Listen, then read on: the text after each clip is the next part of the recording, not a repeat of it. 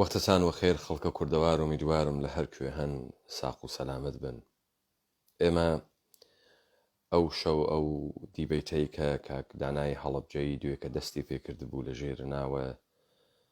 هەڵەبجەی جیاواز بەردەوام ئەکەینەوە لە پەیجەکەی من بۆ خاترەوەی ئارشیڤ بێت و لە مێژووا بمێنێتەوە.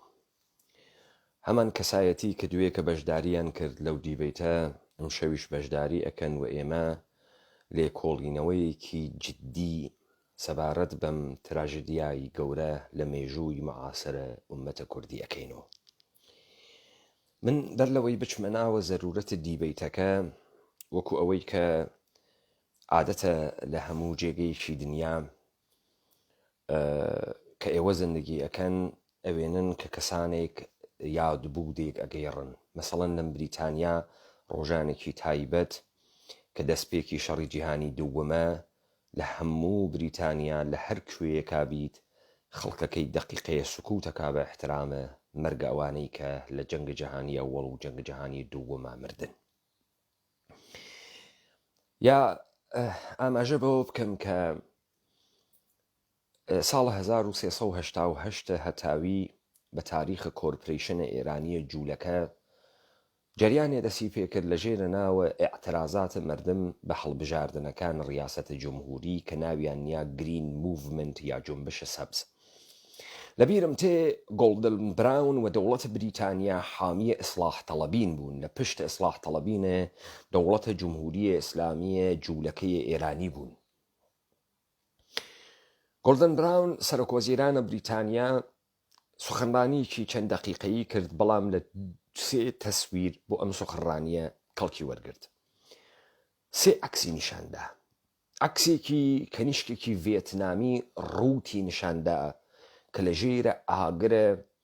بۆمبە ناپاڵمە ئەمریکایی خەریک بوو بە پێخاوسی و بە ڕووتی بەسەر ئاسفاڵتە هەڕایە کرد.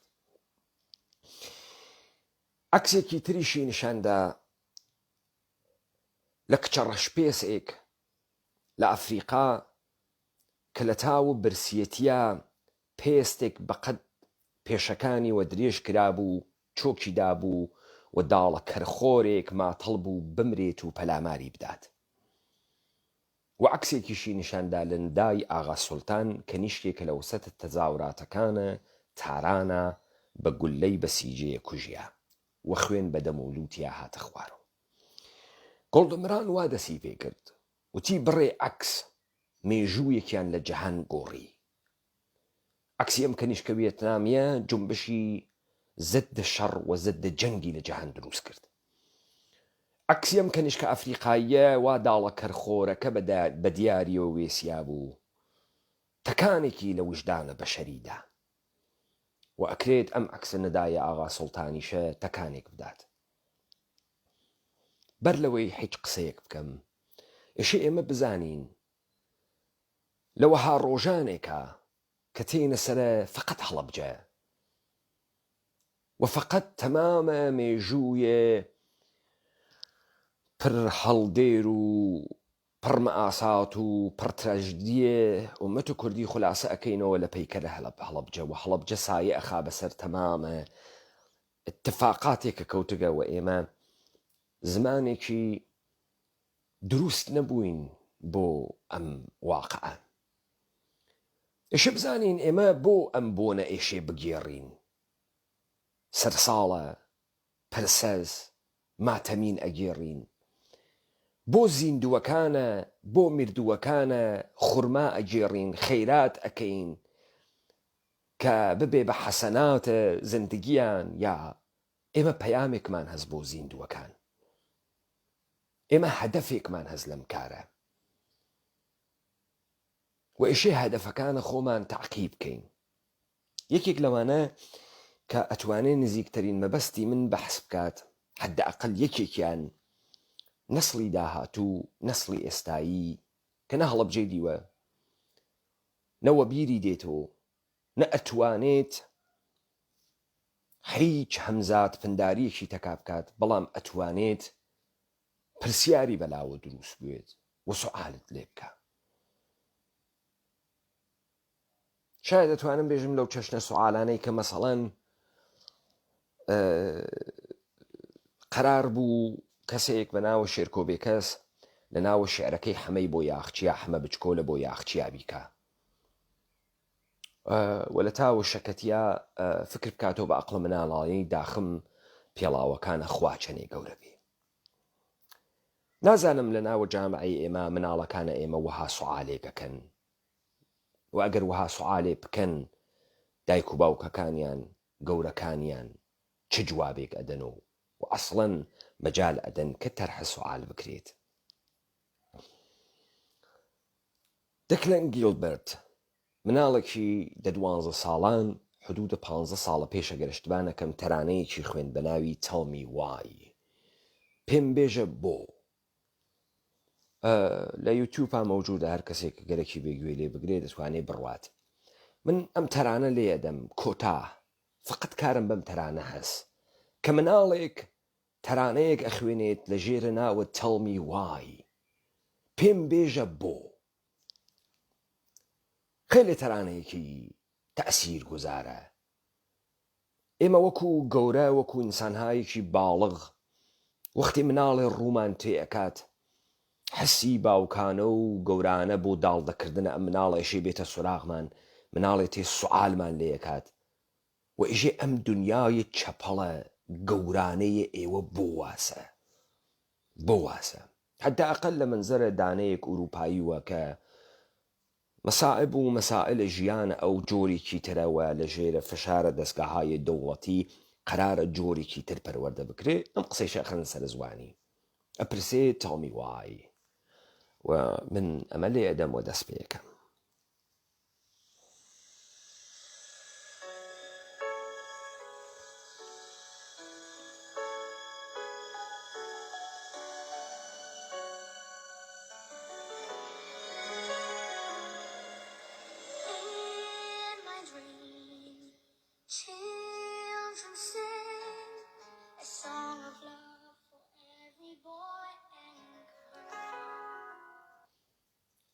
لە ناوە خیاڵە مناڵەکان گۆرانیەک ئەخوێنن کە باسە عشقەکات بۆ هەرچی کوڕ و کەنیشکە. دەستپێک و گۆرانیەکەی وابوو.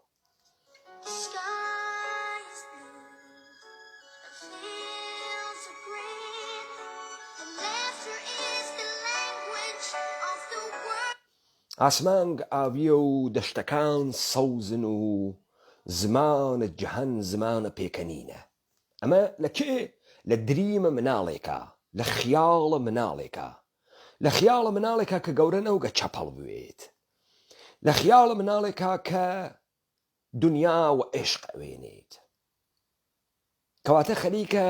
ورود ئەکاتە ناوە تەرانەکەی بە خیاڵە خۆی. لە خیاڵە ئەوە دنیا ئابیە، ئاسمان کشینە، دەشتەکان سەوزن، زمانە دنیا زمانە پێکەنینە. لە خیاڵە ئەوە مناڵەکان گۆرانیە عێشق بۆ کوڕ و کەنیشکەکان ئەخوێنن و ئیدامەدا.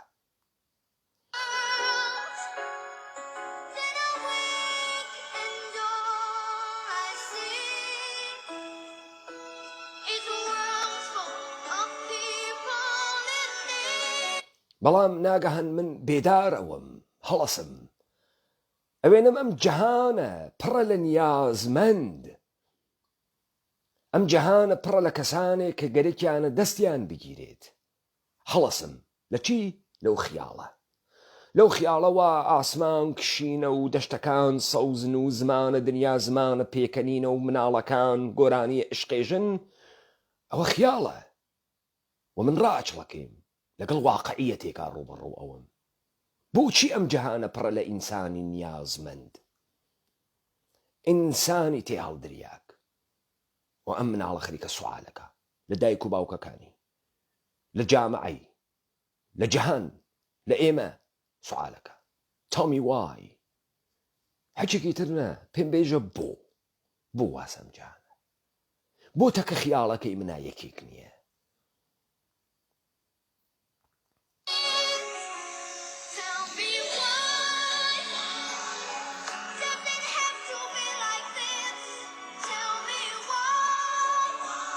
پێم بێژە ئێشێ بۆچی واوێتە؟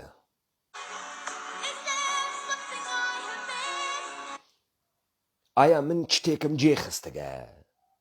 ئایا من شتێکم جێخستکە یانەوەی کە من شتبام کرد؟ ئێمە ئینسانەکان عشقمان نییە، ئێمە ئینسانەکان یەکتریمان خۆش نەگەرەکە، یعنی من اشتبام کردگە، ئێمە ئینسان وانیەین. Tell me why.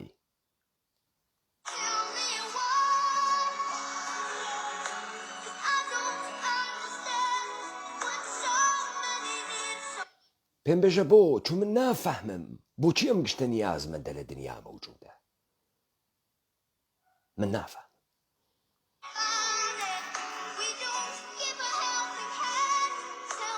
و ئێمە کۆمەکیان پێ ناکەین، و ئێمە هیچ کۆمەکێکیان پێ ناکەین، هیچ یارمەتیەکیان نادەین.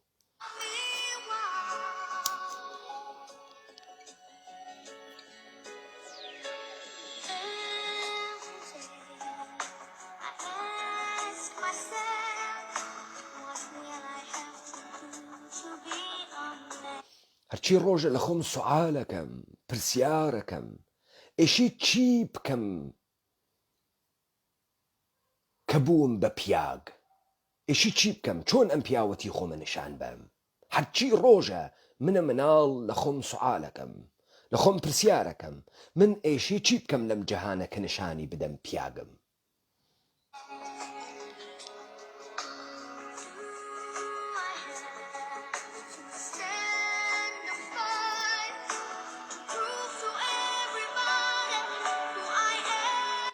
ئایا من ئێشەی هەڵسم وە شەڕ بکەم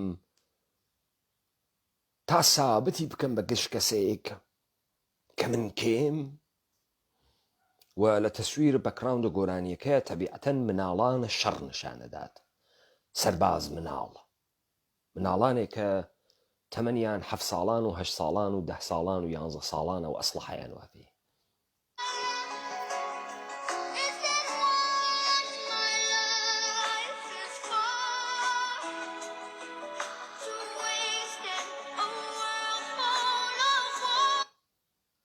ئایا زندگی من بۆ ئەوە دروست کریاگە کە هەدەری بەم لە ناو شەڕا؟ سوالەکە. ئایا زندگی من بۆ ئەوە دروست کریاگە کە هەدەری بدەم لە ناو شەڕا؟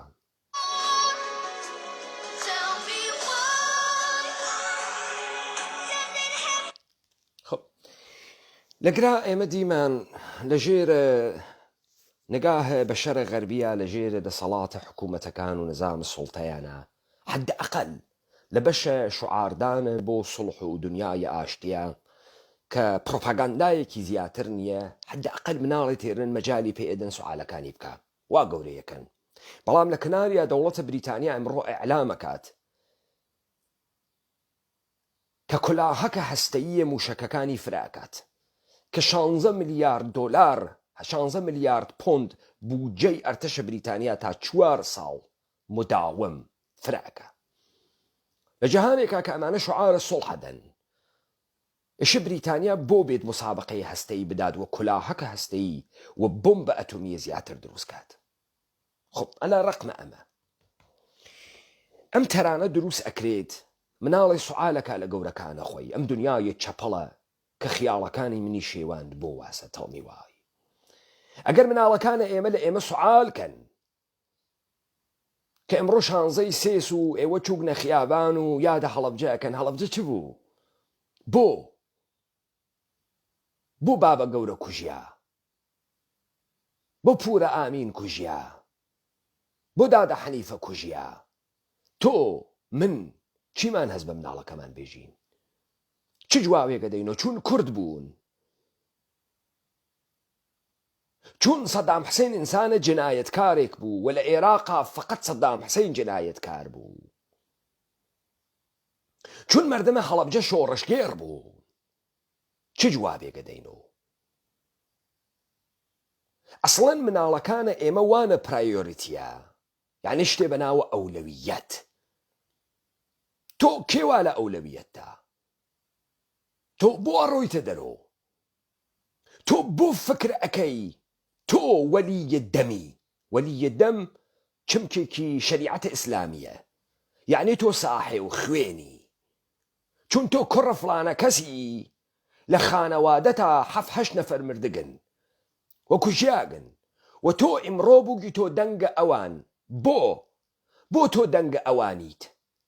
چون تۆ ئەسپەرمە ئەو پیاگەی واکو ژیاگە کێ بە تۆ ئێژێتۆ وەلیە دەمی لە ماجەرای هەڵەبجە مەگەر اتفاقێکی شەخسی کەوتگە کە تۆ لە مەقولەی جۆرمە وەلیە دەمی و ئەتوانی بوەخشی ئایا لەگرا جنایەت دروست بووگە ئەگەر جنایەتە ئەبعاد عمومیە ئەم جنایەتە چییە تۆ حەق نییە بە ناوە خانەوادەی شەهید و قسە بکەی تۆ وەلیە دەم بە تەنهایی نییەی ئەمە تراژدیای ئومەتێکە سەرزەمینێکە تۆ وەختی ئەڕۆیتە خیابان و عەکسە کوژیاگەکانە ئەگریتە دەسۆ ئەولەویەتت مشخص بوونەوەی تاوانێکە کە لە لەحزەیەکە تەواوە مێژووی ئەو گیانانەی سڕیوە یا ئەولەویەتت ئەوەسە تۆ قەرەبوو بکەنەوە تۆ پرایۆریتیەکەت وا لەکوێ ئەولەویەت ئەمە لە زوانە ئێوان نییە چون ئێوە لە توولە عومرتانە ئەولەویەتتان نەوگە ئەولەویەتە تۆ کاکی برا کە تحتە ناوە خانەوادەی شەهیدە شەهیدانە هەڵەبجە ڕۆیتە خیابانەوە ناو گەڵتە معدەتە نەباوکت نەمەرگە باوکت نەتراژدیای مەرگە ئینسانە سڤیل نەنا ئەو ئەولەویەتە تۆ نییە بۆیە تۆ ساحبە ئەو شەهیدە نییەی لە پەیکەرەی کوردەوارە خوێن ڕوویگە لە پەیکەرەی کوردەوارە تراژدی دروست بووگە جەسەدە ئینسانی دروست بووگە تەوتەئە بۆ جێنۆسایدە قەومی دروست بووگە جێنۆسایدە ملی دروست بووگە کۆچ دریاگن ئینسانەکان لە ماهیەتە ئینسانیان سڕیاگنۆ ئینسانەکان جسمە فیزیکیان کوژیاگە ئینسانەکان لە زاوزێ ئازادیا کەوتگن ئینسانەکان میرات هەڵگرە تەمەدونە 5,000 ساڵە و 7,000 ساڵەی خۆیان نیەن تەمامە ئەوەتانە وا بە تاریخ و بە ئەم تاریخە جوولەکە نووسە شانازی ئەکات تەمامە ئەوانەتانەوە ئەڕواتە قەبارەی سومر ئەوێسێت ئەشێ لە خۆی سوعال کات لەکوێی فرۆشتنەوەی خوێنە کە سوکارەکەتە لە شەقامەکانە هەڵەبجا 5,000 ساڵ مێژوو میراسی تەمەدون و حەزارەت هەڵەگیریت تۆ کەی هەڵگری 5,000 ساڵ مێژووی حەزارەتی تۆ خاوەنی 5,000 ساڵ مێژووی حەزارەتی تەمامی ئەوانەی وا فکرەکەن مەئاساتە ئەم ئینسانە کوردیە و مەئاساتە ئەم سەرزەمینە کوردەوارە لە ئینحساری ئەوە تۆ ئەسڵەن نافەهمی دەردی بێباوکی یعنی چی نافەهمی دەردی بێدایکی یعنی چی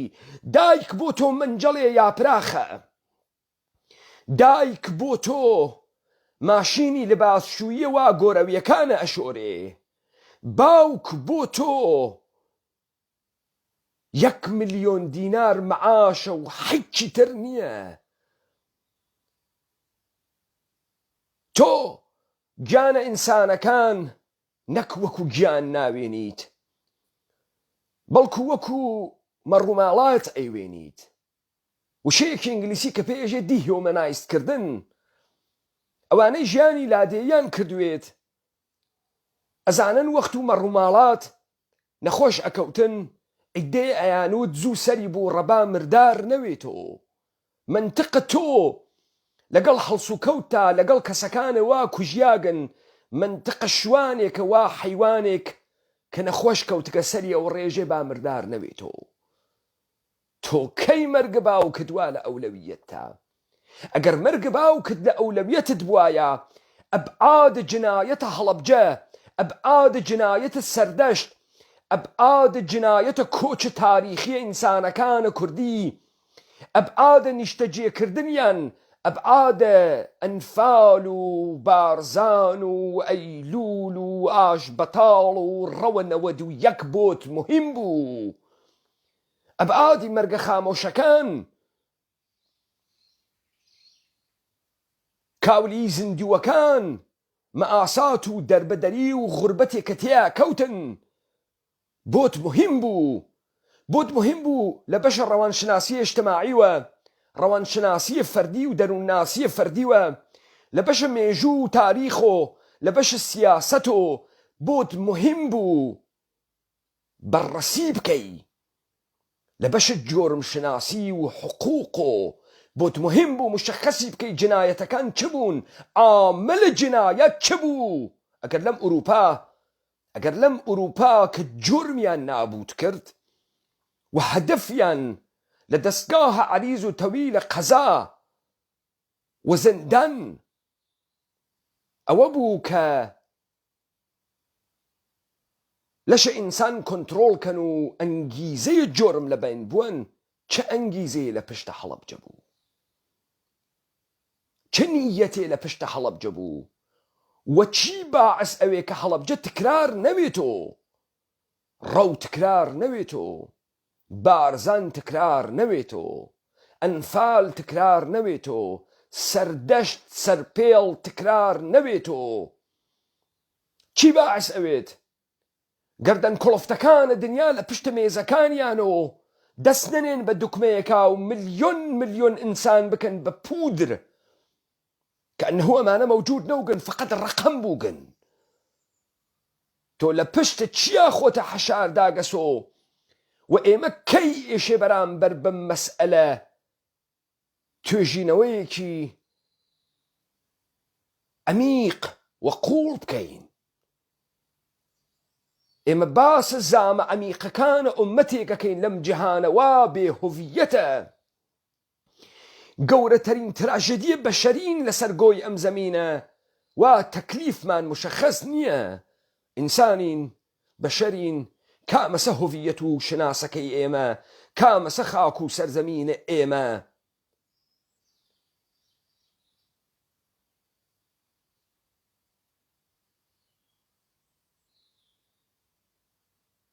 کامینە ئێمە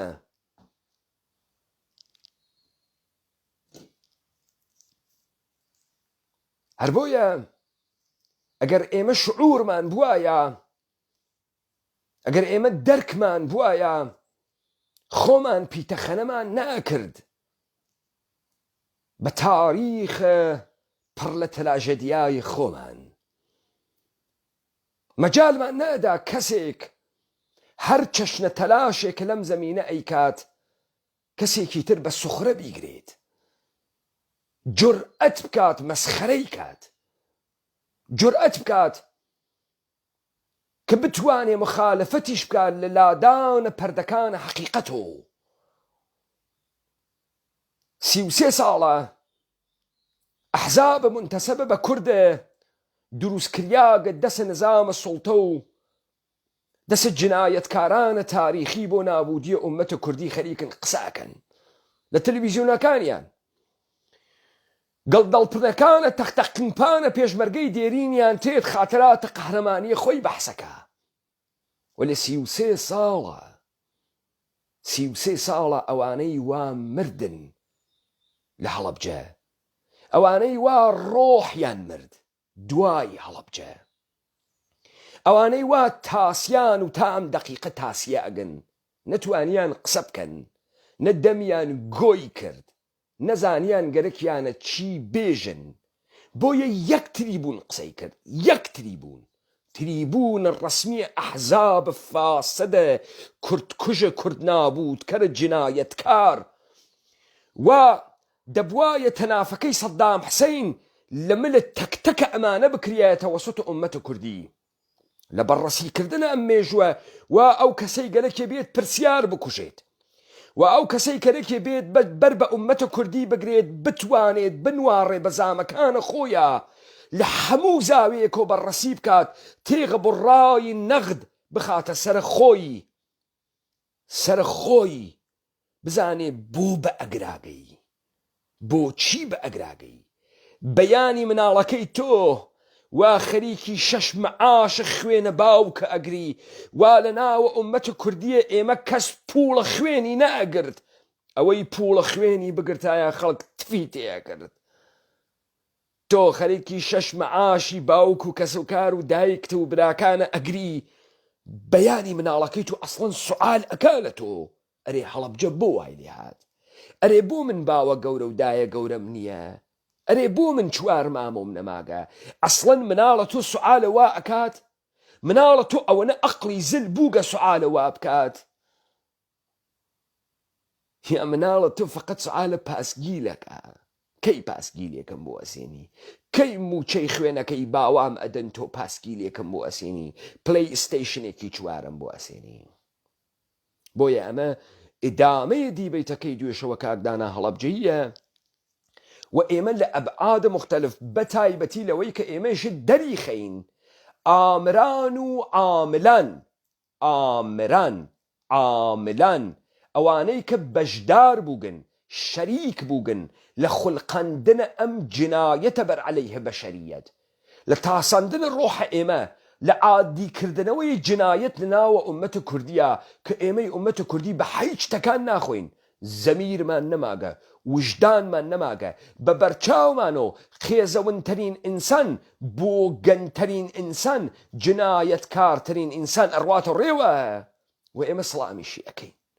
و ئێمە لەگەڵیشیا هەڵسو کەوتەکەین، و ئێمە دەستی چەکەینە ناوە سفرەی یەکتریا. ئیشی لە خۆمان بپرسین چی ئێمەی بە ئەگراگەیاند؟ ئێمە چیمان پێهات بەگراگەی؟ و ئێمە ئەوە بەڕەسیەکەین، ئەبعادە ئەوە بەڕەسیەکەین تا بزانین ئێمە لە 40 ساڵە پێش و 50 ساڵە پێشە شعارێک بەناوە ئینسانیەت و مبارزە و ئازادیمان هەڵگرت بوو، یا عیدەیەک لەو پەڕی بێشەرەفی، لەو پەڕی بێزەمیری، لەو پەڕی تەبەهکاری و کریمیناڵ بوونە کریان بە مەجموعەیە لە ژێرە ناوە حیزب و تاقم و ساپۆرت کریان، کە لە ژێرە ناوە ئازادی و گەڕانە بە شوێنە ئازادیە، لە ناوە جامعەی ئێمە تەعەدا نەهادینە بکەن، لە ناوە جامعەی ئێمە تەجاوز نەهادینە بکەن، لە ناوە جامعەی ئێمە بێ ئەخلاقی و بێ زەمیری و حەیوانیەت نەهادینە بکەن. ئێمە ئەمە ئەمشەو بەڕەسی ئەکەین و شەوەکانە داهاتووی تر. هەر بۆیە مەجالە بچووکترین تەوهین کە بەر بگرێت بە ئەم لێکۆڵینەوە نادەین بە ساحەتە ئومەتێکی زامداری زام لێکەوتگی تاسیاگی خەسیاگە، هەروە چۆن لە دینەکەی محەممەدا سەب نەبی و سەب خوا بڕینە دەستی ڕاست و قاچی چەپی وا لە شوێنە، ئەوەی بەرامبەر بەمە ئاساتە ئومەتە کوردی و سەرزەمینە کوردەوار بە پیتەخەنە و سوغرەوە قسە بکات، لە قنە هەر خوایەک و داکەوتوێت، مەچەکە ئەم ئومەتە کوردیە دەبێ لە سولابەی بدا وەکو حەیوان بیگورێت. مەجال نادەین بەرامبەر بە دەردەکانمان و بەو گیانانەی وا ڕوویگن و گەرەکمانە پرسیار دروست بکەین لە خۆمان و لە تاریخمان و لە مێژوومان و لە حرەکەتمان، دانەیە تێ هەڵدریاگە بێزەمیرە بەچکە حیز داوەزێت و پرسیار بکوژێت و بە سوخرەمان بگرێت، وجودمان بە سوخرە بگرێت، مەردانەگیمان بە سوخرە بگرێت، ئینسانیەتمان بە سوخرە بگرێت. مەجالی پێ نادەین، دەستی وا قەت ئەکەین، زمانی وا ئەوڕین کە گەرەکی وێت بە سوخرەوە بنوارێ بەمە ئاسات و تراژیدیا و تاریخ پڕ لە زەجرە. ئومەتێکی خەسێن ڕیاک، ئومەتێکی تەباح کریاک، سەرزەمینێکی کاول کریاک. کاکدانایە هەڵەبجەی فەرموون.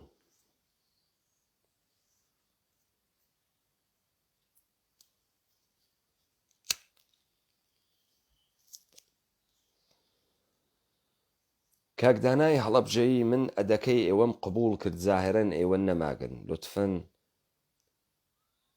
دووبارە ڕیکۆستەکە بهەنێرنەوە. کاکدانە من ناتوانم داوا بکەم، ئێوە تەشریف بۆنە دەرەوە و دووبارە بێنە ناو کە من بتوانم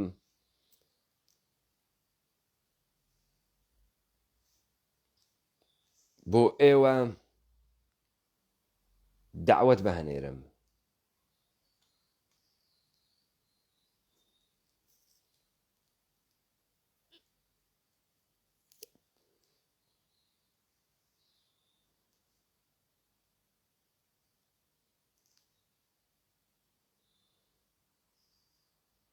بەڵێ کاک بەهرامە گۆران زەردە داڵە هۆ کاملەن دروستە من لە بیرم چوو دێمە سەریانم شەو بە وردی کاک دانای هەڵەبجەی تەشریفت هەست ئەگە تەشریفت هەست ئاغا گیان کامێراکەت نییە لەگرا دەنا بن کاک ڕێبوار هەڵگرم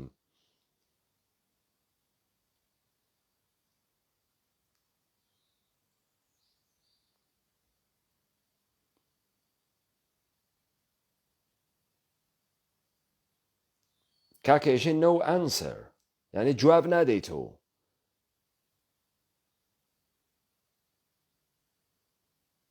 عەجیبە کاک دانا من ئەگەر ئێوە کامێرەکەتان یان مۆبایلەکەتان عەمودی دابنێن لۆتفەن ئەگەر عەمودی دایبنێن ئێمە ئەتوانین ئێوە وەرگرین کاکە ناردت عەزیزم ئێژێ نییەیت جواو نایتۆ کامێرات ناردووە من هەناردوومە تۆیش ئەکسەپتی کەی قبوڵی کەی تا بتوانی جۆین بوویت جارێکی تر بێ زەحمەت چوو من ناتوانم بۆتی بەهەنێرم ئاپشنە کامێرات نییە بۆتی بەهەنێرم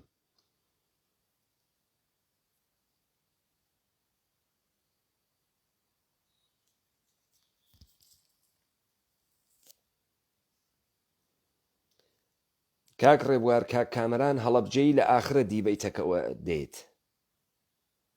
کاک کامەران هەڵەبجەی لە ئاخرە دیبەیتەکەەوە دێ لەبەرەوەی کاک کامەرانێشێ مەتن بخوێنێتەوە هەم فەرمایشاتە خۆی بکات هەمیشێ مەتن بخوێنێتەوە جەنابەت و کاک دانایەشێ لە پێشەوە بێن قسەکانتان بکەن عەجیبە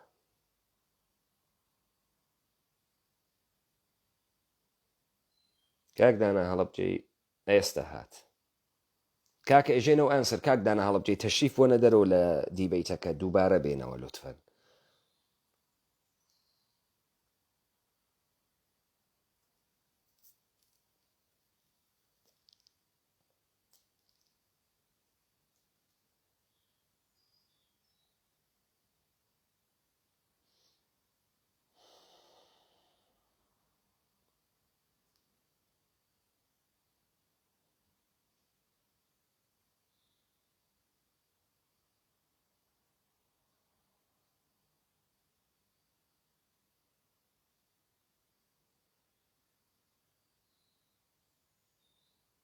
عەجیبە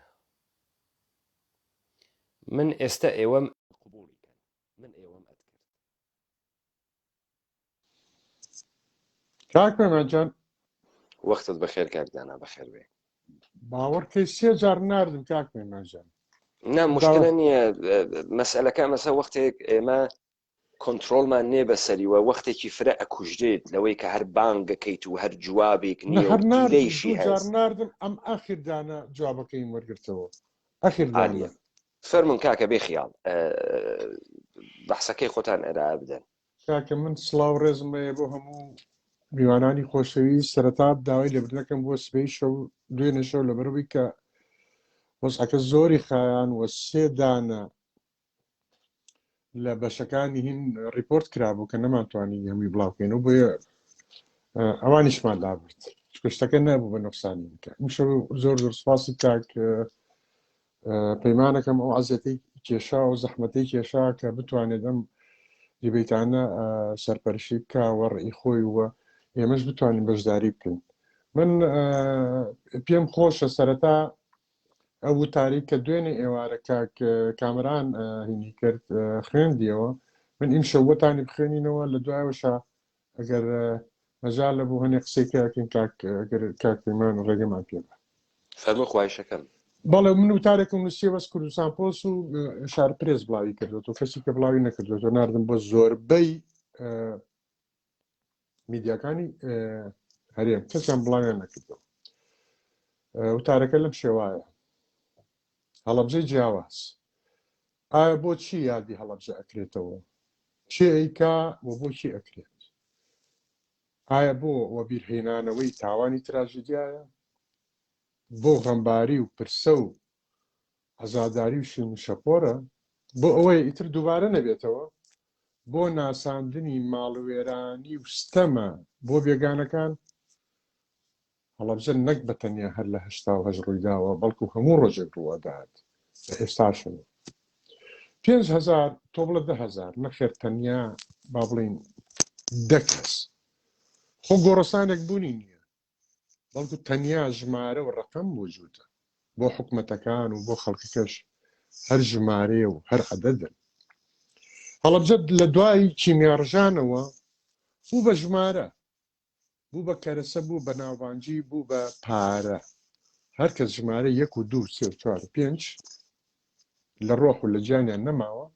بەڵام 1 و 2 3 4 5 ملیۆن دیناری بۆ ماوەتەوە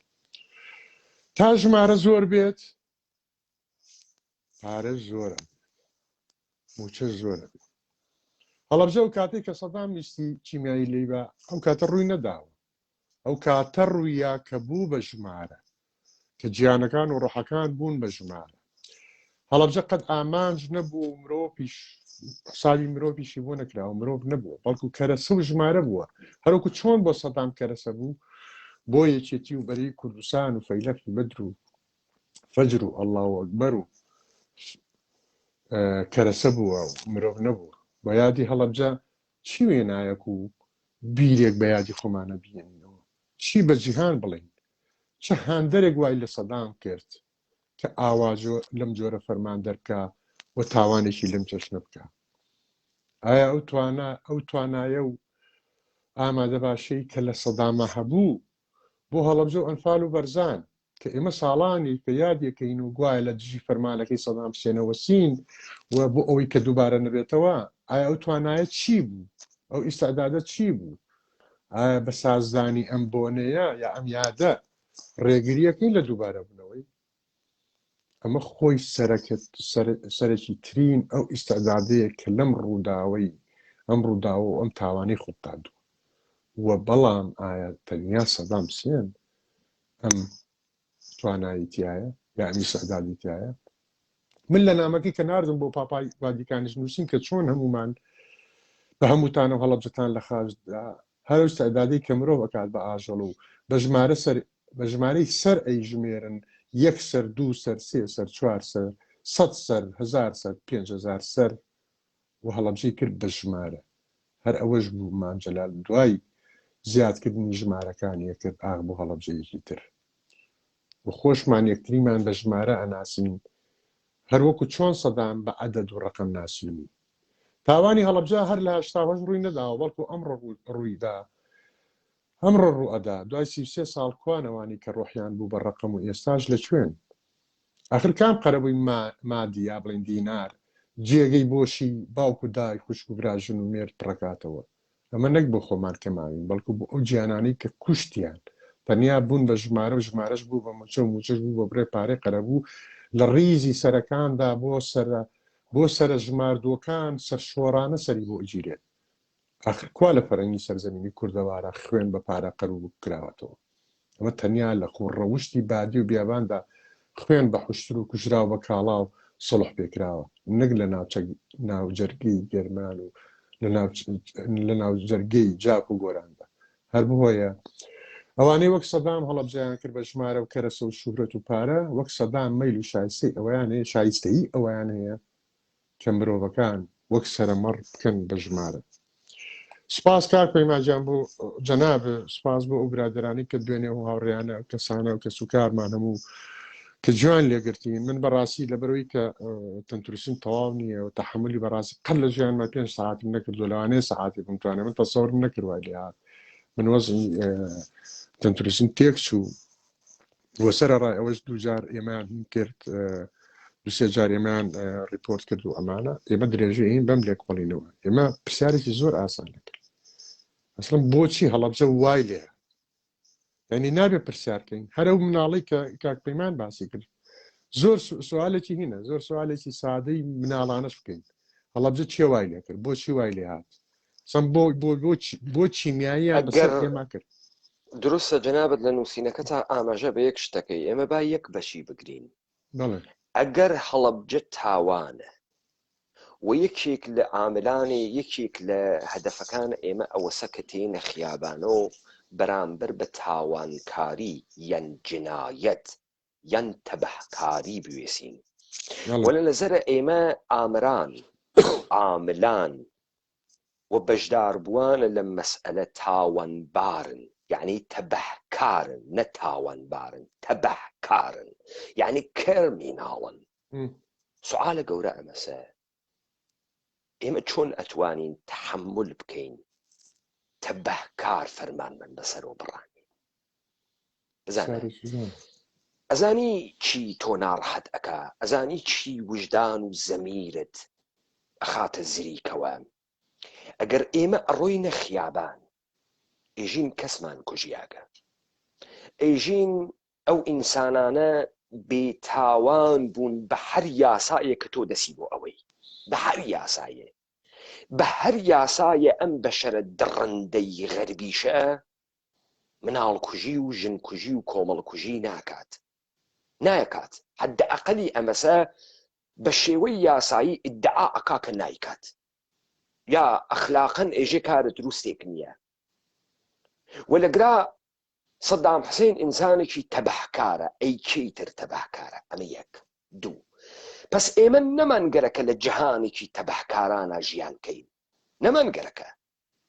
یەکێک لە پەیامەکان ئێشێ ئەوە بێت هەڵەبجە جۆرێکی تر تکرار ناوێتەوە کە دنیا جێگەی تەبەحکارەکان نییە و تەبەحکارەکان ناتوانن لە جێگەیەکە دانیشن کە بڕیارە وایان لەدەساوێ بتوانن بە فەرمانێک لە چرکەساتێکە گیانە ملیۆنها ئینسان بەرەو نابودی بوون، نەک مەرگە فیزیکی، مەرگە ڕۆحی و ڕەوانی، نەک مەرگە فیزیکی بەتەنها، گۆڕین و خو خصڵەتی. ئەمانە گشتی جنایەتن، لە ئازادی کوشتنە. ئیستە سوعالە گەورە ئەمەسە، 33 ساڵە تێنە خیابان و ئێوە نەتان پرسی بێجگە لە سەدام حوسێنی وا دەوڵەتە ئەمریکا بە پەلەپەل هەڵی کێشا و نەیهێشت ئەبعاد جنایەتە سەدام حوسێن مشخص بێ. بزانە هەر ئەم کاولانەی نظامە سوڵتە بۆ خاتریەوەی خەڵکت جەهەن بەخەسێنن هاتن سێ چوار مۆدلیان بەرزەو کردو لە ژێر ناو مبارزاتە بێ تونند و تیژی. یەکێکیان نێلسۆن ماندێلا بوو، کۆنە چریکە بمگوزارە کۆمۆنیستیان هاورد ووتیان لە ڕوبەڕووبوونەوە لەگەڵ ئەپارتایدا ئەفریقای جنوبیە ئاشتیە ملی هاورد. وتی خەڵکە ڕەشپێس بۆ خاتری ئەوەی بتوانن وەی شومەی ئەپارتاید لابوون ئێمە ئاشتی ئەدەین بە ئەپارتاید و ئەوانەی کە جنایەتیان کردگە محاکمەیان ناکەین ئەیان بەخشین، بەڵام بە یەک شەرت، بێن ئەبعاد جنایەتێکە کردگیانە باسیکەن کێیان کوشت، چیان کرد، چۆن خەسیاین، کامە تەوتە ئەیان کرد، لە پەروەردا، لە ئابووریە، لە سیاسەتە گشتیە، لە ئەشکەنجەکردنە، لە گرتنە، لە یاسادانانە چیان کرد کە ئێمە وامان پێات. پس هەر بەم زمانە خەسیاگە ئێمە حەقمان هەست ئەبعاد جنایەت بەرعەلەیە خۆمان بناسین، حەقمان هەست، ئێمە حەقمان هەست تەبەحکاران و کەرمیناڵەکان بناسین و سزایان بدەین، لەبەر ئەوەی تکرار نەوێتەوە، لەبەر ئەوەی فکر نەکا ئەتوانێت جنایەت بکا و قوتار بوویە. بۆیە یەهودیەکان ڕوین لە ئەرژەنتین ئەدۆڵف ئایشمەنیان دزی، هاوردیانە ئیسرائیل، محاکمەیان کرد، مەحکومە بە مەرگیان کرد و ئیعدامیان کرد. چۆن من لە دایک و باوکم مردگم تێگەیگەم پارتی و یەکێتی ئەحزاب ئیسلامی هاوکارە بەرەیە کوردستانیە کەواسوورە بەرە لەشکرە ئێرانی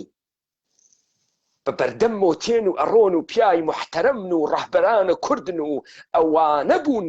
ئەنفال و هەڵەبجە و بارزان و کۆچە ئینسانە کوردی و نابودیە لادێکان و سڕینەوەی شوناس و سنەتە کوردی و ناموسە کوردی و سڕینەوەی مێژووی فەرهەنگی میراتە فەرهەنگی ئینسانە کوردیان دەستەبەر کرد بۆ ئەو نووسینگانەی وا سەرزەمینە کوردەواریان کردگە. ئێمە حەقمان هەست لە ئەبعاد جنایەتێک کە بەرعەلەیهمان کریاگە بکۆڕینەوە. بەڵێ فەرموو کاکدانا من هەر لە تەئیدە نووسینە بە نرخەکەی جنابتە گەرەکم بوو ئەمانە ئیزافەکەم دەست خۆش بکاک مەمەنجان من بەڕاستی ئەوەی کە ئەو مافەی کە بە ئێمە کە ئەگەر لێکۆڵینەوە بکەن و تا ئێسش لە نەماوەی ئەم 33 ساڵەدا هیچ دەستگایەک هیچ کۆمەڵێک هیچ کەسێک بە شێوەیەکی فەرمی یا بە شێوەیەکی ئەگەر تاکوتراک لەم لاوەن بە شعریا بە لاوانەوە باسییان کردوێ بەڵام تحقیقێک و بە دوچوونێک و توێژینەوەیەکی زانستیانەی سیاسیانەی مێژوانەی وەکو جەنابتەڵی تحقیق لە جەریمەیە بکرێن نەکراوە هەستەکەی دەستێکەیە بە سەر شاردنەوەی ئەما چۆن شنگال بکەن بە نێونەتەوەی و بکاتە دادگاوانە بەشداری کەری خۆمانیتیایە بە هەمان شێوە هەڵەبجەش و هیچێک لەو کامە نێونەتەوەی وا لەکوێ لەوەی کە سیاست ئەجازە فەرموو لەوەی کە سیاست مەوجودە ئسلڤۆدان میلۆسۆڤیچی یوگۆسلاڤی ئەگرن ئەیوەنە دادگای لاهە بەڵام بە قەورە خۆتان تارق ڕەمەزانە خەلەبانە هەواپەیماکە لە بریتانیا داڵدە ئەکرێ سوال ئەمە نییە جەلال تاڵەبانی بۆ کاورای تارق ڕەمەزانی بەردا سوال ئەمەسە لە بریتانیا تارق ڕەمەزانە جنایەتکارە جەنگی چۆن جێی ئەبێتەوە دەوڵەتە بریتانیا کامە ئیقامەت ئەدا بە تارق ڕەمەزانی لەکوێ مەعاملەیان کردگەتەکە تارق ڕەمەزان و ئەمسالە تارق ڕەمەزان و دەستگای ئستقباراتە سەدام حوسێن من گەرەکمە بەکوێ بگەم تارق ڕەمەزان تاوانبار نییە بەتەنهایی هیچێ نییە بەڕەسیکردنە ئەبعادە جنایەتێ با ئێمە نەوین و حکایەتە کەسانێک هەرچی شتە بە زاهر ئەیوێنین بە زاهر ئێمە مەسەڵەن فکرەکەین مەرگ ئەوەسە فقط جسم ئەمرێ فکر ناکەین ڕۆحە کاورا ئەمرێ فکر ناکەین دانا هەڵەبجەیی دەمێکە مردگە کامرانە حەمەنووریە هەڵەبجەیی دەمێکە مردگەکە و ئەڕوا بڕێوە لەحزە نییە سانیە نییە دیمەنە ئەو جنایەتانەی وا تاها هەورامی دوێکە بەحسی کرد لەو تراژدیایە کە تیا بگە تەکە ئەم ئینسانە نەیەت و نەڕوات نانە ئێمە ئەبعاد وجودە ئینسانی خەیلە پیچیدەتر لەوەسە کە تۆ بە مەرگە فیزیکی تۆ فکرەکەی ئەوەی وا ئمڕۆ کوڕە کوژیاگە هەڵەبجەز ئەڕوا باوکی مەعامڵە ئەکا بە 1 ملیۆن دینار ئەولەویەتی ناوگەڕی و معدەکەیەسی نەمردگە ئەوە هەڵگرە کامە میراسە باوکیسی کامە میراسە ئەجدادی کامە میراسە تەمەدونە چەندین هەزار ساڵەی ئینسانە ئازادە کوردی هەڵگرە کامە میراتە نەکاکە ئەم مەرگە ئەبعاد جۆرا و جۆری هەزئێشێ بەڕەسیکەی ئەمە تەوتەعینێ و دەوڵەتیە بەر عەلەیه ئینسانە کوردی و سەرزەمینە کوردەوار پلەن سناریۆ لە دوای سناریۆ لە دوای سناریۆ تکرار بوو گەسۆ تا ئێمە بە ئەم ڕۆژەکەیکی واینە ئەم ڕۆژە و حتا جورئەت بە خۆمان نادەین لە مەئاساتە خۆمان لە تاریخە خۆمان لە مێژووی خۆمان لە وجودە ئینسانی خۆمان بکۆڵینەوە کاورا بە ئەدەبیاتێکی خەسیا گوێژی من حەقم ئەست تۆ حەق دانە بە دانەی ئوممەتە کوردی دانە بە دانەی وجدانە بێدارە بە شەریەت حەقی هەست بەرامبەر بە سەبعیەت و بەربەڕیەتی نظامی سوڵتە پرسیار بکات بوێسێتەوە مبارزەی بکات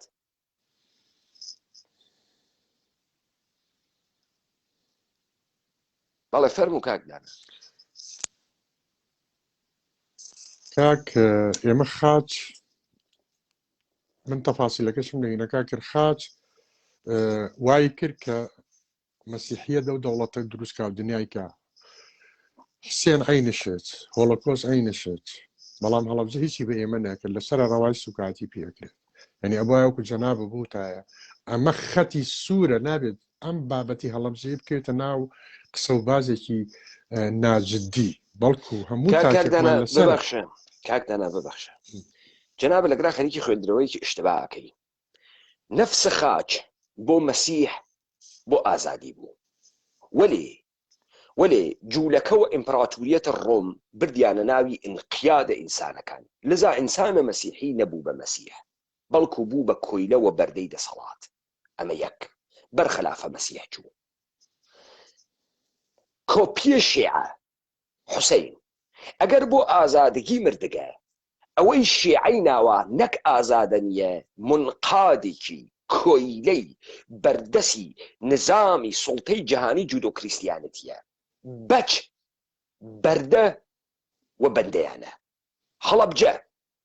هەڵەبجە کریا بە هەوێنە پشتوێنە جەنەورگە و مەسە قەشەنگەی کوڕە مەلامەچەی گەواد وا ئمڕۆ تەبەنە سەرە ئێمە حەلیمە کوردستان دروستکەن کە کوردی پێ نابووتر و فاسدتر و خەسیاکتر و بێعەقڵتر و داڕمیاکتر بکەن. سەمەرەی ئەم کاولستانە حکوومەتە هەرێمە. کاکە حکوومەتە هەرێم بە پلانە نێودەوڵەتی دانریاگە. تەوەجۆ ئەەکەی بە مەچەکە قارەمانانەی مشتی دز و جەردەی جنایەتکار کە من ئێستا تەحلیلە سیاسی لە بەڵگەهایەک ڕوویان ئەکەن خۆیان باسیەکەن سابتی ئەەکەم ئەمانە مشتی جنایەتکارن، کرمیناڵن، بێزەمیر، مشتی ڕەوان پەریشە بێدایک و باوکن، وا کەسیفتەرین جنایاتیان کردگە. ئەتەوەجۆت کرد کاکدانا هەڵەبجەی لەگرا ئێمە ئێشێ بپرسین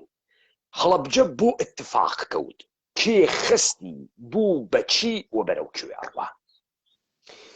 خروجیە هەڵەبجە بۆ لە ئێمە ئینسانە مبارز، ئینسانە پاتریۆتیکە، کوردی دروست نەکرد. بۆ لە ئێمە موچەخوەر و مەعاشخوەر و خەسیاگ و خۆڵەمەشی دروست کرد کە ئامران و عاملانە جنایەتە هەڵەبجە بە تەمامە ئەبعادەکانیانەوە بە ئاسانی ئەتوانن بە بەردەمی من و توا تێپەڕن، قسەی زلیش بکەن. تەوەجۆ فەرمووی کاکە دانا هەڵەبجە مێژوویەکی تر بە ئاخێزە کوردەوارە سەر بەخۆ دەسی پێکردگە، خوێندنەوەیەکی تر دەسی پێکردگە. تەوەجۆ فەرموویت پس فەرموون ئێوە ئیدامە بدەن. من بۆی درێژەی پێ نەکێشم چکە برادران کاگرێبار و کاکەمران و کاک تەهاو ئەوانیشیانە بەشداریکەن، بەڵام من بە ئەسەپێکی گرانەوە کە ئەمڕۆ طبعا لە هەڵەبجە ڕێپەوانێک کرا هەمووی جەماعەتی خۆیان 200 کەسێ بوون، شعارەکەیان بە گەورەی ئەزانی چۆن نووسرا بوو کاک پەیمان. بەڕاستی وەرە دوای 33 ساڵەڵە چی هەڵەبجە و هەڵەبجەیەکان داوای وەفا بۆ قوربانیەکان ئەکات. دانایەک دەقیقە ببەخشە. یانانە ئاخێز هیوا سابیر سلێمان بە ئایدیەکەی و بە ناوەکەی وە هەڵیگرن. ئەم تۆخمە بێشەرەفە یەکێک لە عاملان و ئامران و هاوکارانە مەسائلێ جۆرە هەڵەبجەز. با بزانی هیوا سابیر سلێمان ئەگەر وەکو گا نەمان گوریت تا تۆ بفەهمی لەم تاریخ کوردە اتفاقی کەوتگە. ئمڕۆوێ ساڵێتر وێ 10 ساڵی تروێ تۆ لەسەر ئەم تاوانە ئەگوریت و با بزانیت من وتم تۆ بەرامبەر بە مەعاساتە ئومەتێک و سەرزەمینێ ناتوانی سوخرە بکەی. هەر وەکو چۆن محەممەد سەب بە نەبی و سەب بەخوای کردە بڕینە دەسە ڕاست و چەپ، ئەوەی بەرامبەر بە مێژووی ئومەتە کوردی و مەعاساتە ئومەتە کوردی و سەرزەمینە کوردەوار و تراژدیاکەی سوخرە بکە. کوڕە گەوادە ئیبنە گەوادە خانەوادە گەوادە دایکایز ئەو کەینە ئەو جێگەی لی دەرهاتکی و وەکو گات گورین. ئەمە دەست انتقام تاریخە، ئەمە تەبیعەتە، ئەمە خوای ئومەتە کوردیە کە ئەم ئاخێزەی دروست کردگە دانە بەدانێ ئێوە بکاتە عیبرەتە تاریخ. حەڵیت بوو وانە مێژووی شیعە مختارە سەقەفی تێت و قاتڵینە حوسەین تیکە تیکە تیکە ئەکا. حەڵیت بوو ئەمە دەسە سەرنوشتە، ئەمە دەسە انتقامە.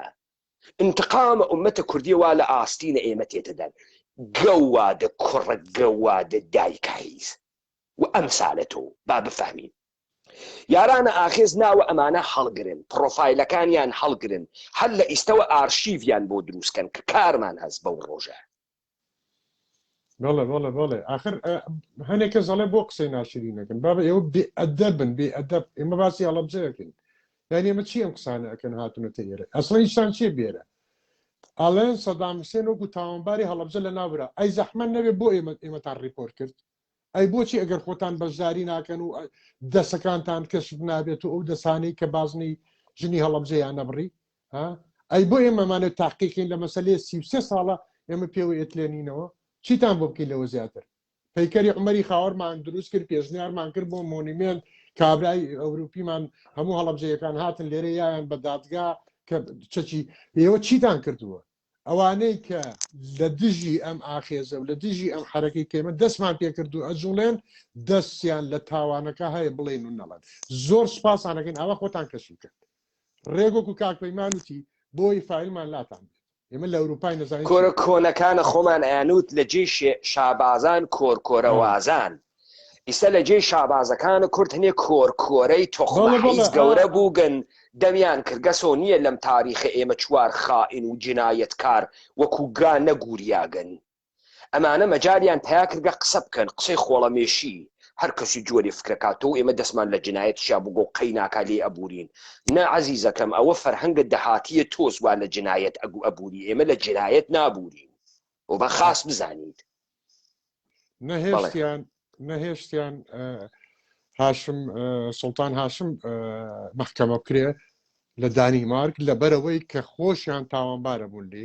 و ناشیانە ئێمە تاقی لەسەر هەڵەبجە بکەین و تەحلیلی لەسەر کەن چکار خۆیان تاوانبارە بن و ئێستا بەچکەکانیان ئەنێرن چکە خۆیان تااقەتی هیچیان نەماوە لە بەشەرێت کەوتون شکر لە پیاوەتی کەوتون لەوە کەوتون کەین بن ئەوە نە خواردەوەیان جیوەیان جەریمە کردووە بە هەر حاڵ با من کاتان نەگرم کاک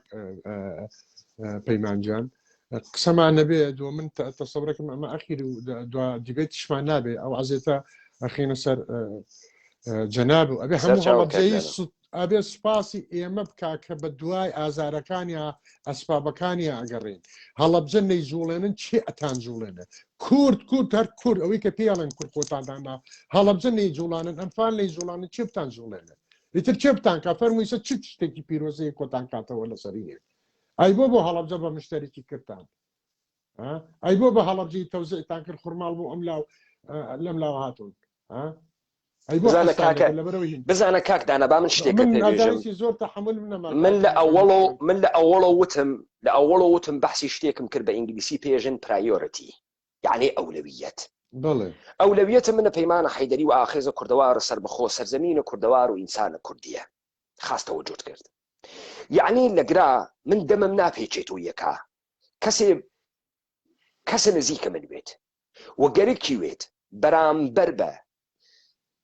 قدسیەتە ئەم سەردەمینە و ئەم ئومەتە و ئەم مێژوویە پڕ لە تراژیدی ئەم ئومەتە بە زوان و سوخرە قسە بکە ئەولەویەتە من عەشایری و عەشیرە و قەوم و خوێش و نانە لەمە و سفرە و ڕەفاقەت نییە ئەولەویەتە من ئومەت و کوردی و سەرزەمینە کوردەوارە تەوەجۆت کرد وا من ئمڕۆ لە بەحسەکە وتم کاورایە کە تێتە دەرەوە بۆ یەکێتی و بۆ پارتی و بۆ حکوومەتە هەرێم عکسەکەی باوکی ئەگرێتە دەسەوە بۆ موچە ئەو ئەولەویەتی ژیانە باوکی نییە پرایۆریتیەکەی باوکی نییە مەرگی باوکی نییە ئەولەویەتەکەی ناوگەڵێتی لذا ئەو ناتوانێت گزارش لە کوڕە باوک بوونی ئەو بکات ئەو کوڕە باوکە خۆی نییە چون باوکی نییە لە ئەولەویەتە چون ژیانە سوتاوە باوکی نییە لە ئەولەویەتە چون ئەو ئەبعادە مختلف ژیانە باوکی کە نابوت بوو بەڕەسی ناکە من زوان لە کەس ناگەڕێن بۆ حکمیشمان بەسەر کەسێک و دا حکومەکە بەسەری و پاک ناوێتەوە ئمڕۆوێ 10 ساڵی تروێ 15 تروێ 20 تروێ ئەورێتە دادگا ئەی گورین وەکو چۆن حیوان ئەگورن لە قنۆ ئەیگورن پێسەکەی ساڵم دەرتێنن هەر ئەوە ئەیان کەینە عیبرەتە تاریخ تا مناڵەکانە ئێمە وەختێ پرسیاریان کرد جوابمان دوێت بۆ پرسیارەکانیان جامعەی ئێمە ئەگەر نەوێتەوە دوو قوتبی لەم وەزعیەتە خۆڵەمیشیە هەرچی حیز و گەوادە ئێژێ لە جێ شابازان کۆرکۆرەوازان پەڕیگنە وەسەد لە پڕێکا بووگن و کوڕێک کوڕە حیز و کوڕە بێشەرەف و کوڕە گەواد و کوڕە جنایەتکار پەیامە هەڵەبجە ئەوەڵیندانەی ئەبە بێت ئێمە لە دنیایەک زندگی ناکەین کە تەبەهکاران بەڕێوەی بوون نایکەین کە کرمیناڵەکان بەڕێوەی بوون نایکەین مەمنون جەناب دەکەم دەستەکان و خۆش بێت هیوادارم بەردەوام بن و ئەو هیواداری ئەمە ببێنێتەوە بۆ ئەوەی چی نووسراوە چی قسە کراوە هەمووی تەسفیات کەین وەکو جەنابێ وتە ئەوانە بناسین کە لەم ڕۆژە یەن گاڵتە بە مۆزوعی هەڵەبجە ئەکەن و یانەیە بە شتێکی وابزان دیبێتێکی شەڕەجنیەوە نا جنێ وانە ناین ئێمە ئەچینە بنج و بنەوانی ناخی گەورەترین تراژدیای بەسەر لە قەرنی بیسا بەسەر ئێمە هاتووە هەروە بە بەسیتی هینی ناکەین کاکدانا ئەو فەرهەنگە فەرهەنگی باڵانسی گەندەڵیە ڕادیکالیزم وا لە عەقڵە وا لە کەلامە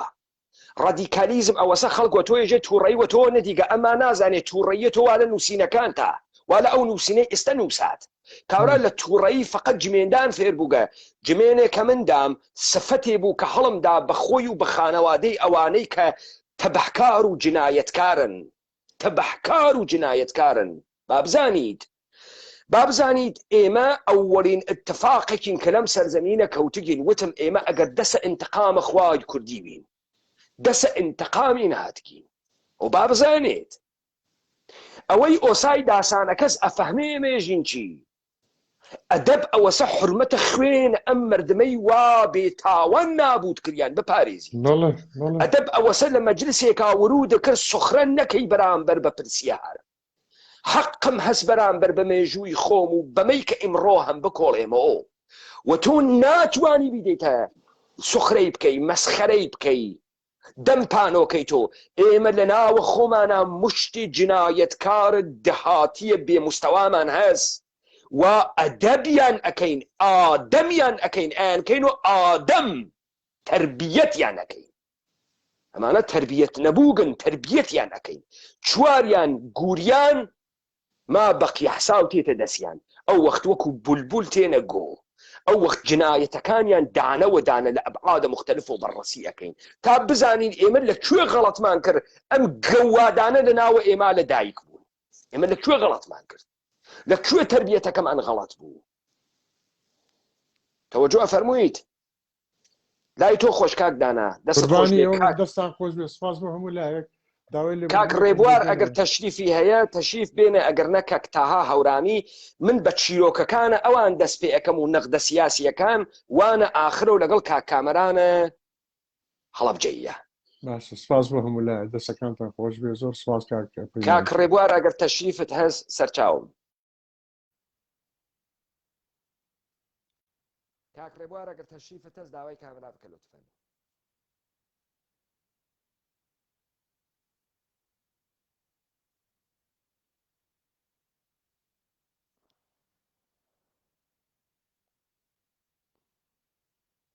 کامێراکەت ڕەت کرد کاک ڕێبوار دووبارە داوای بکەرەوە دیکلاینت کرد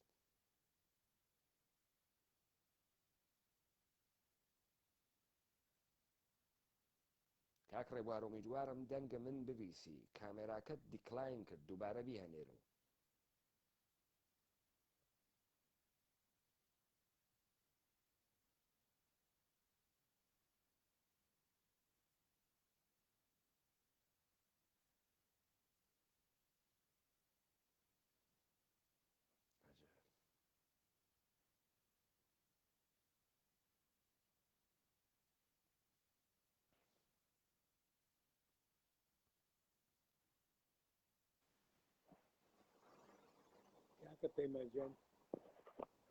دەنگت کەزە کاک ڕێبوار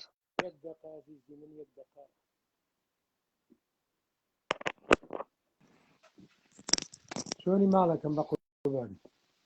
بەخێر بێ کاک ڕێبوار فەرموون تریبوون لە بەردەسە ئێوەس باشە بە قوربانم سەرەتا ڕێز و خۆشەویستیمەیە بۆ بەڕێستان و بۆ ئەم شەو بەڕاستی کە بەڕێستان ئەو دیبەیتە بن بەڕێوە دەستان خۆش بێن کاکە پەیمانجان من دوێنێ شەو حەزم کرد بۆ تەواوکردنی کۆمەڵێ بابەت سەرنجم هەبوو تەبعاً هەم سەرنج و هەم وەکو چۆنەڵی بەڵگەنامەیەک بوو بەڵام بەڵگەنامەکەی ترەوە هەڵبەتە بە دیکۆمنت هەیە و شتوانە نەوانەی کە گوێگری بن یا ئەزانن یا لێ کۆڕنەوە خۆیان بە دوایدا بڕۆن بەڵام ئەوەی جێگەی سەرنجە بینی ئەم دیبەیتەی ئێمە تەنها ئێمە مەبەستمانەوەیە ڕۆشنکردنەوەیە بخەین یا چرایە بخەینە بەردەمی ئەو خەڵکانەی لە هەڵەبجەدان ئەوانەی کە تا ئێستش کە وەکو بەڕێز و باسی کرد وەکو دەستگا بەکارێن وەکو نۆکەرێ وەکو پێشڕەوێ بەکارێنن لە خزمەتی پارتی و یەکێتی و ئەو کۆمەڵانەی ترکە لە ناو هەڵەبجەی شەهیددا کار و کاسبیان چۆتە سەر حزابەکان و لە هەمان کاتیشدا خۆ بە ڕێز و ئاماژە پێکرد کە دایک شەهید بووە کە سوکاری بە درێژای 6 حوت هەر شەهید بووە بەڵام بەلافیتەیەکۆ دێت و تەکیدە ئەم قاتڵانە یا ئەم سەبەبکارانە ئەوانەی دوێنێ بوون کە دایک و خوشک و کەس و کاری ئەمانی هەتا ئێستش خسۆتە ئەو گۆڕەون بووانەوە کە خۆشیان نازانن گۆڕەکانیان لەکوێونە و لەکوێ وەک من وەک کامەران وەگەوانەی کەمڕۆ لافیتەکانیان گرتو بەڵام من ناچمە سەرەوانە چونکە ئەوان وەکو باسمان کرد هەر نمونەیان زۆر و لە سەرەتا و لە پێشتریشە نمونەی ئەم نوع مرۆڤانە هەر هەبوون بۆ پارە وەکو خۆت و تو دایک و ئایندە و مێژوو خەبات و هزر و فکر و ئەمانە ونەکەن لە پێناوی پارە تەناو لە پارەوە خوێنەکردنەوە زانن پارەبەی خوێن پیا بێتەوە یا ڕۆح پیا بێتەوە بەڵام من تەنامەیە بخەمە بەردیدی بەڕێز یاخو بەردیدی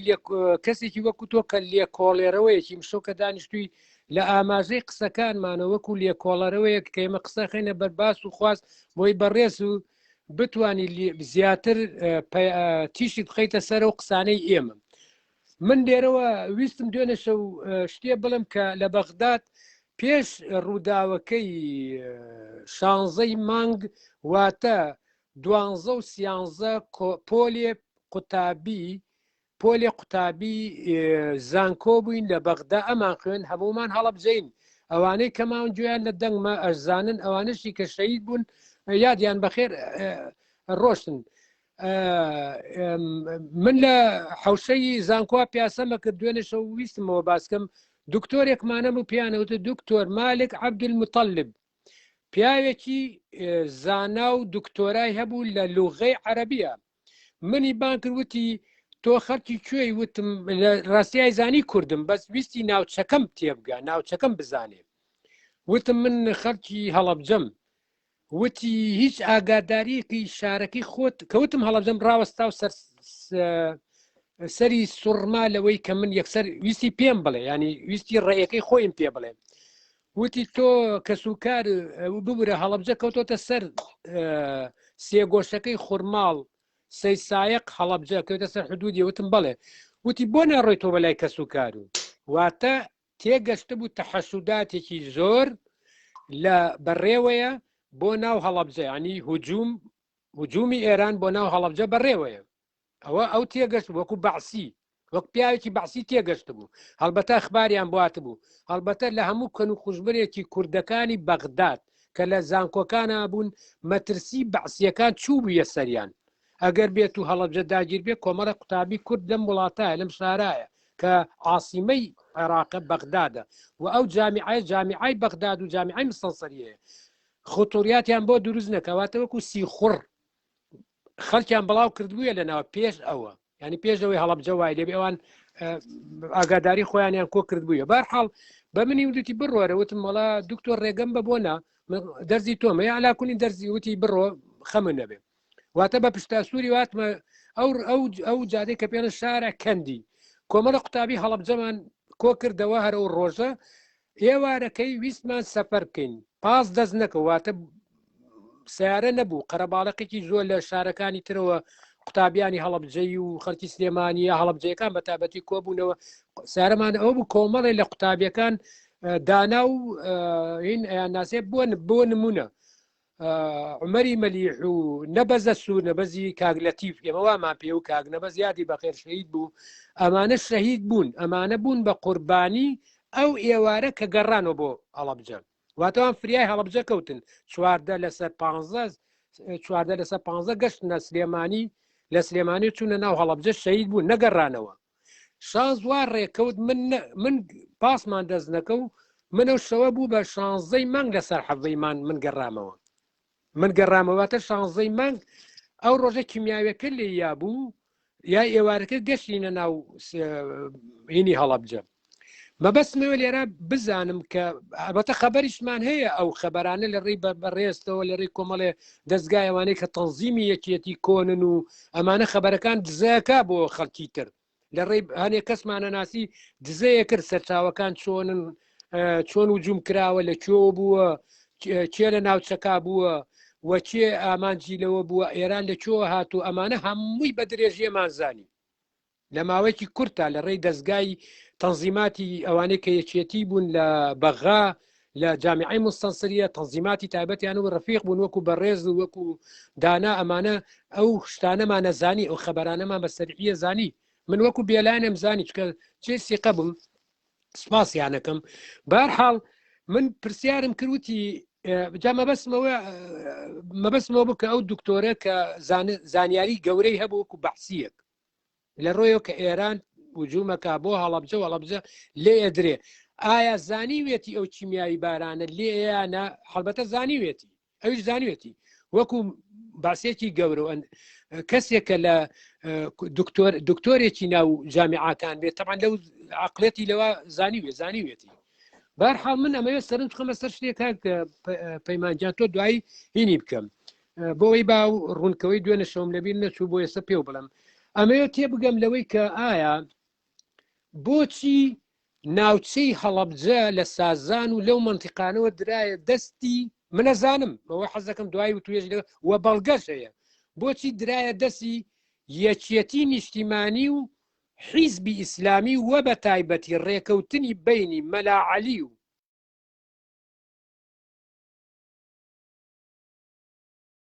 مەلا عوسمان و نەوشیروان مستەفا و جەلال تاڵەبانی لە ناوچەی سازان هەڵەبجە سنووریێ بۆچی ئەو کاک ڕێبوەردەنگە جەنابەت ئەوڕێت دەنگی جەنابەت ئەوڕێت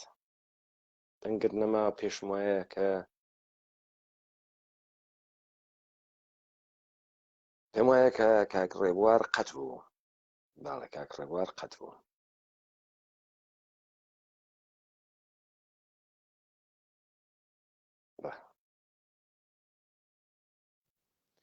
کاک ڕێبوارەوە قەت بوون و دەنگتان نەما لە سوالەکەتان و لە پرسیارەکەتان قەت بوون ئومیدوارم کە مەوجود بن و ئێمە بتوانین جارێکی تر ئێوە بێرینەوە سەرخەت لەگرا شاهدانێک وەکو کاک ڕێبوارێک کە لەم ماجەرایە هەڵەبجە زەخمە گەورەی هەڵگرتگە وتەکانیان مهمە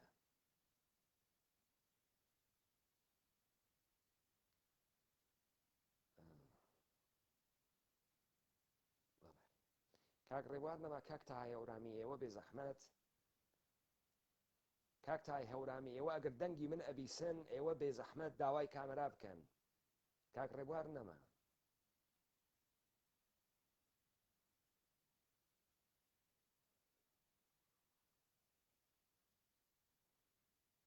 کە یەکێک دیسی ئەوێ لە ناوە دیبەیتەکە دەنگە من کز ئەوێ کاک تاهایە هەورامی ئەگەر مەوجودی ئێوە داوا بکەن من ناتوانم کامێرا بەهەنێرم بۆ ئێوە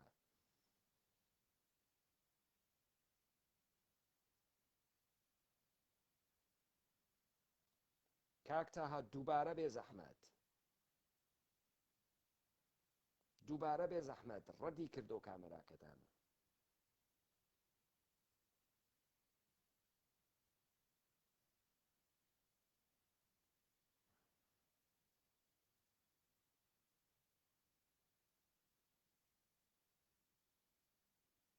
کاک پەیمان کاک ڕێبوار ئێوە کانەکشنەکەتان زەعیفە سەریع قسەکانتان بکەن با نەمێنێنەوە من بعدەن جەمبەندی قسەکانە ئێوەکەم ئێوە سەریع قسەکانە خۆتان بکەن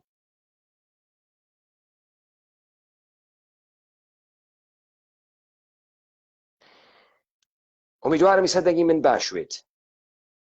کاک تا هەورامی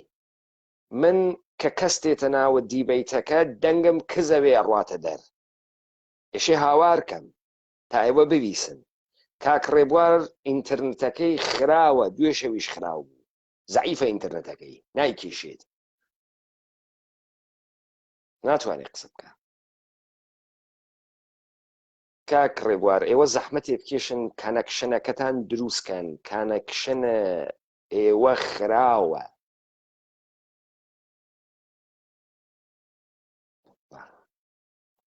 کاک تایە وەرامەوە تەشریف بێنن بێ زەحمەت تا بەر لەوەی دەنگی من کز بێت ئیستا دەست بنێن بە کاک ڕێبوارە بڕواتە دەر لە دیڤەیتەکە دەنگ من کز ئەوێ با تکراوی نەکەمەوە لطفەن ئێوە داوای کامەرا بکە من ناتوانم ئەتان بۆ بەهەنێرم ناتوانم چون ئاپشنی کامێراتان نییە.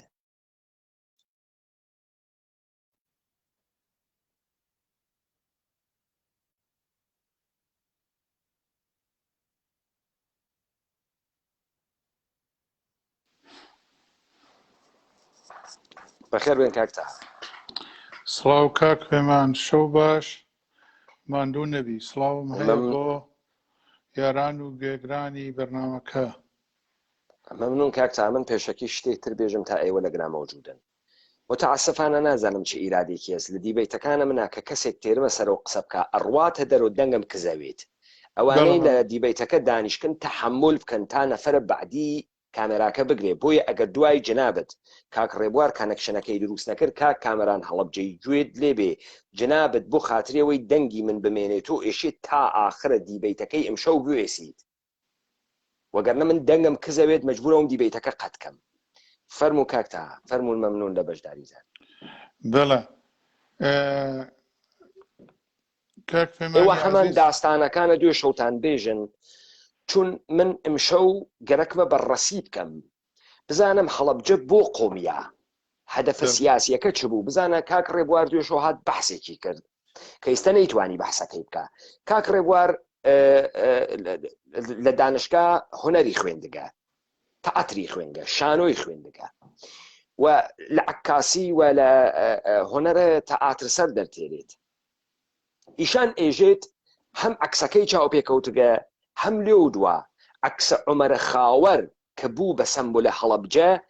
ئەو کەوتنەی عومەرە خاوەر دەستکاری کریاگە عومەرە خاوەر وان نەکەوتگە دەستکاری کریاگە بۆ خاتریەوەی ئەو عکسە بە نیەت گیریاگە کە عکسێ ببێ بە سەمبولە هەڵەبجە. جا ئەمە سوالێکی دروسە ئەمە سوالێکی دروسە تۆ ئێشێ بێژیت کێها بە نیەت ئەم عکسیانەگر کە کێ ئامادە بووگە کێ زانی گێسی هەڵەبجە اتفاق ئەکەوێ و قەرارە بەرەیەکی تەبلیغی بدرێ بە هەڵەبجە سەمەرەیە ئەم بەرەیە تەبلیغیەوێت و چی قسەی ڕێبوار ئەمە بوو کە متعاسفانە مەجاری نەبوو قسەکە. بەڵێ فەرموو کاک پەیمانی عەزیز من ئەگەر لە قسەکانی دوێشەومە دیسان دەست پێ بکەمەوە بەڵام پێش لە قسەکانی دوێشەوەم باوەڕ بکە کاک ڕێبوار باسی تەسویرێکی ئاوا ئەکا من بۆ خۆم بە چاوی خۆم زۆر تەسویری ئەسەفناکتر ناخۆشترم لەو سەحنەیەی عومەری خاوەر لە نێوانی عەنەبی کۆن و عەنەبی تازا کاتێک کە بۆمبەکان و ناپاڵمەکان ئەکەوتنە ناو شاری هەڵەبجە نزیک 40-50 هەزار نەفەر خەڵکی هەڵەبجە ماندوو شەکەت ئیتر لە نێوان ئەو دەشتا کە ئیستا هەمووی خەڵکی هەڵەبجە خۆی ئەزانێ من کوێ ئەڵێم نێوان عەنەبی کۆن و عەنەبی تازدا نزیک بە 30-40 نەفەر فەقەت پیرەژن و مناڵی بچکۆلە کاتێک ئەم بۆمبانە ئەکەوتە خوارەوە کە خەڵکەکە ئەنیشتە ملیەک لەوێدا من با بڵێن خانمەکەی چم و کە مناڵێکم بە کۆڵیەوە بوو بە شتوێنەکەم بەست بوو بە خۆما خەڵک ئیتر کۆنتترۆلی لە دەزا ئەنیشتن بە ملیەکە 40-50 نەفەر پیرەژن و مناڵی ساوا بوون بەژێر پێوە فلەقان. ئیسە تۆ مەسەڵەن کاک ڕێبوار باسی سەحنەیەک فقەت وەکو عومەری خاوەرمان بۆەکە یا مەسەڵەن ئەم سەحنە کاک تا ئەجازە بدە با من لەسەری قسە بکەم. ئەم سەحنە سەحنەیەکی بسیار مهم بوو کە بەحست کرد. تۆ وەختێک باسی یەومە مەحشەر ئەەکەی بە ئەدەبیاتە مەزهەبیەوە تۆ وەختێ باسی ئەبعادی مختلفت جنایەتێک ئەەکەی یەکێک لەوانە ئەمە بوو کە ئیستا تۆ وتە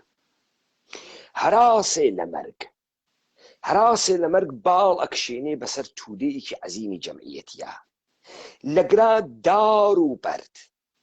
خاک و خۆڵ پێی ئینسانەکان ئەوێت و ئەبزار مەرگ. بزانە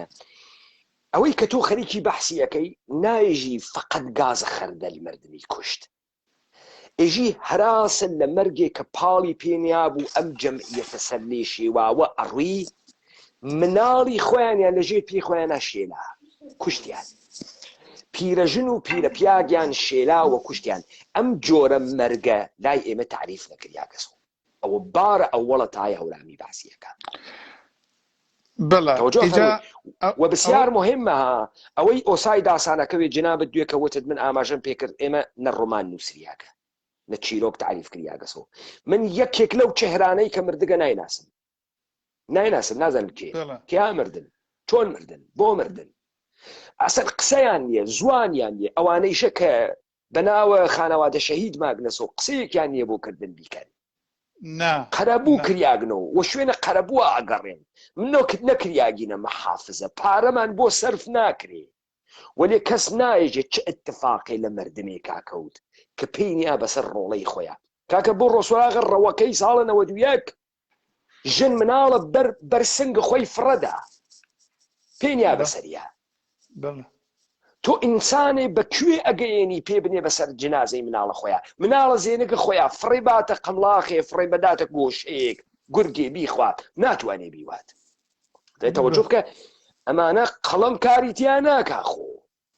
ئاسڵەن کەسێک قەرار نییە ئەم دیمەنانە بگۆزێتەوە بۆیە مهمە کە جەنابەت قسە بکەی من لەگرا وێسیام تا کاورا بفەهمێ وەختی گیانی ئینسانەکان بگەسۆ تەماتە تەنێ تەماتە لە دانەیە تەماتە زیاترە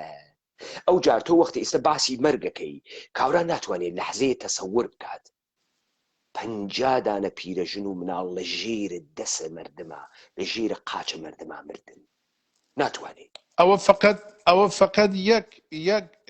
نمونە لە دەیان نمونەی تر لە بەشە جۆرەکانی هەڵەبجایە مەسەڵەن لە شەهیدانە من سەحنەی وان بینیوە کە کاورا خۆب ئیتر هەر جۆرێک بوو توانی بوو یا خۆی و ژنەکەی و دوو مناڵی بچووکی بگرێ بە ئامێزەوە بگرێ بێنە بەرچاوت دەیان پیرەژنی 70 ساڵە و 80 ساڵە بگرە سەدان لەبەر دەرگاکانە بەجێ مابوون توانایی پیادەڕەویان نەبوو بە چاوی زەرد تۆ ئەچووی بەلایانە ڕەت ئەبووی تەواشەت ئەکرد هەر ئاوا بە چاوی زەرد سەیری تۆیانە کرد و ئەیان نواری بە شوێنیانە لە دوای 33 ساڵ ئەو سەحنە کاکتاها ئەو سەحنە تەمامە وجدانە بەشەر ئێشێ بێرێتە گریان نایکەن کاکە لەم کوردەوارە ئەم کوردەوارە بووە بە کاوەلستانێک 33 ساڵ دەسەڵات 33 ساڵ یادی هەڵەبجە هەر لە هەڵەبجەدا و لە ناو جۆرە بە جۆرەکانی ترا و لە ئەوروپادا تجارەتێک زیاتر بەسەر کارەساتی هەڵەبجەوە نەبووە تۆ تەواشە بکە ئەم نامردانەی ڕۆزگار ئەم هەموو ئێمکاناتەیان بووگە بەختیار عەلیەک مەسەڵەن تێرن وەکو نمونەی ڕۆمانووسی کوردستان معرەفی ئەکەن بێنن بۆ من لە ماوەی 33 ساڵدا دوو دانە نووسەر نوویسەندەیان تەرخان کرد بێ کە تەحقیقێک لە سەدان تەها هەورامی و ئەو بکات 4 سەحنەی هەڵەبجە بێنێتە سەر کاغەز و بە 4 زمانی جۆر بە جۆری دنیا تەرجمەی بکاتەوە دوای ئەوەندە ساڵ لە جەرەیانی یوگۆسلاویدا دەیان کتێب و سەدان کتێبی حەماسی و فیلمی جۆر بە جۆر دروست کرا ئەمانە کاکە مایەی نەنگن بۆ کوردەواری ئێمە ئەمانە نەنگیان کێڵاوە بۆ کوردەواری ئێمە کاک پەیمانی حەیدەری باوەڕ بفەرموو هەر ئەو ڕێگە تەنگەلانەی کە ئەم 40,000 نەفەرەی تیا تێپەڕ بوو لە گەرما و گەرمیان ئەتوانم بڵێم لە سەفی ئەوەڵیا ئەو سێ بمبەشینیایە کە کەوتووەتە لای سێ هەواپەیماکە نزیک بە 250,000 نەفەری 250 نەفەری لە جادەی عەنەبی لادەی عەنەبا بەسەر کانی و حەوزەکەی عەنەبا خەڵک پەلاماری ئاوەکەی ئەدا نیوەی هەرە زۆریان زیندوو بوون بەڵام نەیانەتوانی گازی ئاحساب لەیدا بوون نەیانەتوانی قسە بکەن ئەمما باقی 40,000 تێن بەسەر ئەم 250 نەفرە کە هیچ شتای ئەتوانم بڵێم ئەکسەریەتی قەریب بە ئیتفاقیانە زیندون ڕەد ئەبن دوایی هەمویان بەچاو زەرد سەیری ئەمانە ئەکان لەم 40,000 نەفرە تا بە ئەمڕۆ هیچ تا یەکێک پێیان نەبووە سەحنەیەکی ئاوا مجەسەم بکە سەحنەیەکی ئاوا بە دروست ڕێک بدونێ هیچ تەعەسسوبێک نیشان بدایە بێنێتە سەر کاغەز یا بێنێتە سەر فیلم دەلیلەکەی ئەمە چییە؟ ئێمەیەک کە ئەمڕۆ دوای 33 ساڵ کاک پەیمانی حەیدەریەک هاتووەتە دنیای ئەم دنیای کاولستانە و ئەم تەحلیلە دروستانە ئەکا ئەمڕۆ دوای 33 ساڵ ئەم شتە ئەخرێتە ڕوو لە حاڵێکدا لە دنیای ئەم هەموو تەکنۆلۆژی و میدیاییشدا ئێمە هەم دیسان بە وەسیلەی ئەم فەیسبووکە و ئەم دنیای تلگراموانە سانسۆر ئەکرین هۆکارەکە چییە؟ سەدان کورد بە حساب سەدان تەلەڤیزیۆنی هەر لە بەشی داگیرکراوی عێراقدا هەیە هۆکارەکە هۆکارەکە ئەوەسە ئەو پیرەژنەی وا تۆ ئێستا دیمانەکەی دروست کرد ئەو پیرەژنەی وا هەڵیان بژارد کە تۆ بۆت نییە بژیت و تۆ بۆ مەرگ خاسی ئەو لەحزە کە بەسەریا تێپەڕی و بە بەردەمە دەرگای ماڵەکەیە لەو مەرگستانەی هەڵەبجە بەجێیان هێشت هیچ قەڵەمێ ناتوانێ بینووسێ بزانە من مثالم هاوردۆ لە شعرێکی ڕووسی کە خەڵک دەست بەدەستی ئەکات بە عنوانە شعرێکی گەورە ئێژێ دڵتەنگم وەکو ئەو پیرەژنەی وا ئاخرین سەربازی گەڕاوە لە شەڕ کوڕەکەی نییە بزانە من چنان دڵتەنگیە گرتگمی کە نازانم چه شکڵیە شعر کولەن کاری ئەوەسە کە ئەحساساتێک ناتوانی تعریفی کەیت و محاولە بکەیت تعریفی کەیت و تعریف ناوێت و ئێژێ ئەوەندە دڵتەنگیەکەم لە دڵتەنگیە پیرەژنێک ئەچێت وا تەنیا هیوای ژیانی مناڵێکە و ئیتر دەرفەتی نییە بزێت و مناڵێکی تریشی بوێت گەورەی کردگە و هەناردگێسی بۆ شەڕ و چاوەڕوان ئەنوارێ لە لەشکرێک کە تێتۆ لە شەڕ و هەرچی ئەگەڕێ کوڕەکەی خۆی تیانە یعنی کوڕەکەی کوژیاکە وەکو ئەو پیرەژنە دڵتەنگم کاکە تەها ئەزانی ئەم سەرزەمینی ئێمە بۆ پڕبووگە لە خائن بۆ پڕبووگە لە بێشەرەف بۆ پڕبووگە لە جنایەتکار ئەزانی بۆ لەبەرەوەی ئەو پیرەژنە تەسویرینەوە قسە بکە کاورا نانەکە بە ئفتخار و ئەدا لە خوێنە ئەم ئومەتە و ئەم سەرزەمینە ئەیخوا پشتوێنەکەی پان ئەکات و گەڵت دەڵپنی دا ئەخا بە خیابانەکانە سنە و کرماشان و سلێمانی و هەولێر و هەڵەبجا ئەڕوات و بای ئەدات و ئێژێ من کوردم و بە ڕزاڵەت و مەسینە هەڵگرت جنایەتە دەسیوا لە ناوە جنایەتە منی پان کردگە و مەجاری هەست لەم جامعی ئێمە نەفەس کێشێ چون ئەو پیرەژنە نەدوا ئێستا لەسەر زوانە تۆ ئەچێت ئێستا تۆ خەریکی ئەو دیمەنانە زیندوو ئەەکەیت و ئەواقب ڕۆح و ڕەوانەیەک لە وجودە تاهای هەورامیا بەجێما ئێمە ئومەتە کوردین و هالیوودمان نییە ئێمە ئومەتە کوردین و جێمس کامەرۆنمان نییە ئسکۆرزیمان نییە تا بێت لیستە ئشنایدر بۆ ئێمە دروستکات ئێمە پیرەژنەکانمان زوانیان نییە مناڵە حاڕیاگەکانە ژێر و دەسوپامان زوانیان نییە ئێمە نوێنەرەکانمان ئەوون و خانەوادەی ئەوانەی وا کوژیاگن فاسدێکیان دروست کردگە وا نەمیراتە باوکی وا لەگەڵیا نەمیراتە ئومەتی واتەکیا نەمیراسە تەمەدنی واتەکیا کەس کاک دەتاهای هەورامی دەستی نەخست کەسە سەر زامەکەی تۆ وا کەنیشکەکەت دەشینایەکەی هەڵەبجا هەڵپڕووکا و تۆ تاسیای لەناوە ئەو گشتە جنایەتە هاتی و چویت ئیمشۆ مەجال لە پەیاکردگە قسە بکەی یەک لەحزە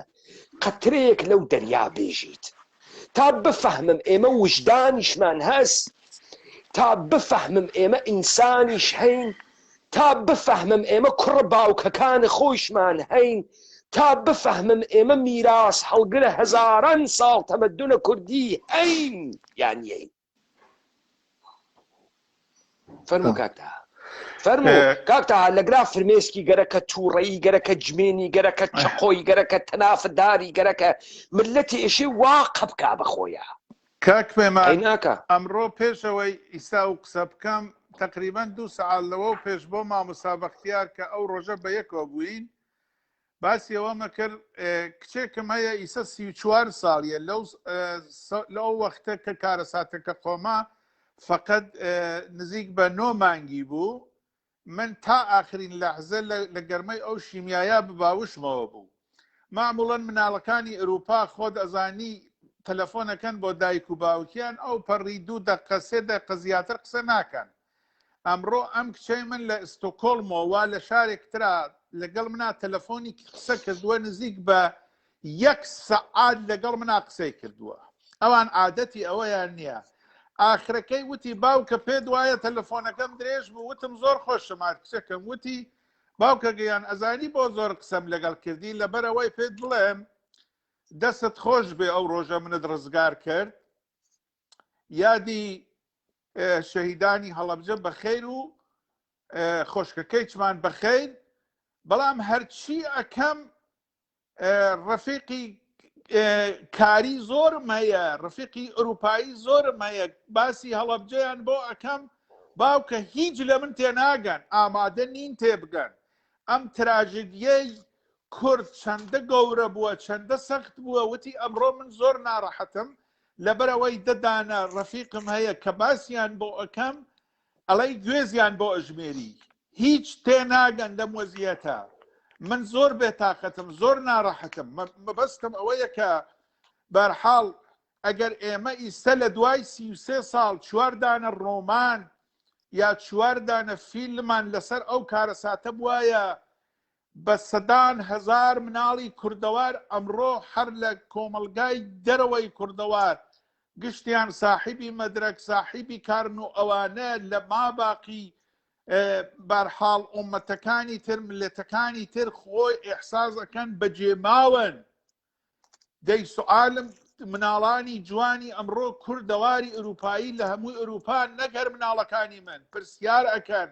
ئەرێ ئەم کارەساتی هەڵەبجە و ئەنفال و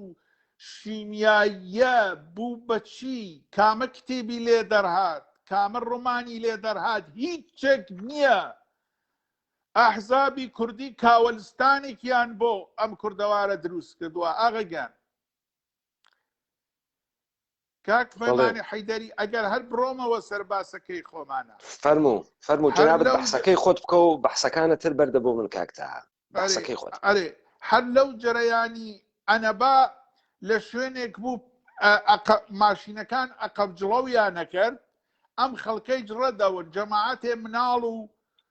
پیر و گەنج و ژن و پیاو کەوتبوون گیانیان لە دەستە باوەڕ بفەرموو بێشەرمانە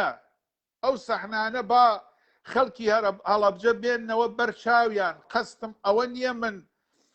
بەرحاڵ فقط مەسەلەکەم سیاسی بێ و دژایەتی ئەو سەحنانە بێننەوە بەرچاویان ئەو تەبلیغاتە درۆیانەی کە ئەحزابی کوردستانی و خودی دەوڵەتی مرکزی ئێران کردی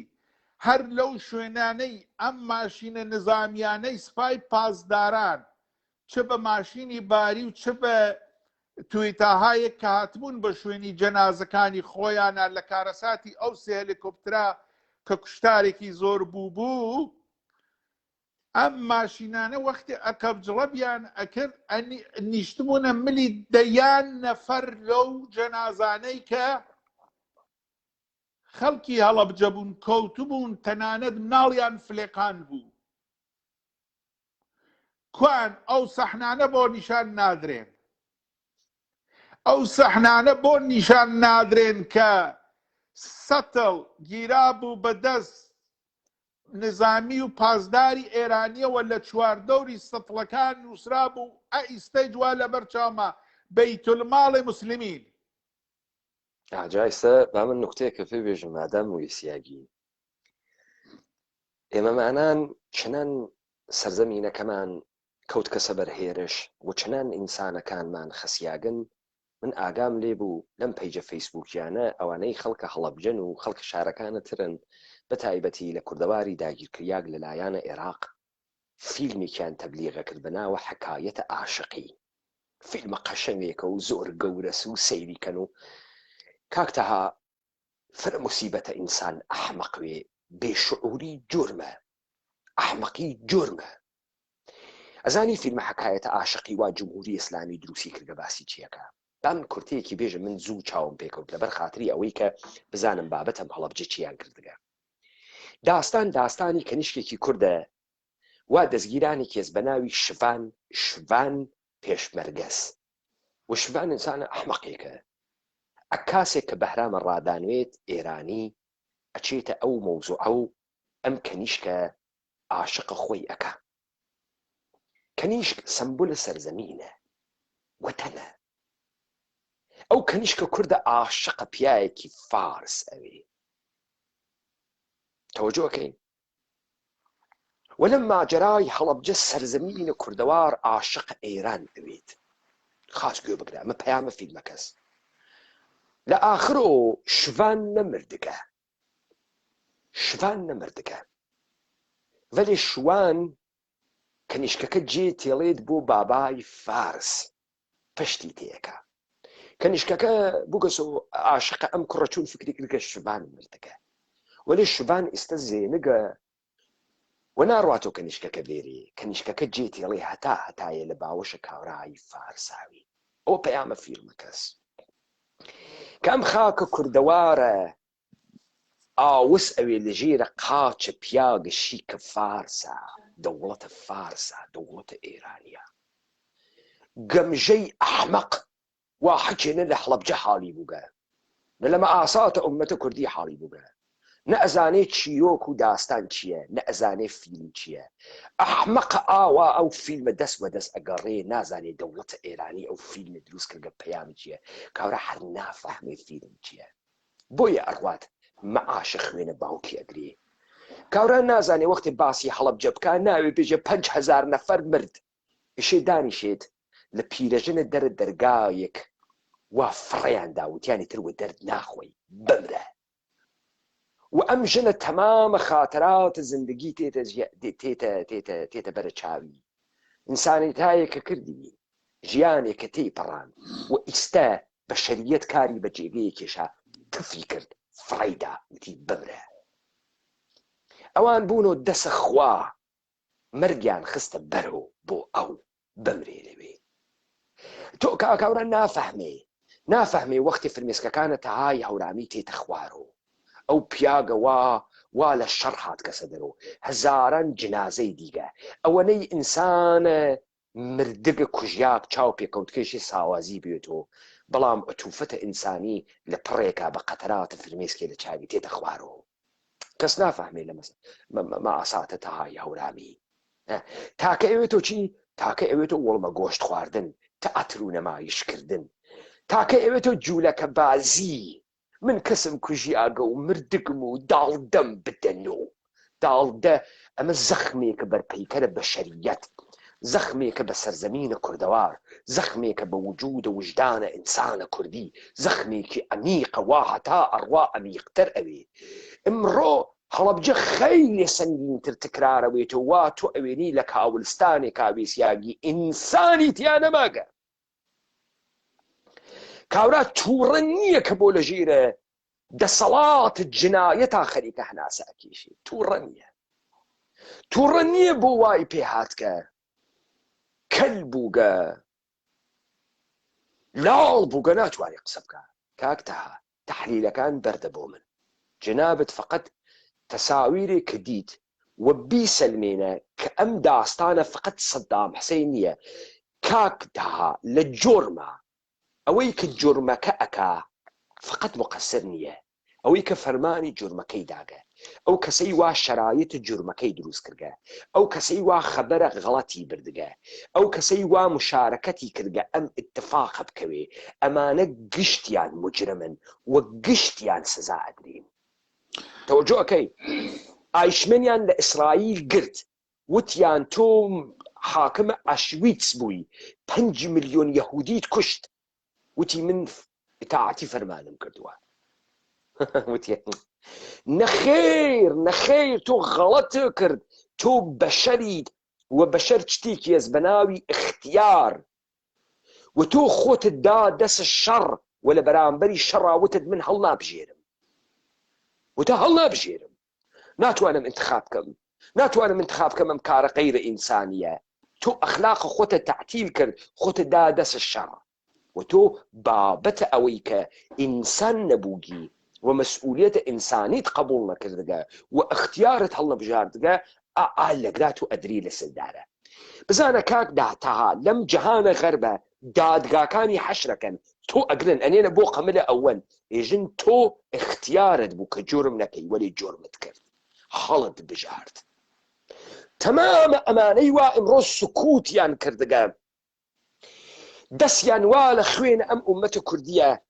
نان ئەچەقێنەوە ئەم خوێنە ئەم تاوانە گەورە ئیدامە ئەدەن و لە ئێمە مردمێکی بێزەمیری بێوجدانی بێکەرامەتیان دروست کردگە ئەمە ئیدامەی شیمیایی هەڵەبجەس بە شێوەیەکی سەنگینتر هەر ئەوە نەبوو سەدام حوسێن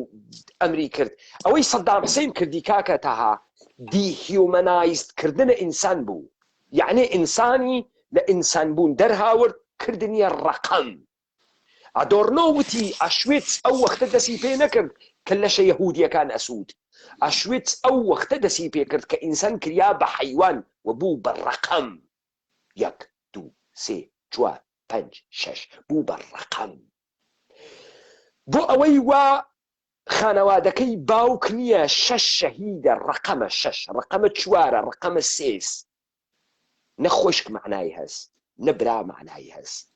نە ئەحمەوە باوک معنای هەست نە خەدیجەی دایک معنای هەست نە ڕێبوارە مناڵ معنای هەست ئەو ئەولەویەتەکەی معدەیەسی ناوگەڵێسی نە بەشەریەتە نە ئەخلاقە نە وجدانە نە زەمیرە نە سەرزەمینە کوردەوارە نە خوێنە باوکێسی نە ژیانە پەڕپەڕە باوکێسی مەئاسات ئەمەسە وا ئەمە ماگەسۆ ناوە مرد ئەمە ماگەسۆ ئەمە تۆ میراسە ئەمیتە تۆ ئەمیتە ئێمە ئێشێ هەر لەحزە قوڕ بپێوین کە تۆ خروجیەکەی ئەم تاریخە ئێمەی تەوەجۆکەی پس ئێوە ئیدامە بدەن ئەوە بێڵن بۆ من ئەوە کارە منە کاکتا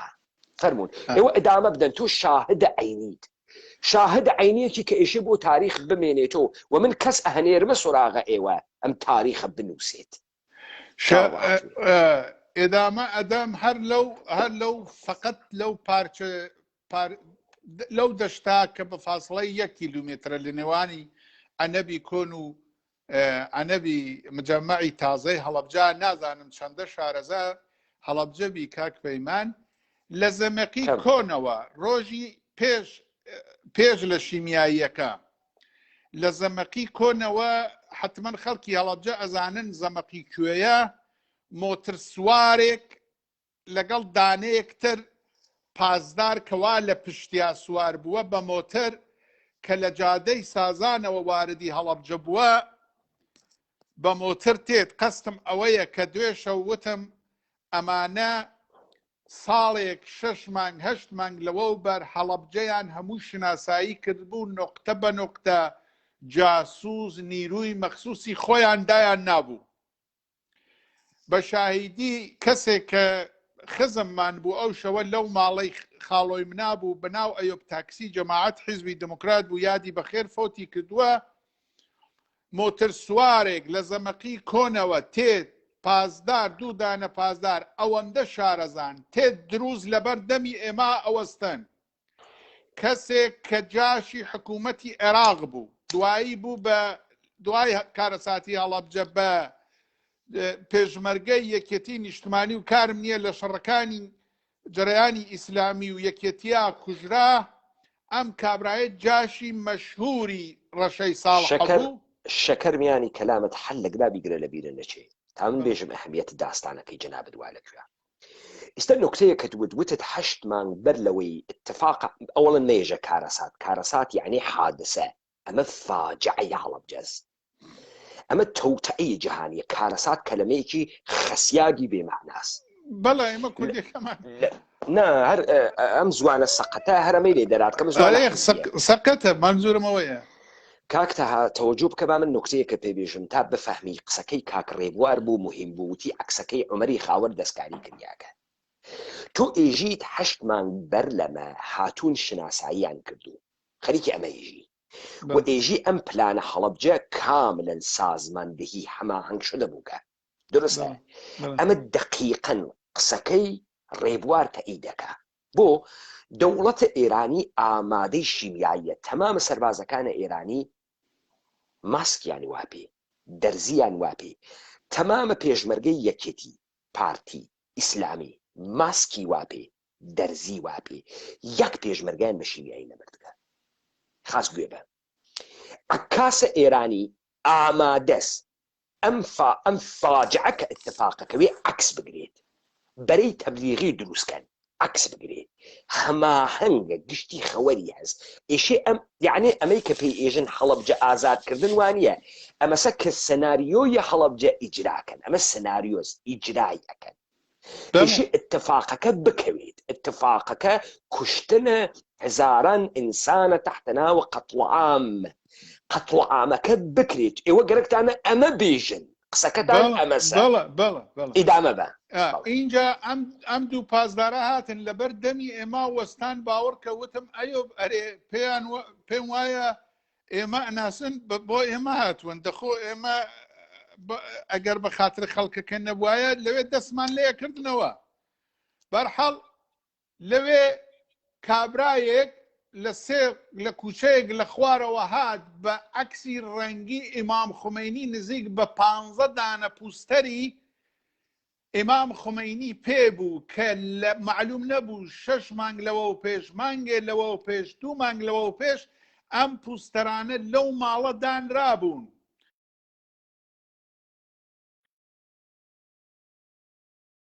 وەختی خۆی جاشی ڕەسەد حەڵقە بوو عکسەکانی خومەینی بۆ هێنا و 2 دانێشیدا کوتا کابرای پازدار تووڕە بوو لێی وتی بۆ ئێوە بۆ زووتر داتان نەکوتاوە تەوەجۆ بکەن خۆ خەڵکی هەڵەبجە بەداخەوە تەوەجۆ بەم شتانە ئەزانم ئیسە ناکا بزانن ئەم پلانە کەی داڕاوە کابرا عکسەکانی خومەینی جاسازیان کردبوو لە هەڵەبجە هات تووڕەی شیلی بوو کاک تا فەرمایشەکە بگرێ دانەیە نادروست بە ناوی ئیدریسە عەنەبی نووساگێسی درۆ ئەەکەی پێشمەرگەیش تۆپیگە خاس گوێ بگرە من ئەمشەوتم مەجال نادەم کەسێ ئەمە سوخرە بگرێ من درۆزنت دەمە جەنابەت و کامەرانە هەڵەبجێی و کەسانێکی ترم و ئامار و تاریخێکە مەوجودە ئیستا گوێ بگرە من قسەی هەمەی حاجی مەحموودی ئەدەم خاس گوێ بگرە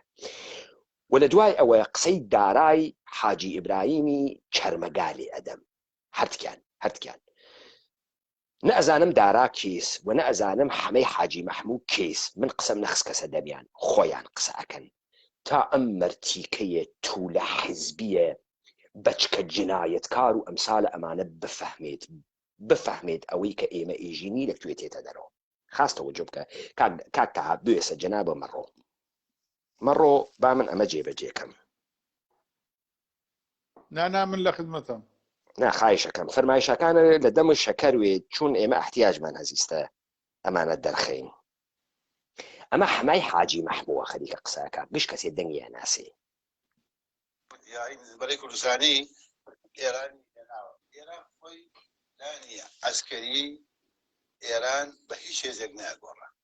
دوو دەوڵەتە شەڕا بوون خۆ لەگرا هەمای حاجی مەحموود ئێژێ وا ئێژن کە بەرەی کوردستانی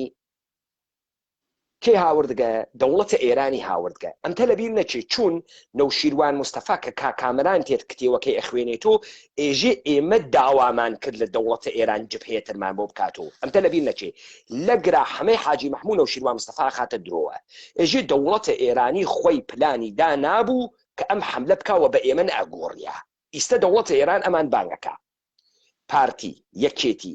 سۆسیالیست و ئیسلامیەکان گوێ بگرە خەریکە قساکە. ینی ئێران خۆی بەرنمەیەکی شەڕی دابنایە بۆ منتیقەیەک بە هیچ هێزێک ناگۆڕە.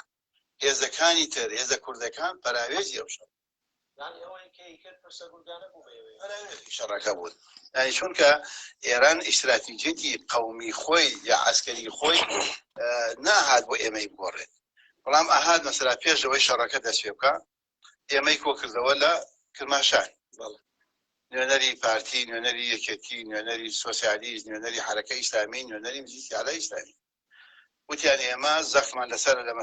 مەسەلەی فاو بە منتیقەی فاو و جزیرەی مەجنون و حەوێزە و ئەوانە زەخمان لەسەرە، با منتیقەیەک ئازاد بکەین تا بازیان. با من ئەمە تەوزیح بم. ئێمە لەسەر جەزیرەی مەجنون، فاو و حوەیزە فشارمان لەسەرە. ئەمە یعنی چی؟ گوێ بگرە. ئێژە لە ساڵە 63 کە خورڕەمشەهر ئازاد ئەکرێ، سەدام حوسێن پێشنەهادی سڵحیدا و ئێرانیەکان قبولیان نەکرد. وتیان ڕێگەی کەربەلا، ڕێگەی قودس لە کەربەلا تێپەڕەوێ. ئۆکەی، فشاریان بۆ هات، لە سەدام شکستیان خوارد. سەدام قدرەتێکی عەجیبی گرت تا ئەگرا بیگرە، وتی کارمان کێشەیە ئەوە وتمان ئێمە بۆ مزاکرەکردنە لەگەڵ سەدام ئێشێ بڕۆین خاکە عێراق بگرین تا بتوانین مزاکرەی تەکات بکەین. ئەمانە لە عملیاتێکا کە کردیان شکستی گەورەیان هاون، نەیانتوانی لە جنوب و خاکە عێراق بگرن، لە جەزیرەی مەجنونە، لە فاوە، لە حوەیزە شکستێک گەورەیەکیان خوارد ئێرانیەکان. تەوەجۆت کرد ئێرانیەکان مەشیایە بەهانەیەکیان وەدەسەوەیە کە من قسەکانە ڕەفسەنجانی بۆ دوای لێئەدەم کە هەم دەوڵەتە عێراقی گیرە، هەم ئیاڵاتە متحدەی ئەمریکا پای خسکەسە وەسەر نایڵێ سەدام سەرکەوێت، چون لە ئەواخرە شەڕۆ سەدام میکە 21 ئەسێنێت، تانکە جەدید ئەسێنێت، ئەرتشەکەی دووبارە میکانیزە ئەکاتەوە وە زەربەی گەورە لە ئێرانەدا. لەگرا بابزانی ئێژێ ئێمە مەجبورین هەڵەبجە بگرین، یعنی وەکو ئەوەی کە تیکەیە لە خاکە عێراقمان لەدەساوێ تا سڵحەکە شروع بوێت. ئەم قسە لەگرا حەمەی حاجی مەحموود ئەیکا ئەم مەعنا ئەدا تا ئێوە بفەهمن چ مەعنایە گەدام قسە. ئەمانە ڕێکەوتگن، ئەمانە ناتوانن هۆیزە بگرن، جەزیرەی مەجنون بگرن، فاو بگرن، وەلێ ئەتوانن هەڵەبجە بگرن. تەوەجۆ بکە با ئەدامە با. منتیقەیە ئازاد بکەین بۆ ئەوەی کە بتوانین یارمەتی ئێوەش بدەین و ئێمەش. ئەو کاتەیەکێتی نیشمانی زەختی لەسەر بوو، هێرشەکانی بۆ قەیوان ماوەتە بوو. ئەو یەکێک بوو لەو هێزانە زۆر پێی خۆش بوو کە ئێران تا بازیان بگرێ بۆ ئەوەی منتیقە لە دەستیەوە دەبشێت. ئێمە کۆبوونەمان لە کرماشان کرد، لە کۆبوونەکە حکوومەتی ئێرانی وتیان ئێمە بەرنامەمان داناو بۆ بازیان، ئێمە وتمان باوەڕ ڕاکەین تا بازیان بە ئاسانی بگیرێەوەمانە. قۆناغی یەکەم دایانا بۆ عەربەت و ئەوانە، دەربەنی خان، نەیری دەربەنی خان و بۆ منتیقەی عەربەت و ئەوانە. تەمەن ئەوەش نەکرا، قۆناغەکە تا ئێرە تا گردەنازێ و تا ئەو منتیقەیە قۆناغی یەکەمان. ئەوە بوو داوایان کرد هێزەکان تەدریبیان پێ بکرێ و مناوەرەیان پێ بکرێ و هەتا هێزەکەی یەکێتی بردیانە جوانڕۆ، مناوەرەیان پێ بکەن، وتیان ئێوە دەوری 15-20 کەسان لێ شەهید دەبێت لە مناوەرەدا، مناوەرەی ئاسکەری. ئەم مانۆڤرە ئەسکەریە یەکێکی شەڕە شیمیاییە، یعنی چۆنیەتی ئەستفادەکردن لە ماسک و دەرزی. تەوەجۆ ئەەکەی، تەوەجۆت کرد کاکتەها، گشتیان تەدریب دریاگن بە ئیسلامی و بە پارتی و بە یەکێتی و بە سۆسیالیستەوە، گشتیان ماسکیان واپێ، گشتیان دەرزیان واپێ و ئەزانن ئێشێ بڕۆن سناریۆی هەڵەبجە ئەمەسە بۆم بە شیمیایی لێبن، مردمە هەڵەبجە بکوژن تا سۆڵحەکە سوورەت بگرێت. تەوەجۆت کرد ئەمەسە سناریۆکە ئەمەسە و ئەمانە خەریکن پراکەندە بەحسیەکەن و من دەنگەکانیان لێدەم و تحلیلیەکەم. جا ئێمەیان وا ئەحمەق کردگە پازل ناتوانین حەلکەین، ناتوانین پازل حەلکەین. مەسڵەن ئێستام باسی هۆڤەیزە و فاو و ئەمانەی کرد، ئەگە من تەوزیحم نەدایە ئەمە چه ئەهەمیەتێکی بۆ سڵح دەوڵەتە ئێران بوو، کاورا نەیەفەهمیم قسا کردی کە یعنی چی، یعنی چی؟ ئەمە پازلە، تۆ ئێشێ تەکمیلی کەیتەوە. ئیجازە بە ئێستا ئەمان چووگن دانە دانە مانۆڤرە نظامی تەدریب دریاگن. خۆ تەدریب نەدریاگن چۆنی لە ئەسڵحە بێرنەوە، ئەمانە ئێژن ئێمە گەڵمان فرەپانە لەگەڵ ئەسڵحە گەورە بووگین. خۆ نەیان دەگن نارنجۆکیان فێرکەن، خۆ نەیان بردگە RPG بتەقێنن، ئەی خۆ نۆکیان نەتەقانگە قەبلەن. مانۆڤر نظامی بەچی یەکەی؟ ئامادەی شەڕی شیمیایی یەکەی. تەوەجۆ بکەی؟ ئیجازە بە. وتیان 15-16 نەفەرتان لێ ئەکوژێ هێنە بۆ مەشیمیاییتان لێ دەی بۆ مەشیمیایی واقعیتان لێ دەی یەکێتی وتی بابە لە شەڕەکەەوە نەمانە لێ ئەکوژی بوو گەرەک دەرەمانەوە لێمان بکوژی نەیگەرەکە چۆن هەجوومەکری هەڵەبجایگیرێ شوێنێکیان پیا کرۆک و هەڵەبجە یەکێتی وتیان بابە خۆیمە لە شەڕەکەوەمان شەهید نابێت لەوە هەفتان ئەوە ناکەین بەڵام هەجوومەکە ئەکەین دوایی پارتی دیموکراتی بەس یەکێتیان بانکرد بۆ ئەوەی بەڵێ یەکێتیان بانکرد بۆەوە دوای حرەکەی ئیسلامیان بانکردن جا پارتی دیموکراتی کوردستان جای ئێمە بەو شێوەیە بۆ هەمووتان بەیەکەوە بانگ یەکەم کۆبوونە بە ناو تەدریبکردنی کە باسییان تەدریبەکان بەجیا کردیان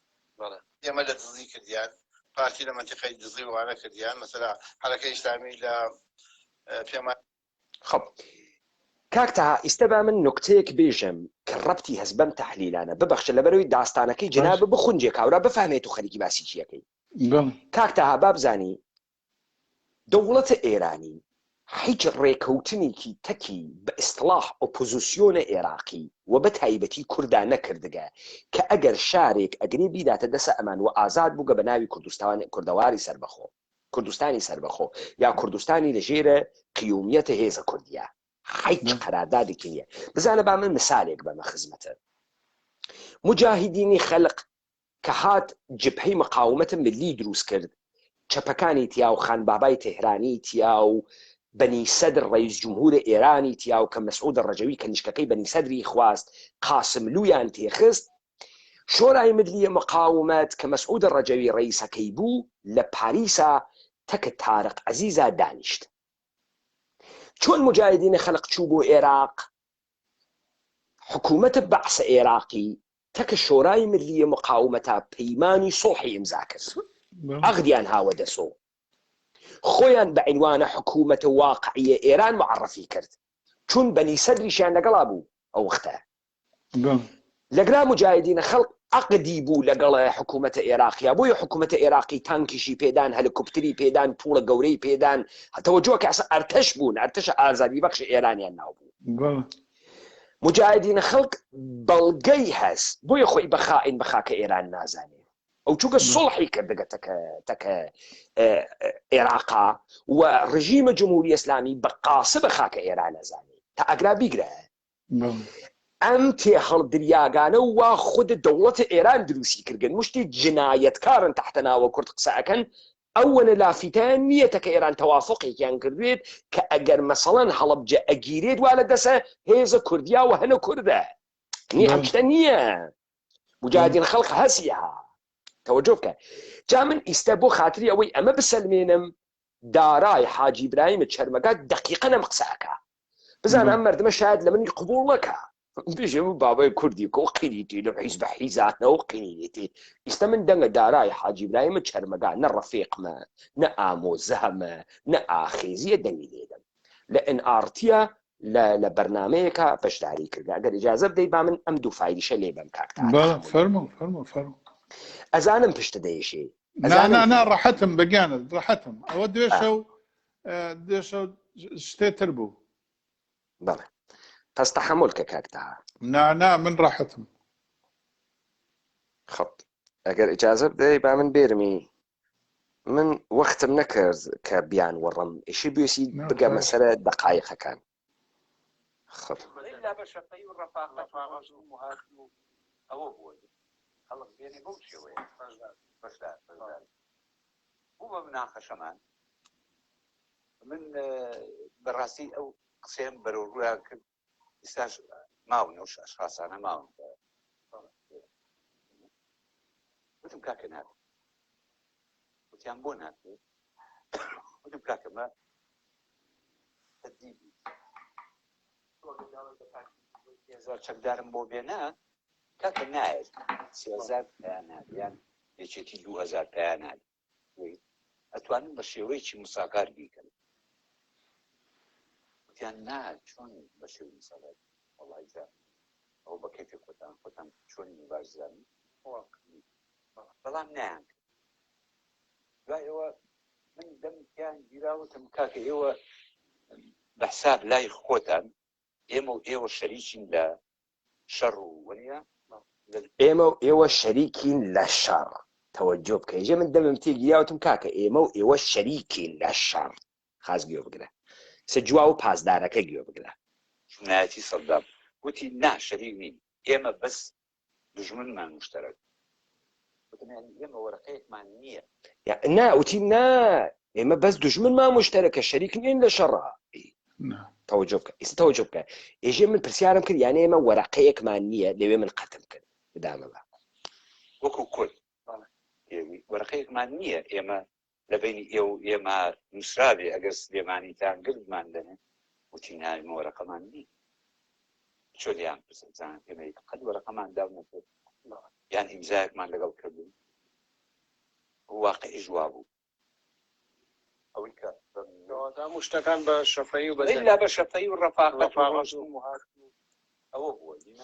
هەموو شتێ بە شەفەهی و ڕەفاقەت بووگە تو چ ڕەفاقەتێکە هەستە کە پاسدارە قەرارگای ڕەمەزانە مەرتی کە ئەگەر پوڵ نەوێت و مەقام نەوێت چ ڕەفاقەتێکە هەست ڕەفاقەتە ئیدئۆلۆژی هەست هاووەتەنی چه ڕەفاقەتێک کەس مەردیکە وەیەکۆ ئەڕۆن بۆ دختەربازی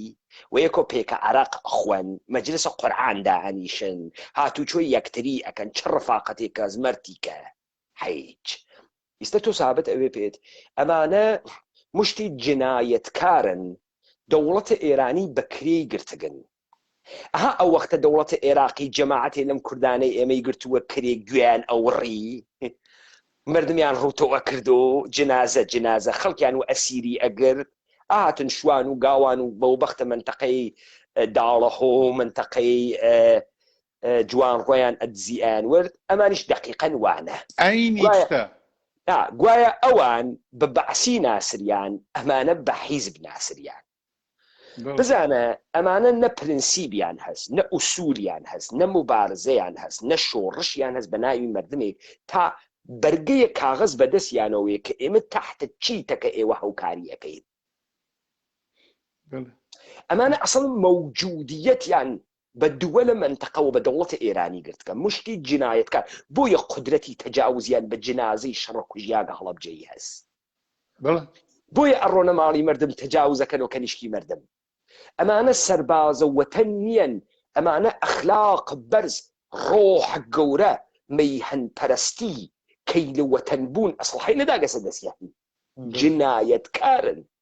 تۆجو ئەەکەی وەڵەمە گۆشت خۆرن پاڵیان داگەسۆ ئەربابە گەورە ئەمانە عادەتیانە نۆکەرە ئەربابوون تفەنکی ئەربابن ئەرباب ئیمام خومەینی ئەرباب قەرارگای ڕەمەزان کورە حەدیان چیە خومەینی بوێنن پاسدارە چڵکنێ ئەسپانی 2000 شەقیا وەختیانە تەوەجۆت کرد تاگرا ئیسە با بڕین سەر مەقولەیەکی تر دەرمەوردە هەڵەبجە دارای حاجی ئیبراهیمی چەرمەگایژێتی قسەکان ئێوە سابت ئەکا پس وەختی ئێژێ ئازادیە هەڵەبجە غەڵەتی کردەکە ئەژدادیە هیچ دەکۆمنتێکی نیە دەوڵەتە ئێرانی ئازادیەکە بیداتە دەساوە تەوەجۆت کرد ئیستا ئیجازە بە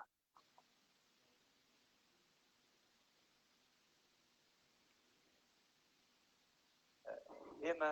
سەوتی قاسمیلوماندایە کە چی بە نانە باسیەوەی کرد نەکرد بڵێ شارێتەوە یا بڵێ وەڵا بەسەوەنەیە وتی من لە ئێمە هەندێک پێشکەوتین لە قسەکانمان تێتە سەرە هەڵەبجەی سەر مردومانکردنی هەڵەبجە بە گازی شیمیایی دارای حاجی ئیبراهیمی چەرمەگا لە بەرنامەی پەنجەمۆرە پێرەوەی کە هەڵەبجە بردومان کرد ئەو کۆونەوانەی کاکان لە بینی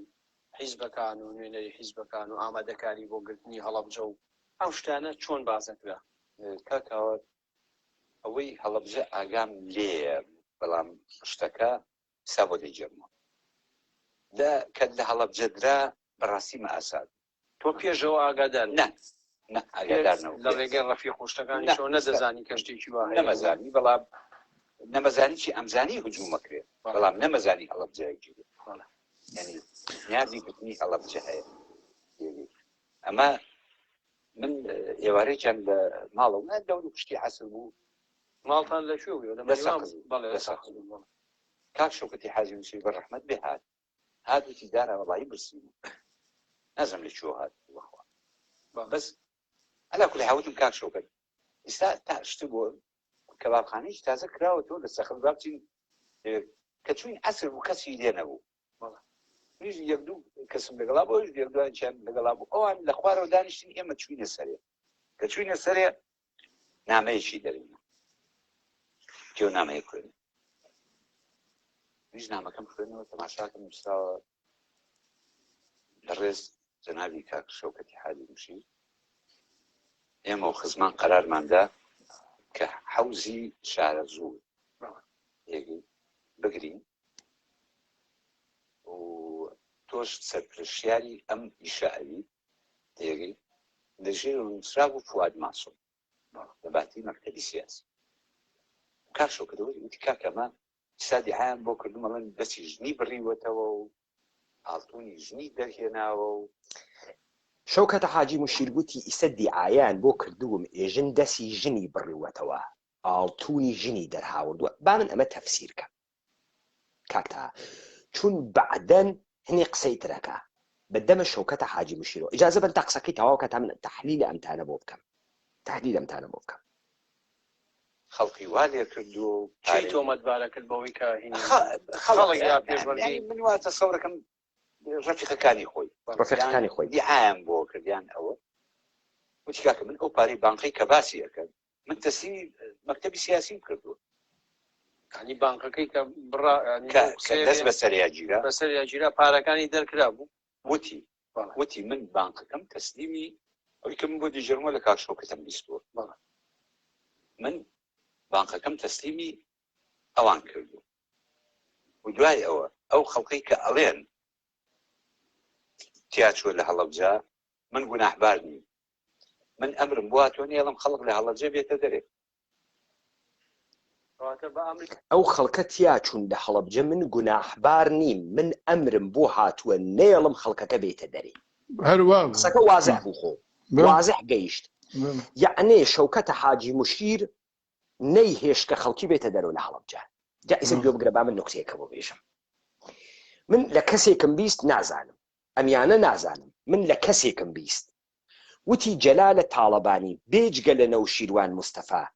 تەمامی ژێردەسەکانی خۆی وەتیاڵاکەی دەسی دارکاری کردگە لە یەکیتیە لێی داگن بێجگە لە نەوشیروان مستەفا داگێ لە گشتیان یعنی حیزەی کردگن فقط لە نەوشیروان مستەفای نەداگە جائزە گوێ بگرە ئەگەر تەوەجۆ بکەین ئەو جۆرێتە دای لە نەوشیروان مستەفاوە مەلا بەختیار بە نەوشیروان مستەفا دای لە مەلا بەختیار 16 نەفەر لە ڕەفیقەکانیان کوشت خۆیان کردە زندان پتپەتی دنیایان پێکرد گریاندیان ئێترافیان پێکردیان هەڵدا بەڵام جەلال تاڵەبانی نەیهێشت نەوشیروان مستەفا مەلا بەختیار بکوژێ بۆ لەبەر ئەوەی کە مڵۆزم بۆ گیانە نەوشیروان مستەفادانێ قینێکی کۆنی لە دەرونی مەلا بەختیارە دروست کرد بتوانێت نەوشیروان مستەفا بە مەلا بەختیار کۆنتڕۆڵکە ئەمە پێژن مام جەلال زۆر زیرەک بوو زۆر تخمە زۆڵ بوو ئەمەسە جا ئیستا با پێت بێژم ئەها ئێژێ بە کوردی ئێژێ کەرەکەیان پێکردم و شایەت ومانەکەیشیان پێ هاوردە شەوکەتە حاجی موشیر ئەکەنە جنایەتکار لە هەڵەبجا و جنایەتی گەورەی ئەخولقێ شەوکەت بعدەن ئەفەهمی ئەبعادە ئەم جنایەتە چەنەی گەورەس وەلێ لەبەر خاتری ئەوەی شەوکەت نەترازێ قسە نەکا ڕوودار نەوێ خۆیان ئێژن شەوکەت ئەلبەتە خۆیشان کردگیانە و ئیخەنە پاڵە شەوکەت بەهێزەکەی ژێردەسە شەوکەت تەجاوز ئەکەن و ژنە جنازە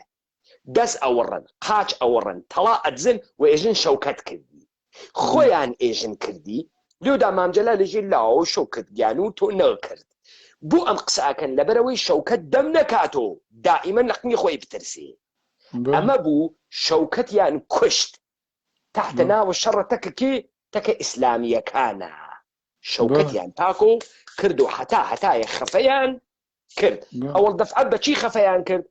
بە ئەو تۆمەتەی کە واقعیەت بوو خۆیان کردیان خۆیان خستیانە پاڵی شەوکەت وتیان مەسئولیەتەکەوە لە سەرشان شەوکەتە تا شەوکەت دەم نەکاتەوە ئیستا اتفاقی کەوت شەوکەتە حاجی موشیر بە شایەت حاڵ دارای حاجی ئیبراهیمە چەرمەگا وتی ئەوەی بووە باعسە مەرگە مردمە هەڵەبجە چه ئەوانەی بەژێرە دەسوپا کەوتن چه ئەوانەی لە ڕەوەکا کەوتن چه ئەوانەی ون بوون چ ئەوانەی گوم بوون، چ ئەو مناڵانەی وا ئیتر هەر نەدۆزیانەوە، چ ئەوانەی بە شیمیایەکە خنکیان، چ ئەوانەی مانۆ و لە ژێرە مەعاساتەکەی مانۆ لە ژێرە فەرمانە بەرەی کوردستانیانە چوونە دەرەوە و گیریاگن تا سناریۆی هەڵەبجە اتفاق بکەوێ. جا ئێستا ئەو گەوادە توخمە گەوادانەی حیزبی گوێت پێ و سەنەدەم بۆ دڕوو کرد، گوێت پێ و توخمە سەگ، گوێت پێ و کاکتا ئێدامە بە ئێدامەی ئەمەی جەناب ئەوەی کە باسی قەراردادی مجاهدینت کرد و خوێڕیگەری ئەمان کە ئەمان چەتەی جمهوری ئیسلامی بوون مشخصە شتەکە ڕۆژی ڕۆشن ئەم جبهەی بەرەی ناکوردستانیە تا بەرزایەکانی عەبابەیڵی و جەلیلەتێت لەوە دوا هیچ ڕسمیەتێکی لەلایەن ئێرانەوە نامێنێ ئێڵێن ئێوە جەماعەتێک خوێڕین ئەلبەتە ئەمە ڕۆژی دوایی ڕۆژی هەر ئەو ڕۆژەی کە ئێوارەکەی شیمیایی لە هەڵەبجە دراو لە عەنەب دراو لە لای سرا دراوە 40,000 نەفەری خەڵکی هەڵەبجە ئاخر بەرزایی عەبابەیە بۆ شنروێ زۆر تنە کاک پەیمانی حەیدەری کابرا بە 8 مناڵە و 9 مناڵەوە و ئازوقەی خواردنی پێبێ و ئەوانە بەبێ پێڵاو 3-4 کیلومتر بەرەو ژوورکە بپێوێ لەو بەرەو ژوورکە هێزی کوردی بەری ئەم خەڵکەی کرد بە زۆر و بە تەقەی هەوایی پێشم وایە 1-2 نەفەریش کوژران کردنیانەوە بە من هەڵەبجە منزورم ئەو باسەی جەناب هەر لەگرا ڕایگرە مادامە ئەو قسەتە کرد هەر لەگرا ڕایگرە ئەمە هاشمیە ڕەفسنجانیە لەبەرەوەی پازڵەکە بۆ تەکمیلکەم ئەمە ئەلی ئەکبەرە هاشمیە ڕەفسنجانیە کاروبارە شەڕ ئێران بەدەسە ئەم بوو هاشمیە ڕەفسنجانی 2 دقیقە لەگرا قسەکات دەرمۆردە جام زەهرە خومەینی سڵحەکە کە کردیان گوێبە تا پازلەکەت بۆ تەکمیلکە گوێبە هشتشان دست ما نبودی که با همه چیز معرف کنیم هنوز هم همینطوره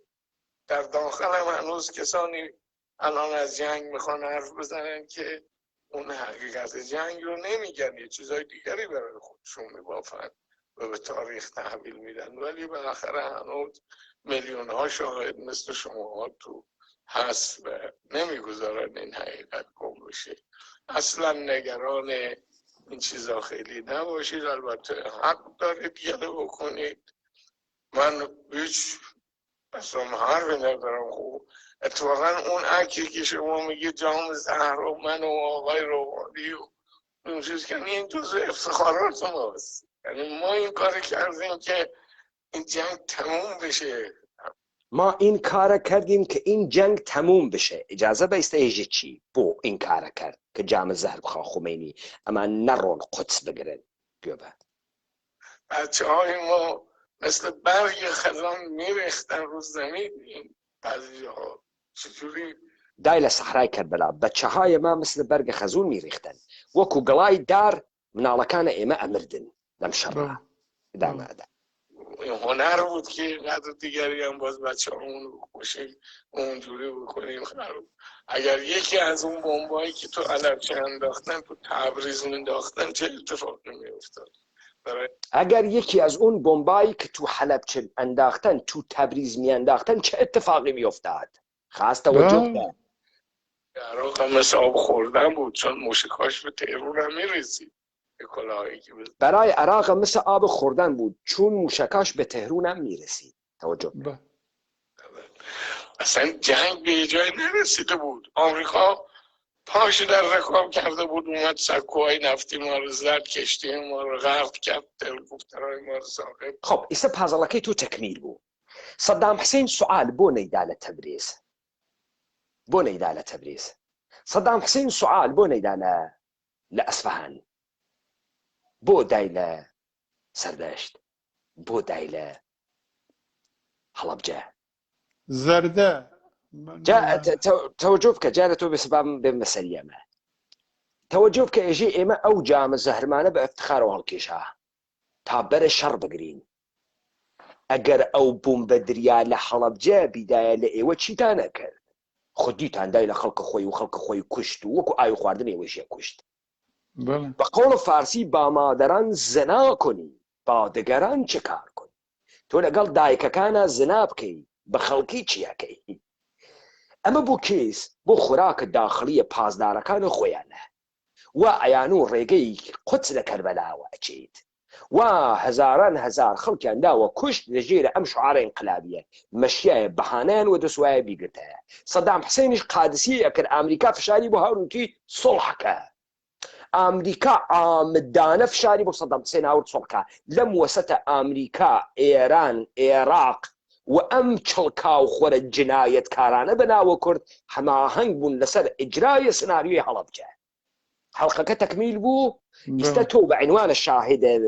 عینیەک فقط قسەکانە خۆت کە کاکە تاستانەکانی دوێشەوە تعریفکەرەوە و ئێدامەکەی ئەوە بوو کە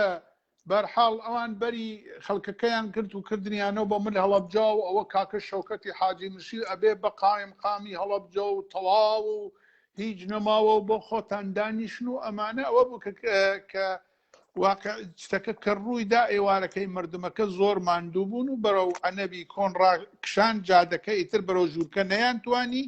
وتیان ئێمە ئیسا ئەم جارەیان بەرەو بیارە و خەرپانی و ئەورامان ئەچین لەبەرەوەی مناڵمان پێوە هاتن لەوێ کەوتنە بەری ئەو بمبانەی کە نەتیجەی ئەو شەڕی دەسەویەخە بوو کە دەوڵەتی عێراق سێ دانە هەلیکۆپتری لەو شوێنە نیروی مەخسووس دابەزان بوو شەڕی دەسەویەخە بوو لەوێ لەگەڵ سوپای پازدارانە کە ئێمە هەمومان بە چاو و بە دووربینی چم پێ بووە دووربینی ماڵی خاڵۆ لەوێ دووربینیان بوو هەنی وەختی خۆی دۆرانی پێشمەرگایەتی ئەوانە هەنی برایەکی خاڵۆژنم بوو شەهید بوو بۆ ئەوانە شەهید جەمال ئەوانە ئێمە بەم دووربینانە توانیمانە شەڕەکە بێنین فاسڵەی دەمیتری خۆمان گشتمان سێر کردووە ئەوانە قەستمەوەیە کە بەرحاڵ ئەمە هەر لەم بەشەیە نزیک بە 70 مناڵ کە ئیسە خۆیان بە هەمووی هەڵەبجەوە ئیدعای 100 و ئەوەندە مناڵەکەن کە هیچ تای بێسەر و شوێنە هەمووی ئەم جەماعەتە مزدورانەی بەرەی ناکوردستانی ئاگاداری ئەم مناڵانن بە جمهوری ئیسلامیشەوە. کاک پەیمان من دوو نمونە بۆ دێنمەوە. یەکێک ئەوە کە بە شایدی مامۆستا بەختیار ئێمە تاپاوەیچ یەکێ لەو مناڵانە بە کۆڵمانەوە بووە ئەلبەتە نەفراتی تریج لەگەڵمانە بوون بە نۆبە گرتومانە بە کۆڵەوە مناڵێک وە دەوری ساڵ و نیوێک 2 ساڵی بووە مناڵێک کتر کە کەنیشکێک بوو کە نزیک بە 5-6 ساڵی بوو خەڵکی بیارە بوو ئەمە لە نەتیجەی وەحشەتێکا و ژێر پێبوون و ئەوانە وەحشەتی کردبوو نەیەتوانی قسە بکات لە بیابانێک دایان نابوو ئەم بێشەرەفانە ئەم بێخلاقانە وتیان نازانین مناڵێک لێرە کۆتووە ئەوانە و چی وکتەوە من وازی لێ نایێرم دەی بە کوردی قسەم کرد لەگەڵ یا جوابی نەداوە بە هەورامی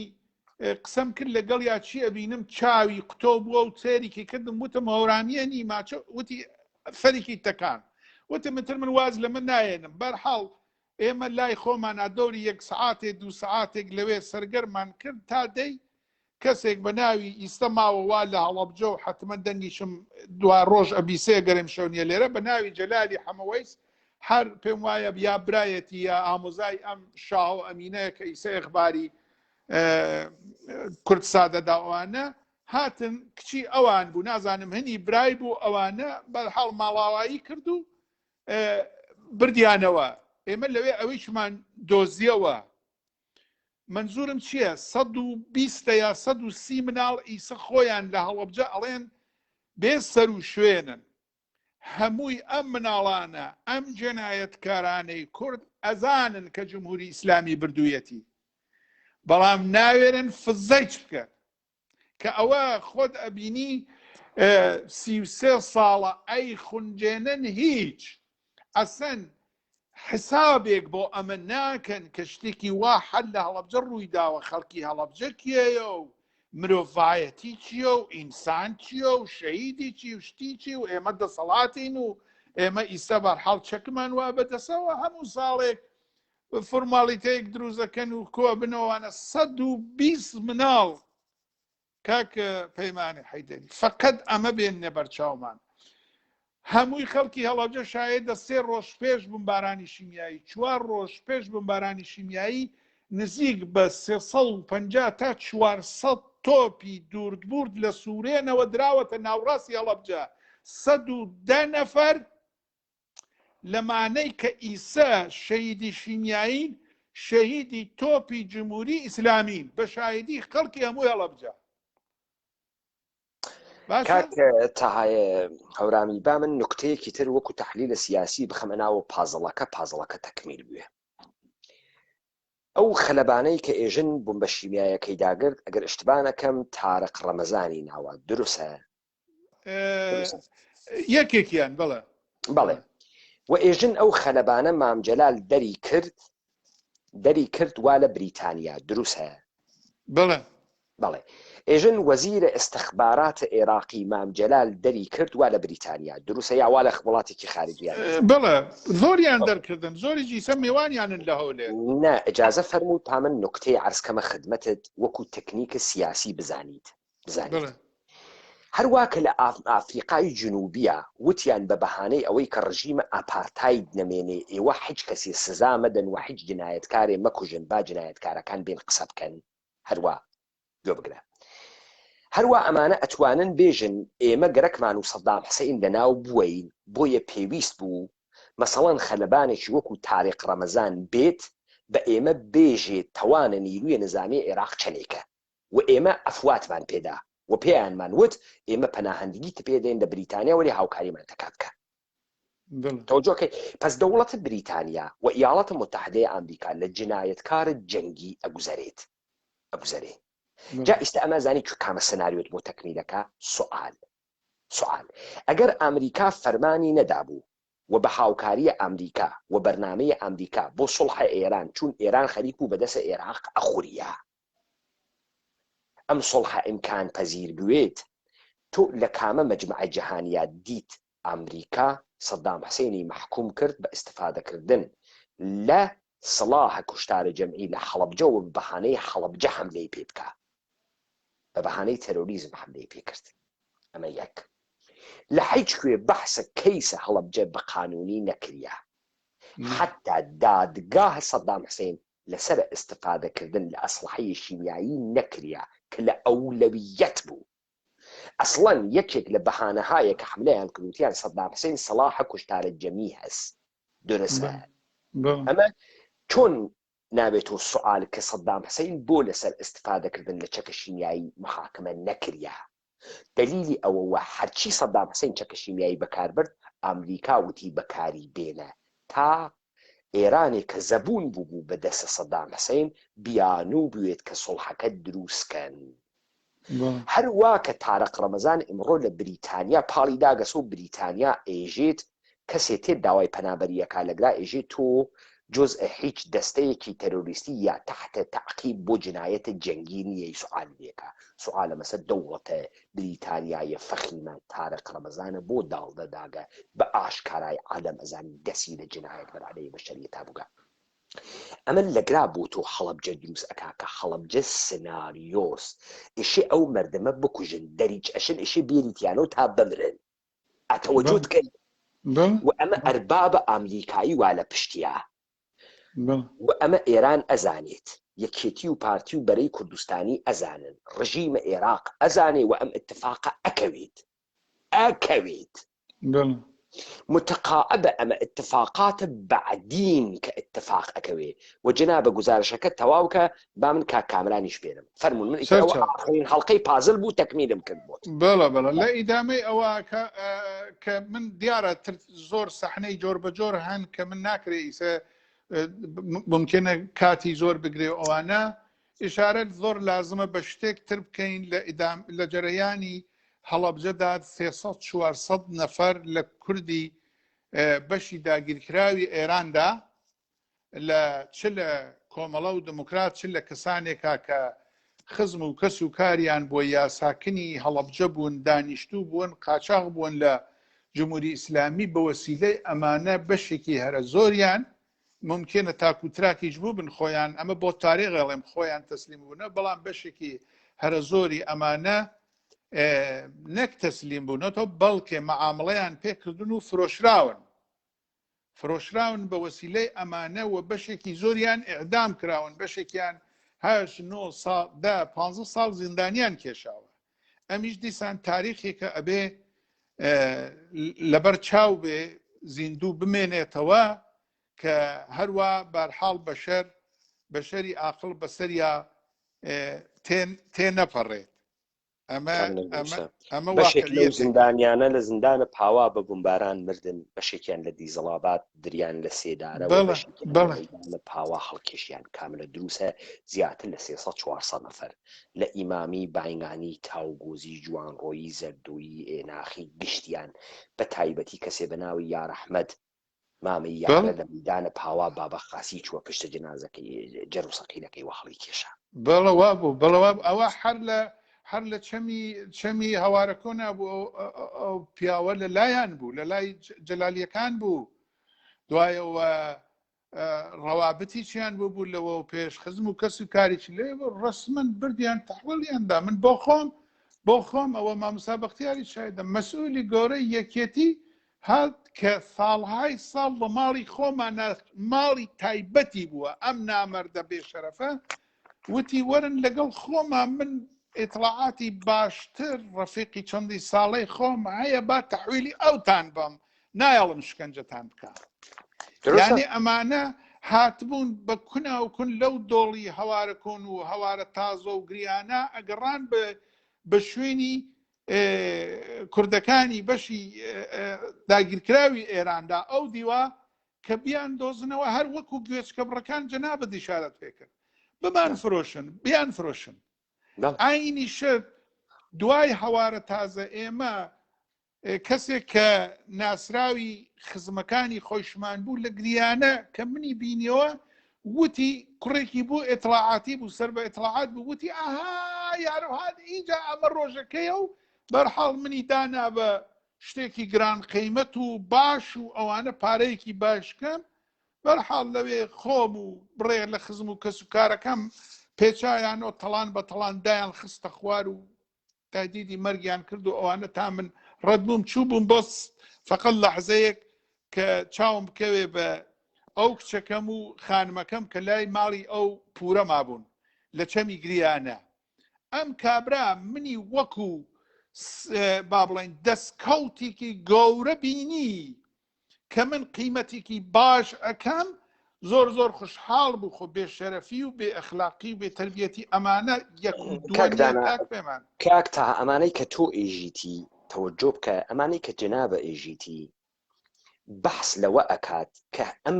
ئەمانەی کە پێی ئێژن هێزە پێشمەرگە دەرئەنجامە ئەوەی کە بە ئەخلاق بەشەریان بەری خواردگە کە داگیرکرد بێتە سەرزەمینە ئێمە ئەحیانەن خاکمان بووە و ئەحیانەن تەجاوز و ژنەکانمان بکات دەستیان بردوێ بۆ چەکە شەرەف ئەمە نەوگە ئەمانە ئەخلاق سەرزەمینە کوردەوار ئینسانە کوردی و ناموسە کوردی پاڵی پێوە نەنیاگن دەست بنێن و ئەسڵحە ئەمانە چتی تر پاڵی پێوە نیاگن کلی و دووە خۆیان تەجاوز ئەکەن و کەنیشکە کورد تەجاوز ئەکەن وە جنازەی کەوتگە ڕۆڵەی کورد لەن تو ئیشی دانیشی لەم موسیبەتە بە قەوڵە ژاپۆنیەکان هاراگیریکەی خۆت بکوژی کاورە دائەنیشێت بزانە تۆ لەو بوحبوحەی شەڕە جنازەی شیمیایی بووک حاڵی بووی یا ئینسانێک کە کەوتوێتە بەرە شیمیایی یا لە دەستە شیمیاییە دەرچوویێ تۆ شەهوەتت بوێ بتوانی تەجاوز بەمە بکەی تۆ حەیوانی تۆ نێرەکەری تۆ بەشەری تۆخمە زۆڵ حتا ئەگەرەمە دوژمن وایە چۆن توانیت بە ئینسانێک کە ئاوا مەرگەسات بەسەریا هاتکە ژەڵە ژیاگە تۆ چۆن ئەم شەهوەتە لێ ڕاست بوو تۆ چۆن لێت ڕاست بوو تەوەجۆکەی لە گراسە تۆ گەرەکتە ئەمە بیژیت ئەمانە ئەخلاق کوردایەتی هیچ وەخپاڵی پێوە نەنیاگن ئەمانە مشتی جنایەتکار وگن جنایەتکارێک وگن کە ئەجیر کریاگن سنریاگن بۆ جنایەت کارە جنایەتکارانەی خۆیان پەرفەکت ئەنجام داکەن کاک پێمان عەزیز ئەو سەحنە بێنە بەرچاوت 3 ڕۆژ پێش بۆمباران شیمیایی بەخۆی و مەسئولی قەرارگای ڕەمەزانیە و دەیان جاژمەرگەی کە لەگەڵ یا بووێن بە 3 ڕۆژ بە شەو و لەیل و نەهار و ڕیسی قەرارگای ڕەمەزان لە ماڵی ڕەشە عەزیز کە هەمووی هەڵەبجە ئەیناسێت یەکێک لە سەرمایەدارەکانی هەڵەبجەیە لەوێ بوون، خزمەتیان کردوون، خواردنیان بۆ دروستکردون، حەمامیان بۆ کردوون، وەک لە کاخات پاڵیان داوەتەوە. تەسەوری ئەمە بکە کە جەرەیانی هەڵەبجە ئەقومێ ژن و مناڵەکان یان ژن و مناڵی ئەم ماڵە لەگەڵ ئەو 3 کوڕەیە کە ئیسە سەرنگومن، ئیسەیش معلوم نییە لەکوێن، ئەیان هێنە پشتی عەنەبی کۆن لەوێ ڕەهایان ئەکەن، ئەڵێن ئێوە ئیستە ئیتر بەهارە و سەرمایە پێویستان ئێوە دەوڵەمەندن، خواردنی زۆرتان هەیە لە ماڵا و لێف و دۆشک و ئەمانە با بڕۆین بیانهێنینەوە. 3 کوڕەکە دێنن، ئەم 3 کوڕەی ڕەشە عەزیز بەو جۆرەی کە هەمووی هەڵەبجەی شایدە ممکنە بەقەدەر بانگەکە ئاڵتون و پارەیان پێبووە، ئەیێنن لەو دەشتی ئەنەبا دیسان ئەوانی زۆر ناجەوان مەردانە دوای ئەم 3 ڕۆژە کە خزمەتیان کردووەن، پەزیراییان لێ کردووەن، هەمووی پوڵێک کە ڕێبوار و ئەوان لە ناو سەیارەکە جاسازیان کردووە، ئاڵتونەکە جاسازیان کردووە، لە دواوە معلوم نییە ئیتر زیندە بەچاڵیان کردوون، لە دواوە سەلیەیان لێکردن، لەوێ سیارەکە بەجێ ئەمێنێ و ئەم 3 نەفەرە دایک و خۆشک و پیرەژن و ئەوانە لە بیابانێکی پشتی عەنەبەوە لەو نیوە شەوەی وەحشەتناکە نظامیا ڕەها ئەکەن بە خاتری ئەمە فەقەت ئەم 3 کوڕە جیا بکەنەوە و سەروەت و سامانەکەیان تاڵان بکەن. ئەمە 1 نەفەر لەمانەی کە ئەمەی کردووە حتا پازدارەکەیج نەبووە ئاغاگیان. ئەمە هەر ئەم جەماعەتە مەسئولانەی بەناو کورد کە مەسئولیەتیان پێدراوە و هاتووەن لە هەڵەبجات شتێکی ئاوا بخولقێنن، ئەمە یەکێک لەو جرم و جەنایەتەیانە کە کردویانە و ئەمڕۆ هەر ئەمانە قسەکە تەنیا سەر شەوکەتی حاجی مرشید ناگەڕێتەوە، هەر ئەمانە گەورەترین قودرەتی هەڵەبجەن ئاغاگیان. کاکتەها با من نوکتەیەک بێژم لە جەرائمی سازماندەهی کریاگە ئاوا فەرد مهم نییە، موجودیەتە یەکێتیە نیشتمانی، موجودیەتە پارتیە دموکراتە کوردستانە عێراق، حزب سوسیالیست، موجودیەتە ئەحزاب ئیسلامگەرا، بەم جنایەتە بەسیاگە و ئەم جنایەتە بەم حیزبانە و بە ئەم سازمانانە و بە ئەم ساختارانە کریاگە. ئەم ساختارانە بۆ ئەمە دروست کریاگەن، نە فڵانە فەرد، نە فڵانە کەس، نەفڵانە چت، لەگرا ئەفراد مهم نیەن پیاوی خاسیشیانتیا و کوڕە خراویشیانتیا و ئەمە ئەوە ناخوا تۆ بەحسەکەی یەکێتیە نیشتمانی پارتە دموکرات، پارتە زەردەکەمان، پارتە سەوزەکەمان، پارتیمان بەحسەکەی پارتیتان دەسی وا لە ناوە ئەم جنایەتە بەم جنایەتە لە دایک بووگە، یەکێتیتان بەم جنایەتە لە دایک بووگە و بە ئەم جنایەتە ئەڕوا. ئەفراد دانە بەدارە سزا ئەدرێن وەلی ساختارەکە بۆ ئەمە دروست کریاگە و خودە ساختارەکەیش ئیشە لە سێدانە بدرێ. کرد ئالەگرا ئەمە نییە بڕێن فقط ئەفراد بدۆزینەوە بە تەنهایی، ئەساسە ئەمانە لەسەر ئەمە دروست کریاگەن. دەست خۆش بێ کاکتەها، مەمنونم. من ئەمشەو نەمگەرە و زامت بکۆرێنمەوە ئیتر دووبارە فرمێسکەکانە بوێنم بت بە من مەرگە عەزیزەکانت، وەلێ ئەمە دا ئەنین بۆ شەوانێکی تر کە تۆ قووەتە قەلبێکی زیاتر بگریت و تێن وردە وردەتێنە سەر ئەم داستانەوە ئێمە لە زەوایای جۆرا و جۆرە و تاخیریەکەین. کاکامەرانە هەڵەبجەی ئەگەر مەوجودی کاکامەران هەر ئێستا داوای کامێرا بکە چون من کاکتاها بخەمە لە لایڤەکەەوە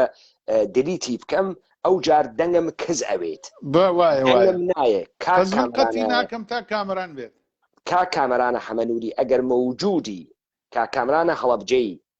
ئەگەر دەنگم ئەبیسی لطفەن داوای کامەرا بکە تا من کاکتاها دلیت کەم لە ناوی دیبەیتەکە. پێم وابێ کامەران لەوانەیە بەحسەکەی ئێمە بە درێژا کێشابێتی شتێکی تریش بێژم من خەریکە چارجە مۆبایلەکەم تەواو ئەوێ ئەمە نۆتەنە من بە قوڵە خۆیان سەماعەوە نازانم چییە هەنسفریەوە خەریکم قساکەم ئەم نۆتێنانە ئەو جێگە وا شارژ ئەوەوە هەنسفریش ئەڕواتە ئەوێ دەرنەتیجە ئەگەر ئەم شەو دیبەیتەکەمان تەواو بوو من نەت ناردووە کاکە کامەران نەت ناردووە نەهاتووە بۆ من بەڵێ یەک دقیقە با من بەڵێ ئجازە بدە وەک شتێ هەناردکتە ئجازە بە کاک تا شەوت شات مەمنون دەستت خۆش بێ شەوت شات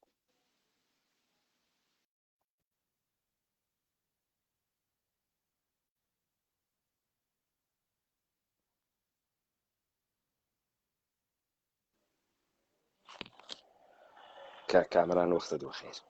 کاک پەیمانگیان شەوگارتان بەخێر دەست و چاوتان خۆش بێ بۆ جەناب وەکو بەڕێوبەری ئەو دیبەیتەوە ئەو تحقیقە کە ئەیکەی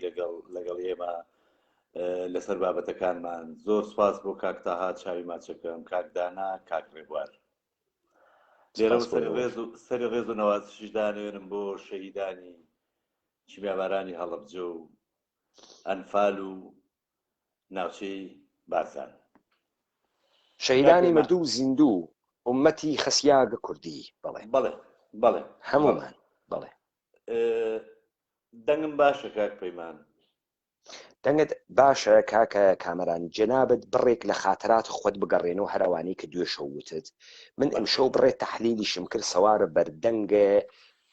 دارای ئیبراهیم حاجی ئیبراهیمە چەرمەگا و سەوارە بەردەنگە حمەی حاجی مەحموود تحلیلەکانە گوێ لێ بوو جا ئیستە جەنابیشت شاهدە عینی زۆر مهمە بزانە کاک کامەران هەڵەبجەی جەنابە 22 ساڵ توگە پێشمەرگەوی 22 ساڵ ئینسانە ناباڵغە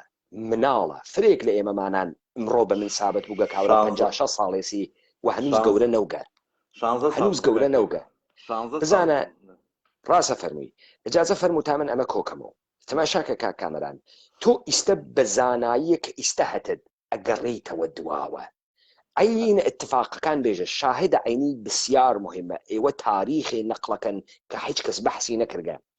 ئەم تاریخە وا حکوومەتەکان ئەینووسن تاریخت دەسەڵاتە کەس تاریخە قوربانیان تاریخ مردم بەحس ناکە چی بەسەرهات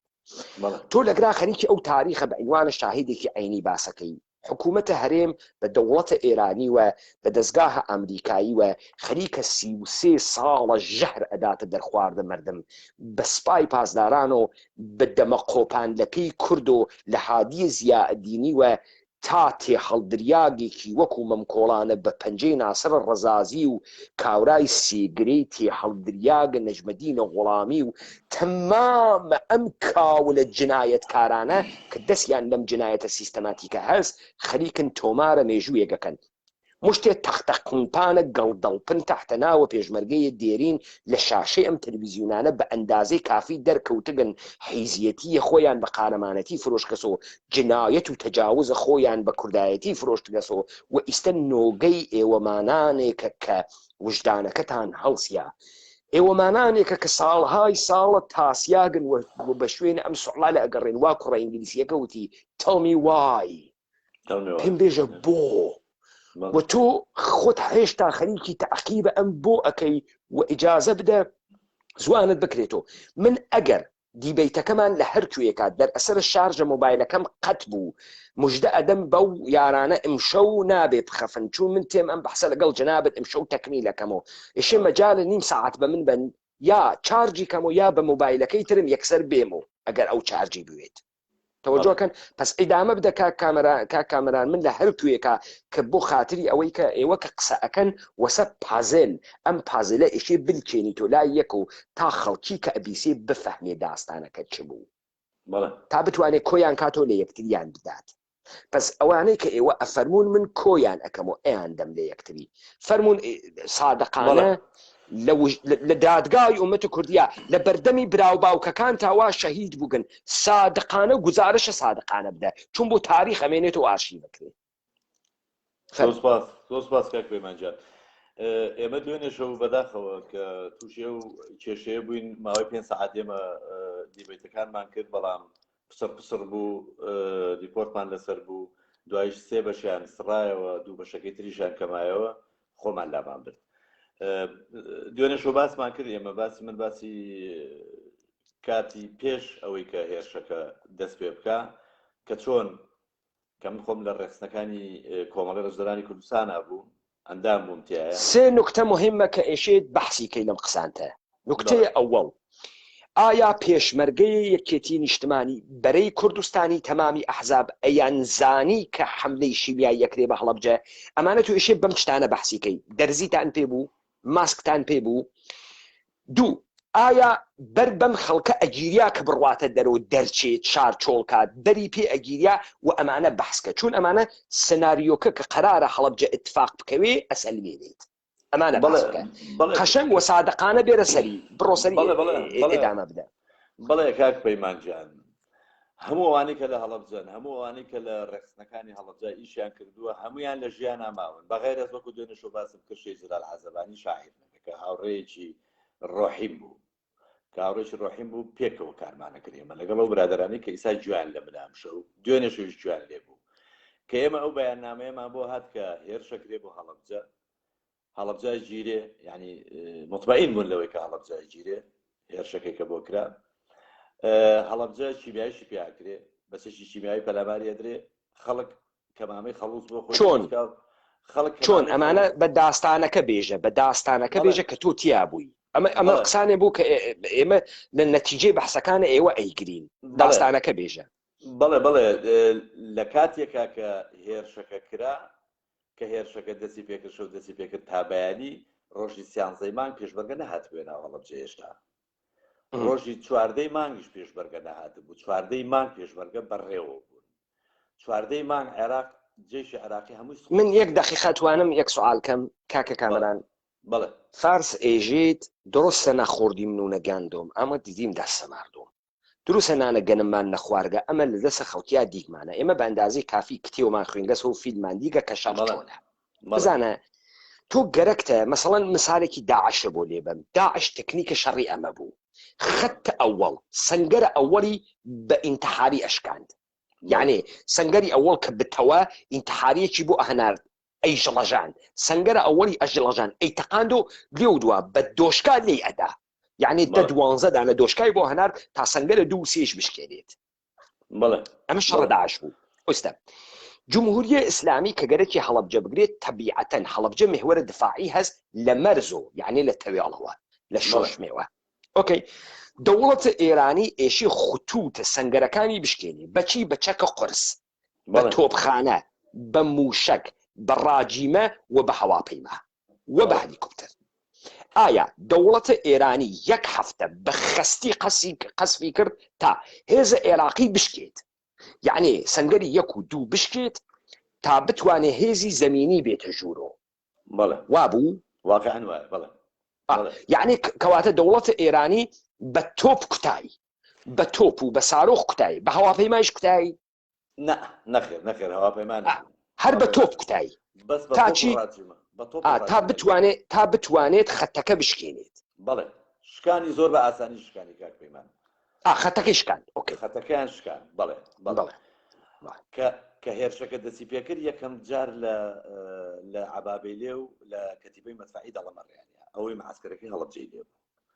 معسکەری هەڵەبجە کەتیبەیەکی مەدفەعی هەبوو تۆپخانەکانیان لە دەڵەمەڕ بوو لە لادەی دەڵەمەڕ لەسەر و هەڵەبجەوە لەوێ بە خەستی تۆپبارانیان لە سەعات 1:30 تا 7 بەیانی کرد ئیتر حەچی لە سەربازی عێراقی لەو کەتیبەی مەدفەعیا بۆ لە ڕەبایەکان نبوو هەمویان هەڵهاتن ناو هەڵەبجەوە کۆڵانەکانی هەڵەبجە هەمووی عەسکەری عێراقی بوو بە بێچەک ڕایان کرد بوو. پرسیارێکی ترتوانم لێت بکەم بەڵێ دەوڵەتە عێراقی من خەڵکە کرماشانم بەڵێ تەمامە تەمەنە مناڵیم لە ڕاکەڕاقی کرماشان بووین هەفتە نەبوو دەوڵەتە عێراقی بە میگ و بە میراژ نەدا لە کرماشان بەڵێ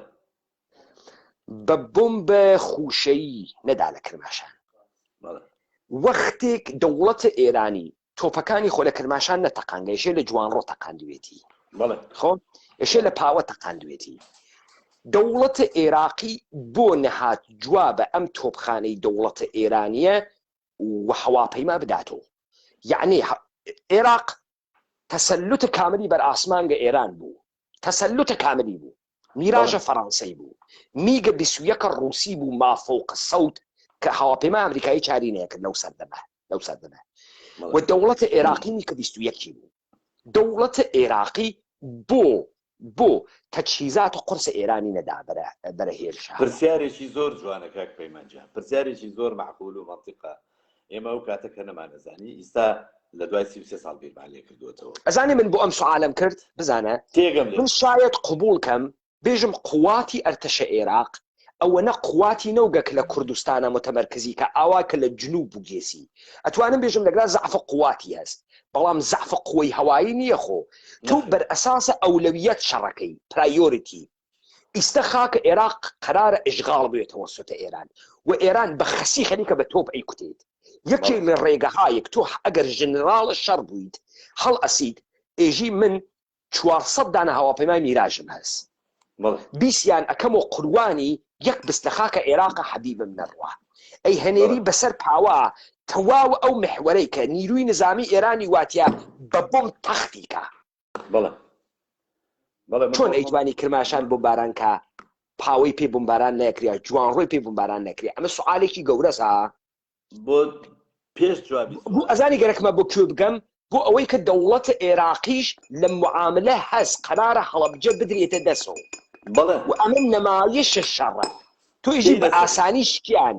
تێگەی بەڵێ تێنەسەری ئەی بوو بە ئاسانی نەشکیان بەغا بگرن. یەک دانە هەواپەیمای ئێرانی یەک بۆمی بەسەر بەغادا نەخست، نەیتوانی خطوط دفاع هەوایی عێراق بشکێنێت، نەیتوانی. بۆ ئەوەی کە بۆ تەزدیقی کەلامی جەناب بابزانی ئێران معزەرەت مەس بابزانی ئێران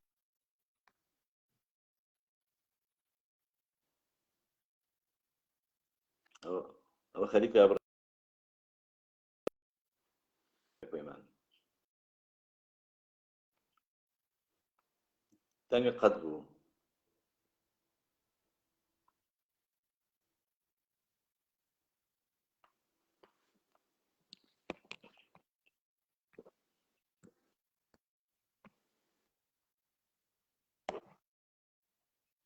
کامران دەنگم تێت دەنگ ئەی بڕێ کاک پەیمان دەنگ قەتە بێ ئەوە ئەبڕێ ڕسمە ئێستا خاسە لێتە بەڵام ئێستا باشە ئاها بزانە من هەر خەریکم بە ئێوە ئێژم شەڕ چی شکلیە. ئێران F16 بوو، F14 بوو، F4شی بوو، جەنگەندە شکاری بوو، هەواپەیما مەڕەنزە ئەمریکایی بوو، ئاخرین قودرەتی بوو ئێران وەێ نەیتوانی ئاسمانگە بەغا بشکێنی، نەیکرد بەڵێ نەیتوانی. عێراق کرماشانی وێران کرد. ڕۆژێکە من خۆم لەگەڵ براکەم و کاک مەحموود پورم میسالە هەڵەبجێ پێکەوە بووین لە ناو کرماشانە کە 3-4 هەواپەیما عێراقی هاتن کرماشانیان کرد بازانی چی سەر ئەو جادەی کرماشانە حەچی بەشەرێ لەسەر جادا بوو کەسیتیان ئەمە بەس ئێمە لەسەر جادەکەما بلێبەرە نەمانەزانانی ڕاکەین بۆ چۆ لەسەر جادەکەماینەوە ئەوە کرماشان. کاک پەیمانجان بۆ قسەی جەناب بۆ تەسدیقی قسەی جەناب کە پرسیارێکی زۆر گرنگە. جێشی عێراقی ڕۆژی 12 لەسەر 13 شەوەکەی کە من باسم کرد کە لە ماڵی برادێک بووین بۆ بەیانی تا ساعت 7 بەیانی من و شەی جەلال هاتینە دەرەوە لە هەڵەبجە لە جادەی قەسابخانەکەی هەڵەبجەوە لای ماڵی ڕەشەی ڕەسوڵەوە حتا داخلی هەڵەبجە بەرەو عەسکەرەکە بە سەدان ئیڤای عەسکەری پڕ لە عەسکەر بوون هاتن بۆ هەڵەبجە بۆ بەیانی شەوی هێرشەکە. ئەو هەموو عەسکەرەی کە هاتن بۆ هەڵەبجە بە تەنگ هاتنەوەی عەسکەر و قواتی عێراقی لە هەڵەبجە یەک فیشێکیان نەتەقان، هەر هەمویان ڕایان کرد. لەبەرچی لەبەرەوەی کەتیبەی مەدفەعی عەنەب، دەڵەمەڕ، شاخی عەبابەیلێ، شنروێ، سازان هەموو سەربازەکانی هەڵهاتبوون ڕایان کردبوو. ئەمەنە بە خەسی بۆمبابارانیان کردن، یعنی شەو تا بەیانی بۆمباباران کردن. هەر ئەو شەوەی هەتا بەیانی جێشی عێراقی ئەو حیزامە ئەو پشتێنەی عێراق لە بینی عێراق و ئێران شکانی بۆ بەیانی ڕۆژی 13 مان 2-3 کۆپتەر ئاهاتن هەروە بە درۆوە 2 تۆپیانەنا بە دەوری شاخی سازانەوە ئەگەڕانەوە نەئەهاتن تارەوەکوی جەنابتەڵی میکی نازانم F-16 چی هەیە و ئەمانە هیچ شتێک لەو بابەتە ناو ئێرانیش نەهات بە تارە قەسبی بکە هەر تۆپی پێوانە هەتا ڕۆژی چواردەی مانگ پێشمەرگە هاتن لە پێش جێشی ئێران و پازارەکانەوە کە پێشمەرگە هاتن ئیتر لە ناو هەڵەبجا هەچی ئەسکەری تیا بوو ڕایان کرد خەڵک یارمەتیان ئەیان و بڕۆن بەرەو دەرەوەی هەڵەبجە لە حەریقەکەی هەڵەبجەوە بۆ دەوری دووجێلە بۆ ناحیە سیروان ئەسکەر داما و بەپێ بەو ناوە بەپێ پەتی و بەبێ چەک ڕایانە کرد ئەوانە هەمویان کوژران ئەوەی کوژرا ئەوەیشی ئەسیر کرا لەبەرەوەی پێشمەرگە لە پشتیان لێگرتن لە زادەی زەڵمەوە هەمویان گیران و ئەوەی خۆی حتا خۆیان دا بەدەم ئاوی سیروانەوە نیوەیان لەوێ خنکان کۆمەڵە جاش لەو ناو ئەو ئاوی سیروان ناخنکان چونکە هیچ شتێکیان بەدەستەوە نەبوو ڕێگە پردی زەڵم ڕووخا بوو نانەتوانی دەرچن مەجبور خۆیان دا بەدەم ئاوە مەسەلەیەکێ لە مستەشارەکانی هەڵەبجە هەموو برادەرانی خەڵکی هەڵەبجە ناسن مەبەستم چیە ناوی نابم نەما فەوتی کرد لە ناو ئاوەکە بە خۆی و جانتا و سیلاحی و خۆیان دەم ئاوەکە و خنکا باشە کە پێشمەرگە هاتنە ناو هەڵەبجە من دەرچوو بووم لە هەڵەبجە من هەڵەبجەم بەجێهێشت بەس ماڵی باوکم و برا و خوشکم هەمووی لێ بوون ئەوە تا ئێستا خوشکە گەورەکەم لێرە لە ماڵی ئەوە دانیشتوم ئەوە یەکێکە لە شایەت حاڵەکانی هەڵەبجە کە چۆن کیمیاوی لە خۆشی و لە مناڵەکانیش و لە مامیشمیدا بوو پێشمەرگەکە هاتبوو لە ناو هەڵەبجە چوو بنە ناو ماڵەکانەوە تر بۆ لای خەڵک خەڵکیشی تر دڵی خۆشە کە پێشمەرگە هاتووە ناو هەڵەبجە و ئەوە ئێران پێشمەرگە لە پێش پازارەکانی هاتووە و پێشوازیان لێکراوە ئەمەی کە ئاڵێن خەڵکی هەڵەبجە بەگو و پێشوازیان لێکردو درۆیە چونکە خەڵکەکە ساکا بوو خەڵکەکە تووشی شۆک بوون کە پێشمەرگەیان بینی هەتا لە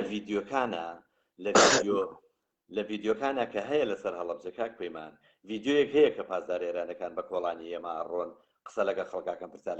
لەگە خەڵکاکەن نەزبەندی وەڵامی گۆرانیەکی لەسەر مۆنتاژ کردووە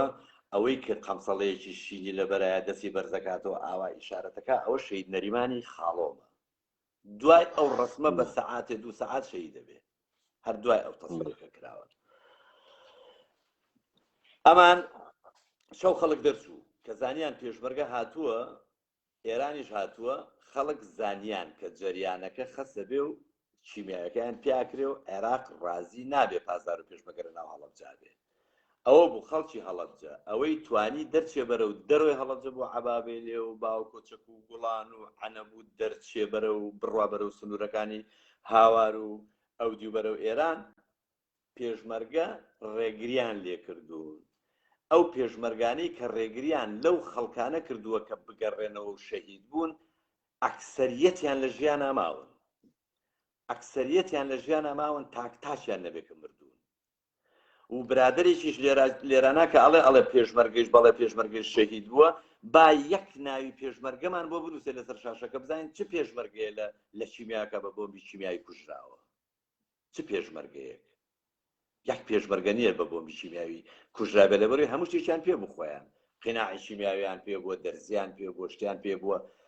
ئەوەی کە من بیستومە وەک ڕواەتێکی خەیاڵیە نازانم تا چ ڕادەیەک ڕاستە پێشمەرگەیەکی یەکێتی ناوی مەلاعەلی بووە قیناعەکەی لە سەری خۆی داکەندووە بیکاتە سەری مناڵە شەهید بوون بەیەکەوە ئەمە نازانم تا چەندێ ڕاستە ئیمکانی هەیە پیاگێ بە وجدانی شیانتیا بووێ دەم کارێک پێشمەرگەیە کە ناوی مەلاعەلی بووە پێشمەرگە یەکێتی بووە ناوی مەلاعەلی بووە خەڵکی مەنتیقەی هەڵەبجەش نەبووە یعنی خەڵکی دەرەوەی هەڵەبجە بووە دوای ئەوەی کە خەڵکەکەیان گەڕانەوە بۆ ڕۆژی 16 مان سەعات 11:35 بەیانی کە ئیتر کۆپتەرەکانیان و تارێت 25 تاری میکی عێراقیەت قەسفی بە خەسی ئەکا بۆ ئەوەی هەچی شوشە هەیە بشکێ هەچی ژێرزەمین هەیە بڕوخێ کەس دەرنەچێ ئەوان بۆ ئەوە قەسفی هەڵەبجەیان نەکردووە کە بە قەولی خوانەڵێن 5,000 کەس شەهید بووە 5,000 کەس شەهید ببێ ئەوان ویستیان هەڵەبجە لە خەریتا بسڕنەوە بەرنامەکەیان ئەوە بووە کە هەڵەبجە و خەڵکی هەڵەبجە لەسەر نەخشەی عێراق بسڕن ئەم جۆرە قسەکردنە دروست نییە بۆ دروست نییە سەرکە ئاماژەکان ئاوا بە ئێمە نایژن قەرارە هەڵەبجە شەهید بکرێ سوال ئەمەسە بۆ ئێشێ هەڵەبجە شەهید بکرێ بزانە ئەگەر با من ئەم جوابە بدەمەوە جنابەت و خەڵک ئەگەر مەوزوع ئەمەسە کە ئەمە خاکە عێراقە حەبیبە و دەوڵەتە عێراقی بستێ لە خاکە عێراقە حەبیب نادا دەوڵەتە عێراقی نەمەشیایە دفاع خاکە خۆی لە شارە هەڵەبجە بکردایە مەشیایە لە دەرەوەی خاکە خۆی لە سنوورە ئێران بکردایە یعنی چی؟ یعنی مەشیایە ئەو تۆپەی وا جنابە ئێژی بە خەسی ئەی کوتا بە میگە 21 مافەوقە سەوتەکانی کە من معلوماتێکی باشم هەست لەسەر هەڵەپەیمای عێراقی و تەوانە هێزە هەوای عێراقی مەشیایە ئێرانی دوودانە تۆپ و دەدانە تۆپ و بیخەساندایە کە نەیکرد تا ئەگرا نەیکرد تەوەجۆکەی ئەسکەرەکانیشی عیدەیە دەرچوون و عیدەی گیران و مهم نییە لەگرا ئیتمینانێ مەوجودە بۆ سەدام حسین ئێران لە هەڵەبجە ئەولاتر نایێت قرارە تا هەڵەبجە بێت و لە هەڵەبجە سناریۆیە اتفاق بکەفێ سناریۆی قرارە اتفاق بکەفێ تەوەجۆت کرد نە هەڵەبجە لەسەر نەقشەی جوغرافی پاکەنەوە هەڵەبجە بەشت تەبلیغیەکی هەست ئەم هەڵەبجە کارکردی هەست ئەتوانێ شەڕ بوێسێنێ شەڕ گەیی گەسە ئاستێک کە ئیتر ئێمە داگمانە لە جنون دەستمان ئەڕوا بەرەو ئەوەی کە یەکتری نابودکەی بۆ ئەمەی کە مردمەکەی خۆمان بەم قەناعەتە بگا مردمەکەی دوژمنیش بەم قەناعەتە بگا و جەهانیش ئەمە بوێنێت ئێمە ئێشی جێگەیەکەینە قوربانی وەکو کەڵەشێرە قوروانی تۆ ئیستا جەنابە بۆ پیشاندان کە ڕەفسنجانی خۆی قسەیەکە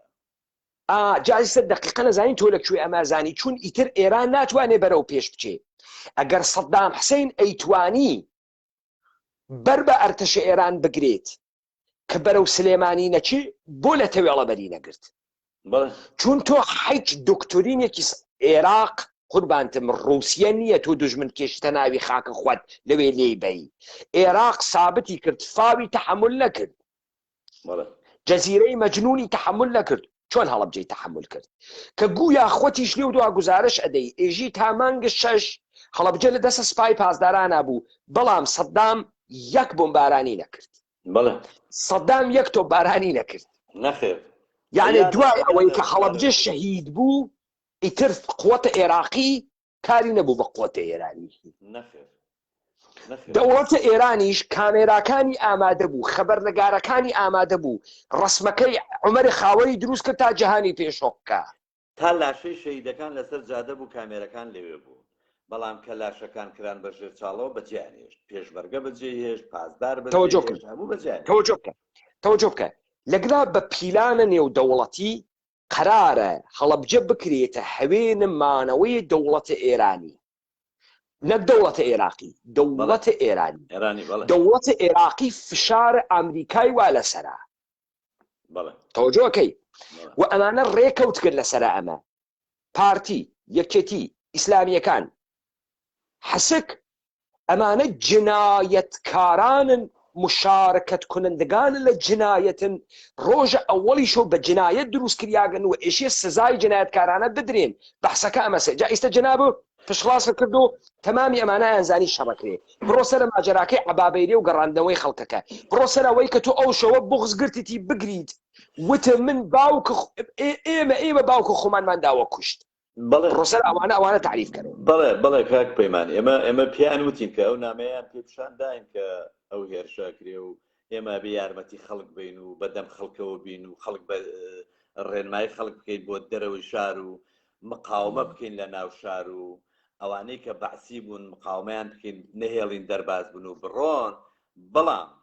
هەر خەڵکی خودی هەڵەبجە خۆی هەیە هەر خەڵکی خودی هەڵەبجە خۆی هەیە کە نەجاش بوون نە لەگەڵ حکومەتا بوون کەس نێزانی ئەمانە بۆ ئەم کاریان کرد ماڵی قامیان خستە ناو سیارەی خۆیان و دەریان کردن ماڵی بەعسیەکانیان خستە ناو سیارەوە دەریان کردن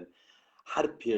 پێشمەرگە مدیری ئەمنی هەڵەبجەیان دەرکردووە یعنی ئەم شتانە هەموو خەڵکی هەڵەبجەی زانێ منێ کە تەمەنم 22 ساڵ بۆ و کاتە زانیومە کابرا کە تەمەنی 50 ساڵ بۆ لە من باشتر زانیوێتی لە عەبابەیلیان نەک هەر خەڵک ئەوانەی کە خەڵکەکانیان گەڕانەوە بۆ کەی بوو چ ڕۆژێک بوو عەبابەیلێ چ ڕۆژێک بوو ئەو شەوەی کە پێشمەرگە هاتون شەوی 14 لەسەر 15 چواردە لەسەر 15 خەڵک دەرچوو بۆ عەبابەی لێ خەڵک هەڵەبجێ بەجێشت بوو گەڕانە بوونیانەوە جنا خەڵک بەو دەرەجەیە خەڵک ناکوژرا خەڵک هەیە کە نەیویستووە بڕواوەکو باوکی من وەکو کاعمەری دادەخاوەر کە شەید بوو ئەمانە خۆیان نەیانویست بڕۆن بەس خەڵکێکی زۆر هەیە کە دەرچوون لە هەڵەبجە گەڕانونیانەتەوە مابەینی ئەو خەڵکە ئەشرافانی هەڵەبجە کاک تۆفیقی ڕەحمەتی مدیری داری کارەبای هەڵەبجەیە کاک تۆفیقی مدیری داری کارەبای هەڵەبجە بە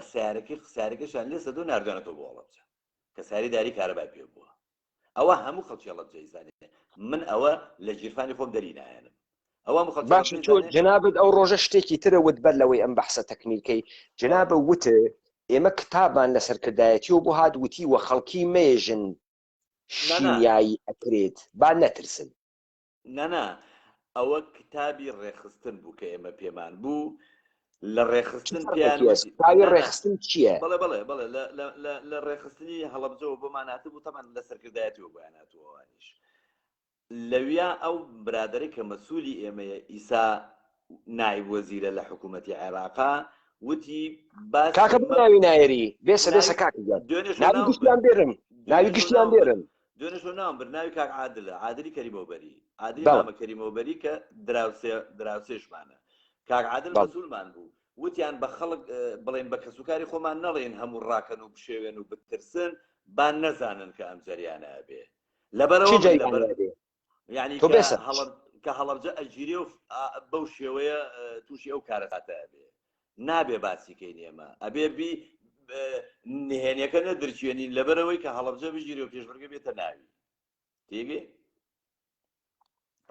لە لەماڵی خۆمانەژن ئەگیرێ کەس یەک کەس نییە کە بە خەڵکی وتی بێ هەڵەبجە وای لێ ئەگیرێت تەنیا بۆ مێژوو کاک پەیمان ئەمە من بۆ مێژوو ئەیڵێم لە هەموو حیزبە کوردستانیەکانە بە یەکێتی بە پارتی بە حیزبی سۆسیالیست بە بزوتنەوەی ئیسلامی ئەم چوارە تاوانباری سەرچین پشتی شێریش بەر یەکێتیەکەوێ ئەوانیش تاوانبارن لەگەڵێرە بەڵام پشتی شێر بەر یەکێتیەکەوێ تاکە حیزبێک کە لەو دەڤەرا لەو منتیقەی ئێمە بەشداری ئەو فاجعەی نەکرد و نەچووە بن ڕکێفی حکوومەتی جمهوری ئیسلامی ئێرانی حیزبی شوێی عێراقیە پێشمەرگەکانی حیزبی شوێی عێراقی لە مۆردین بوون مەقڕەکانیان لەگە مەقڕەکانی یەکێتا لە مۆردین بوون یەکێتی دەریان کردن ئەوەی کە ڕەنگ بێ لەم ژوورا بێ پێشمەرگەی تایە کە من باش ئەیناسم کە ئەو شەوە پێشمەرگە بووە لە مۆردین دەریان کردن هاتنە ناو هەڵەبجە ئەوان بە خەڵکیان وتبوو بە کەسوکاری خوانیان وتبوو دەرچن هێرشێکی گەورە بەڕێوەیە دەرچن چونکە پێشەوەی هێرشەکە بکرێ ئێران زەختی لێ کردبوون حیزبی شوعیش نەچوونە ژێر ئەو بارەوە کە لەو فاجعەیە بەشدار بن چونکە ئەیانزانی کە لە سەریانەکەوێت دوایی و فعلا بەشداریان نەکرد هاتن ئینسیحابیان کرد بەرەو قەرەداغ ڕۆشتن لە قەرەداغ لە ئەنفالەکانی قەرەداغ زۆربەیشیان شەهید بوون زۆربەیان لە شەڕەکانی قەرەداغ ئەوانی کیمیاوی لیان زۆربەیان شەهید بوون یەکێ لە شەهیدەکانیان شەهید شوانەی حەمەقوتووی گۆرانی بێژە لە مانگی 4 ساڵی 1970 شەهید بوو ئەمە حیزبی شوعی بەم شێوەیە هاتن بە خەڵکیان وت بە کەسوکاری خۆیانیان وتبوو کە هێرشێک بەڕێوەیە هەڵەبجە گیرێ وەزعتان خراپ ببێ بڕۆن بۆیە منیش بۆ دوێنێشۆ کە باسم کرد نەماوە ئیسا لە دیبێتێکی دوێنێشۆ باسم کرد وتم من لەگەڵ شەید جەلالەکە هاتین ڕۆشتینە بەردرگای ماڵی خۆمان من بە باوکم و شەید عومەری خاوەر و مامۆستا مەلا کەریم هەرسێکیان لە کۆڵانی خۆمانە شەید بوون هەرسێکیان لە بەردرگای ماڵی ئێمە بوون وتم باوکە گیان مناڵەکان بەرن و بڕۆن کا عومەر تۆ تۆپێکە تەقی نۆکس هەیە لەگەڵ دوو کوڕی ئەوەی ساواکی کە لە باوەشایەتی دوانە بوون ناویان ئەحمەد و محەممەد وتم کاک عومەر گیان تۆ کە تۆپێکە تەقی جاران مناڵەکانتە بردەوە چوی بۆ گەرمیان بۆ باوە نورۆ ناوە بۆ ناڕۆن وتی کامەرانجان ئەگەر تۆ ئەترسی تۆ خۆ بڕۆ وتم کا عومەرجان من هەر خۆم بە تەنیا مناڵەکانیشم لێرەنی لە سلێمانی هەر خۆم بە تەنیا تەلاقم کەوت بێ هەڵەبجە تەختەکرێ مامۆستا مەلا کەریم وتی ئای من پێم نەوتی ژنم بۆ مارە کردی تەلاقی پێ نەخۆی شەید جەلال خۆڵی گرتم هێنامی ئەم لاوە وتی وازیان لێ بێنە با نەترسن با بڕۆین ئەو بۆ ئێمە ڕۆشتین کاک عادلمان بینی کاک عادلی مامە کەریمەوبەریمان بینی ڕۆشتین کاکدانامان بینی کە تۆبیاوی لەگە ڕەشی ئەوان ڕۆشتین بۆ لای کاکدانا من و شەید جەلال کاکدانامان بینی شەید جەلال پاکەتێکی سۆمەری پێ بوویای بە داناچگەری پێ نەبوو کاکداناشمان بەجێ هێشتین بۆ ماڵی کاکبەرزانی حاجی ئەولێ لێەوە سێری عەبابێلێمانە کرد دەبابەکانی عەبابێلێ هاتبوونە لای مەرقەدەکەی عەبابێلێەوە بە دووربین سێرمانەکردن لە ماڵی کاکبەرزانی حاجی ئەولێ کە ئەندامی پەرلەمانی پێشوو بوو دەبابەکان ئەسکەرە عێراقیەکان لەسەر دەبابەکان بەجێیان هێشت و ڕایانە کرد ینی دەبابەکانیان بەجێ هێشت و بەپێ ڕایانە کرد لەوێ هاتینەوە بۆ ماڵی خۆمان بۆ گەڕەشی خۆمان کە گەڕەشی خۆمان چووینە سەربانی ماڵی کاکەریم مام کەریمەوە بەری کاگوریای برا شێت محەممەد حاجی فەرز لەوێ بوو لە سەربان سەیری سازانیە کرد بە دووربین وتی وەڵا کاکە ئەوم تایارانەیەن ئەم کۆپتەرانەیەن خۆ مقاومە ناکەن و تۆپەکان کەیتەقێنن هێنێن بە بۆشۆ هەرێنێن بە شاخەکەی سازانەوە گەڕێنەوە پاسداری ئێرانی لە باوە کۆچەک و چاو گابوون ینی هاتبوو نەڕێ قراغی ئەڵەبجە ئەوان ئەیاندا لە پشتیان لە باش من پرسیارێکێ بکەم تەجهیزاتە دەوڵەتە ئێرانی بۆ حملەی هەڵەبجە چ بوو تانکی بوو ئێران تانکی هاوردوو چەند تانکی هاوردوو من تانکم نەبینی من حەچی ئەوەی کە بینیم ئەوەی بۆ تانکەکانی عێراق دەبابەکانی عێراق چەندانە بوون ئەوانەی کە تۆ بینیت هیچ نەبوون هەمووی 5-6 دەبابم لە ناو بازاڕە نەبینیم بەڵام لە عەبابێلێ ئەزانی بۆ ئەم قسانەکەی تانک لەشکرە مکانیزەس کاکەگیان تانک تۆ بە نەفەر ناتوانانی بیگری بە نەفەر ناتوانانی بیگری تۆ بۆ لێدانە تانک هەلیکۆپتەرە گەرەکەی هەلیکۆپتەر یا لێدایە بە موشەکە شێنی بدات تۆ لەگا ئەوێنی ئەرتەشە عێراق دەستورە ئینسەحابی هەست دەستوری هەست بگەڕێتەوە بەجێ بێڵێ بۆخشە ئەمەیە بێ مەسەرەوەی دەستوری ئینسیحابەکە ئەوەش بە بەڵگەوە بەڵێ آخر کاکە تۆ با یەک چت بزانی لە ئەرتەشێ وەکو ئەرتەشە عێراق و لە ئەرتەشەکانە دنیا تو دادگای نظامیت هەست فیلمێک دروست کریاگە ساڵە 1958 داگلاس کەرک دیابازیەکە بەناوە The Path of Glory The Path of Glory داستانە جەنگە جیهانیە ئەوڵە لەشکرە فەڕەنسەس کە ئیدەیە سەرانە ئەرتش لەشکرە فەڕەنسە محاکمە ئەکەن یعنی سەربازەکانیان محاکمەکەن وە سێیانیان هەروە ئەلەکی محکومەکەن و عێدامیانەکەن ئەمە داستانە ئەوەسە لە هەموو ئەرتەشێکی دنیا تۆ لە جبهەی شەڕ ئینسەحاب بکەیتەوە و شەڕ نەکەی ئەو کوژن دادگای نظامی بۆ دانێنەوە کوژن ئەسڵەن جەبانی جورمە لە ئەرتەشە و ئەتکوژن تۆ لە داستانە The Enemy Behind the Gate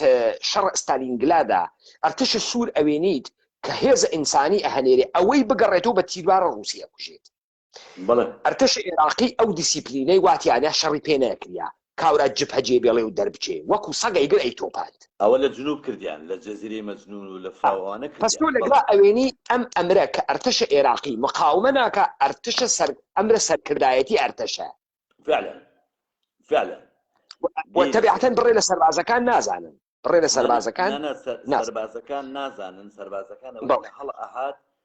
ئەمری پێ نەبووە تەقە بکە یەکە تۆ سەربازیش ئەمری پێ نەبێ و کەس پێ نەڵێ تەقە بکە هەروە هەڕەمەشی لە خۆیان شت ناکەن کە زانیان وا بووە تۆ بارانەکەش زۆر خەست بوو بە بێسیلا هاتبوونە ناو هەڵەبجە من خۆم لە گەڕەشی خۆمانە کاکە مسەفای برام ماوەی سا لە نەمسایە لە گەڕەشی خۆمانە پڕ بوو لە عەسکەر و زابتێکیشان لەگەڵا بوو وتیان لە کوێوە بڕۆین مسەفای برام وتی ئالێرەوە بڕۆنە بەرەو خوارەوە بەرەو دووجێلا ڕۆن بە پێر ڕۆشتن لە کۆڵانی ئێمەوە ئەو سەربازانە لەگەڵ ئەفسەرێکیان لەگەڵا بوو هاتبوونە ناو خەڵکەوە ینی نەیانزانی چی بکەن بەڵێ بۆ ئەوەی کە ئیتیفاق بووە لە بینی جێشی عێراق و ئێرانە کە مقاومە نەکەن و با من قسەکە پشڕاستکەمەوە سەدام حسێن لە ژێرە فشارە ئەمریکا بوو ئەو بابزانی لەبەرەوەی تەوجیه بوویت سەدام حسێنیشە سۆڵح بکە شاهدی ئەمە ئەوەسە کە ئەمریکا دەستی کرد بە سەدام حسێن ئختاری دام شەڕ ڕابوەسێنە سەدام حسێن هاتووە ناوە خاکە ئێران دووبارە تا ئابادان چوو بوو لە ئەواخرە شەڕەوە قدرەتێکی تەواوی گرتو سەدام حسێن میگە 21 سندوو تەجیزاتە جەدید ڕووسیا ئاوردوو ئەرتەشەکەی قدرەتمەند کردو ئێرانی شکاند ئێران شکیا ئەمریکا هات تەئاتری گێڕا دای لە سەکۆنەفتیەکانە ئێران دەرگیری کردەکە ناوچەکانە ئێرانە حەساوە کار بێتە دەسە سەدام حسێن کە ئەدەم لە تۆیش تۆ ئێشێ سەدام حسێنە نانەهاتە دەرێ سەدام حسێن ئەیوت ئەمڕۆز مەحران فەردا تەحران سەدام حسێنیان وادار کرد بەم کارە و بۆ خاتری ئەمەی کە تەوجیهە قادسیە و نەگرتنە ئێران و سەدام حسێن ئێشێ قبول کات و ئەمانە مەشیە هەڵەبجەیان دروست کردای لەذا سەدام حسێن مەجبور کریاگە بەم کارە تەوجه کرد تا دەگرا ئەقڵە سیاسیەکە بخوا بۆ ئەم کارەیانە کرد جوانم تەوجه کرد کاک بێمان بە شایەتی خەڵکیشی زۆر لە هەڵەبجە کاتێک کە جێشی پازداریەتە ناو بەرەو هەڵەبجەیان لە عەنەب ئەو شوێنەی کە خەڵکیشی زۆر کاکتا باسی کرد لە سەرکانیەکە 200 نەفەر شەهید بوون و خەڵک بە پێ بەسەریانە ڕۆژتۆمانە لەو جێگایە کۆپتەرێکی ئێرانی هاتووە لەو جێگایە کۆپتەرێکی ئێرانی هاتووە قاید فێرقەی هەڵەبجە یعنی قایدی هەموو ئەو منتیقەی هەڵەبجە بەخۆی و حیمایەکانی و سواری کۆپتەرەکەکەنەوەی بن بۆ ئێرە ئەمە ڕنگ بێ ئیسا زۆر لە خەڵکی هەڵەبجە بڵێ ئەمە مبالغەیە و ئەمە درۆیە و بەڵام مبالغە نێزانە بۆ تەجهیزاتە ئەرتەشە ئێران تەجهیزاتە ئەمریکایی بوو گدوا پێ مثلا هەلیکۆپتەرە شەڕکەرە ئێران کوبرا بوو هاوپەیمای تامکەتی بوو F-16 بوو ئێران بوو یەمانە وەلی ئەمریکا چەکی پێ نەیەدا بۆیە لە ماجرای ئێران گەیتا ئێران توانی بڕێ چەک لە ئەمریکا بسێنێ و لێو دووە بڕێ چەکی لە ئیسرائیل سەند ئیستا دەکەی دەرەکەوێت ئەوەی کە ئێران بەرتەری هەوایی نەبوو بە عێراق دلیلی ئەوە بوو هەواپەیماکانە ئێران چەکیان نەبوو لێو دووە چەکیان پێدان بەڵام عێراق سیستەمە دفاع میراژە فەڕەنسەی بوو سیستەمە دفاع میراژە فەڕەنسە ساڵە 91 کە ئەمریکا حەملەی کرد فەڕەنسە هات دەکاری خست ئەنا ئەمریکا نەیەتوانی حەملە بکاتە بەغا نەیەتوانی حەملە بکاتە عێراق چون دفاع ضد هەوایی میراژە فەڕەنسەی بوو من ئەزانم ئەم داستانم تاریخە ئەزانم لذا تۆ لەگرا یەکچت ئەوێنیت یەکچت هەڵەبجە ئێشێ بخولقێت بۆیە تۆ داستانەکەت ئێدامە بدە تا من حەد جوابە پرسیارەکان بەمەوە کە پرسیار لەسەر پرسیارێتە دەرەوە تۆ ڕازەکەی لەگرا کاورا کە کۆتکەسە گەمارەوە هەلیکۆپتەرە عادیە ئێرانی نە شەڕکەرە ئێرانی کە تۆ بە RPG توانی بخیتە خوارەوە بە دۆشکە ئەتوانی بخیتە خوارەوە بە ڕاحەتی تێتە ناوە خاکە عێراق ئەنیشێتەوە بەڵێ کاک پێ ڕۆژی چواردەی مانگ من بۆ خۆم لە ناو هەڵەبجا بووم چواردەی مانگ هەموو شتێ وەسا نە بۆمبا باران ما نە تۆپی تاکوترا ئەنابە هەڵەبجەوە هەموو شتێک وەسا خەڵک هەمووی هاتەوە دەرەوە حتا من بۆ خۆم لە ماڵی خۆمەوە چوون بۆ ماڵی باوکم هەمووی لەوانەیە بڵێم ڕێگای 5-6 دقیقە ڕێگایە بپێ ڕۆشتم بۆ ماڵی باوکم تەماشاکەم ناو بازاڕی هەڵەبجە عەرەبانەکان لە ناو لای مزگەوتی پاشا و منتیقەی سەوزە فرۆشەکان هاتوون بە عەرەبانەکان شتیانە فرۆشت یعنی خەڵک ئاسایی بوویەوە لەلایوتیان کورە بابە نەمانوت هیچ نییە هەر قەسفەکەی ئێرانە ئەوە چەند ساڵە هەرێکن تۆپە تەقێن و دوایی نامێنن و کورە بابە من مامی خۆم کە شەهید بووتی تۆ عاقڵی هەڵەبجە پێشمەرگە و پازار بتوانن بیگرن چۆن نەتوانن بیگرن وتم کاکە ئەجیرێ وتی ناتوانن بیگرن ئەزانی بۆ ئەم سوالەی کردگە ئەمانە هیچ وەخت فکر ناکەنەوە کە دەوڵەتە ناسیۆنالیستی عێراقی حزب شوعیە عێراقی حزب بەعسە عێراقی بەعسە ئشتراکی عێراقی بستێ لە خاکە عێراق ما بەدەست ئێرانەوە ئەو لەسەر 10 متر استفادەکردن لە ئەڵوەند ڕوودا حملەکە وەشەتۆن عەرەبا حملەکە ئیستا چۆن خاکە عێراقاتە دەسە ئێران لذا ئەمانە ئەزانن کە عێراق بەرتەریە نظامی هەوایی هەست عێراق لەشکرێکی مەکانیزەی تەیاری هەست و ئێران چاری ناکەوە نەیاڵێ بێتە ئەم دوو ئەوەی سەرە مەردم سوڕەمێنێ ئەماسی ئەمەسە لەشکری عێراق بۆ ئینسەحاب بکات لەشکری عێراق بۆ ئەشکێت و بۆ سەدام حسین ئیتر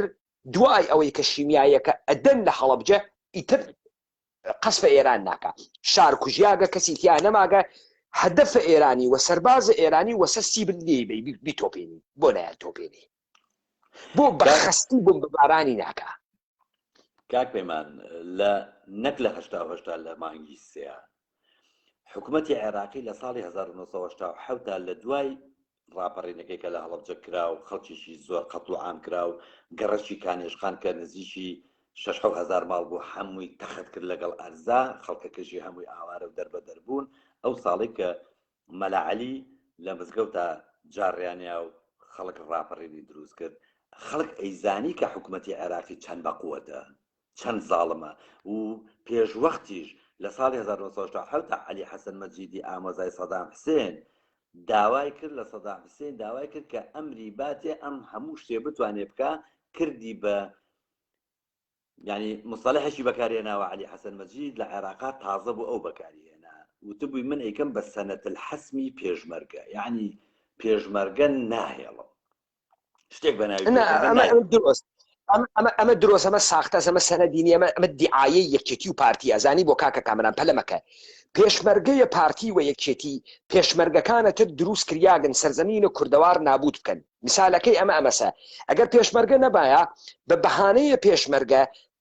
ئەنفال اتفاق ناکەوت تەمامە لادیەکانیان ڕانە ئەماڵی توجه بکە لەگرا قرارە ئومەتە کوردی ڕام بکرێتە ناو شارەکان ئومەتە کوردی دەستەمۆ بکرێ بڕواتە ژێرە یاسای دەوڵەتە عێراقی بڕواتە ژێرە یاسای دەوڵەتە ئێرانی هەمان کار کە پەکەکە لە تورکیا کردی پەکەکە لە ساڵە 91 تا ساڵە 98 12,000 لادی وێران کرد بە ئەرتەشە تورکیا بە هاوکاری ئەرتەشە تورکیا تا جەمعیەتەکەی کۆچ بدرێتە ئەنکارا و ئەسەموڵ وتەواو بوێت ماهیەتە سەرزەمینە کوردەوار پاک و بوێتەوە و ئومەتە کوردی ببرێتە ناوی شارەکان تا کنترۆڵ بکرێت بۆیە تۆ کاکە لەگرا فقط هەڵەبجە بەحسەکەی بەحسە ئەوە ناکەی کە خەڵکی کۆچ دریا بریانە ناوی مەعسکەرەکان لە مەعسکەرەکان بەرازیلیاندا بە خەڵکی پارەیاندا بە خەڵکی جگەرەی سۆمریاندا بە خەڵکی لەبەر ئەوەی لادیەکەیان لەبین برد لەبەر ئەوەی کە ئەوەی حیات و کوردی لەبینی برد تا عێراقیەت معنا پێیاکا لە مەعسکەرە ئەمانە بەحسە گەورەی کەلانە سیاسین و ئەقڵە مردم نایگرێ هەروە کە تۆ ئەڕۆیتە ناوە بەحس شەڕ مردم نازانێ شەڕ چه شکلیە تماشاکە ئەگەر دەوڵەتە عێراقی داگێ لە هەڵەبجە بۆ خاتری ئەوەی سەربازە ئێرانی نەیگرێ ئەبوایە دەوڵەتە عێراقی حتا تیکە ئەرتەشە ئێران نەکا لە خاکە هەڵەبجا دەست نەکێشێت فعلا ئێمەش پرسیارەکەمان لەسەر ئەوەیە گاکۆی من ئێمەش تماشاکەمان لەسەر ئەوەیە کە بۆ نەیبێژە خاشی نەبێژە بە پێشمەرگە و بەجێژی عێراقەوە بەجێژی ئێرانەوە بۆ نەبوو هەواپەیمان نەبوو تۆپی نەبوو هەموو شتێکی بوو هەموو شتێکیشی هێنا بۆیە سلێمانی بابزانی 3 ساڕۆخی ئەرزی لە تانجەرۆی لای سلێمانی و نابە هەڵەبجەوە 3 ساڕۆخی زەوی بە زەوی زەمین بە زەمینی پێڵە لایەوە بەڵێ ئەرزەز بەڵێ ئەرزەز نە قسەی خۆت لە من حاڵیمەوەی ئومێدوارم خەڵک لە من حاڵی بوێت دەی کاک کامەران لەبیرت نەچێت چارجی باتریەکەی من 10% ماگە ئەگەر قەت بووین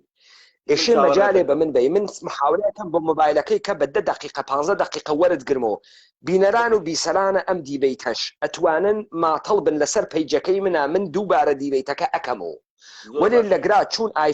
چون نۆتەنە و من ئەگەر ئەم گوشیمە لە گویانەوێ ناتوانم دیبەیتە دوو کەسی بکەم ناتوانم چون دەنگەکە ئەگەڕێتەوە من ئیستا ناتوانم هاوکات چاردی کەمە چون لای بووم دەنگەکە خراوە بێت پس ئێشێ باتریەکەی ئەم بمرێت تا من بە ئەبێکی مۆبایلەکەم یا ئەمە چارجۆکەمەوە دووبارە دەست پێ بکەینەوە پس ئاگادار بە ئیمکانی هەز بچڕێ کاک کامەران لەگرا بیگرە بەحسەکە لەگرا بگرە ئێمە ئەگەڕێنەوە باشە من چاوەڕێتم لە نێوانە 5 دقیقە تا 20 دقیقە بوێسە یا ئێشێ ئەمە شارژ بکەمەوە یا ئەوێکی بەکاربێنم من چاوەڕێتم کاک پەیمانجان جارێ خواحافیز وا لەگەڵ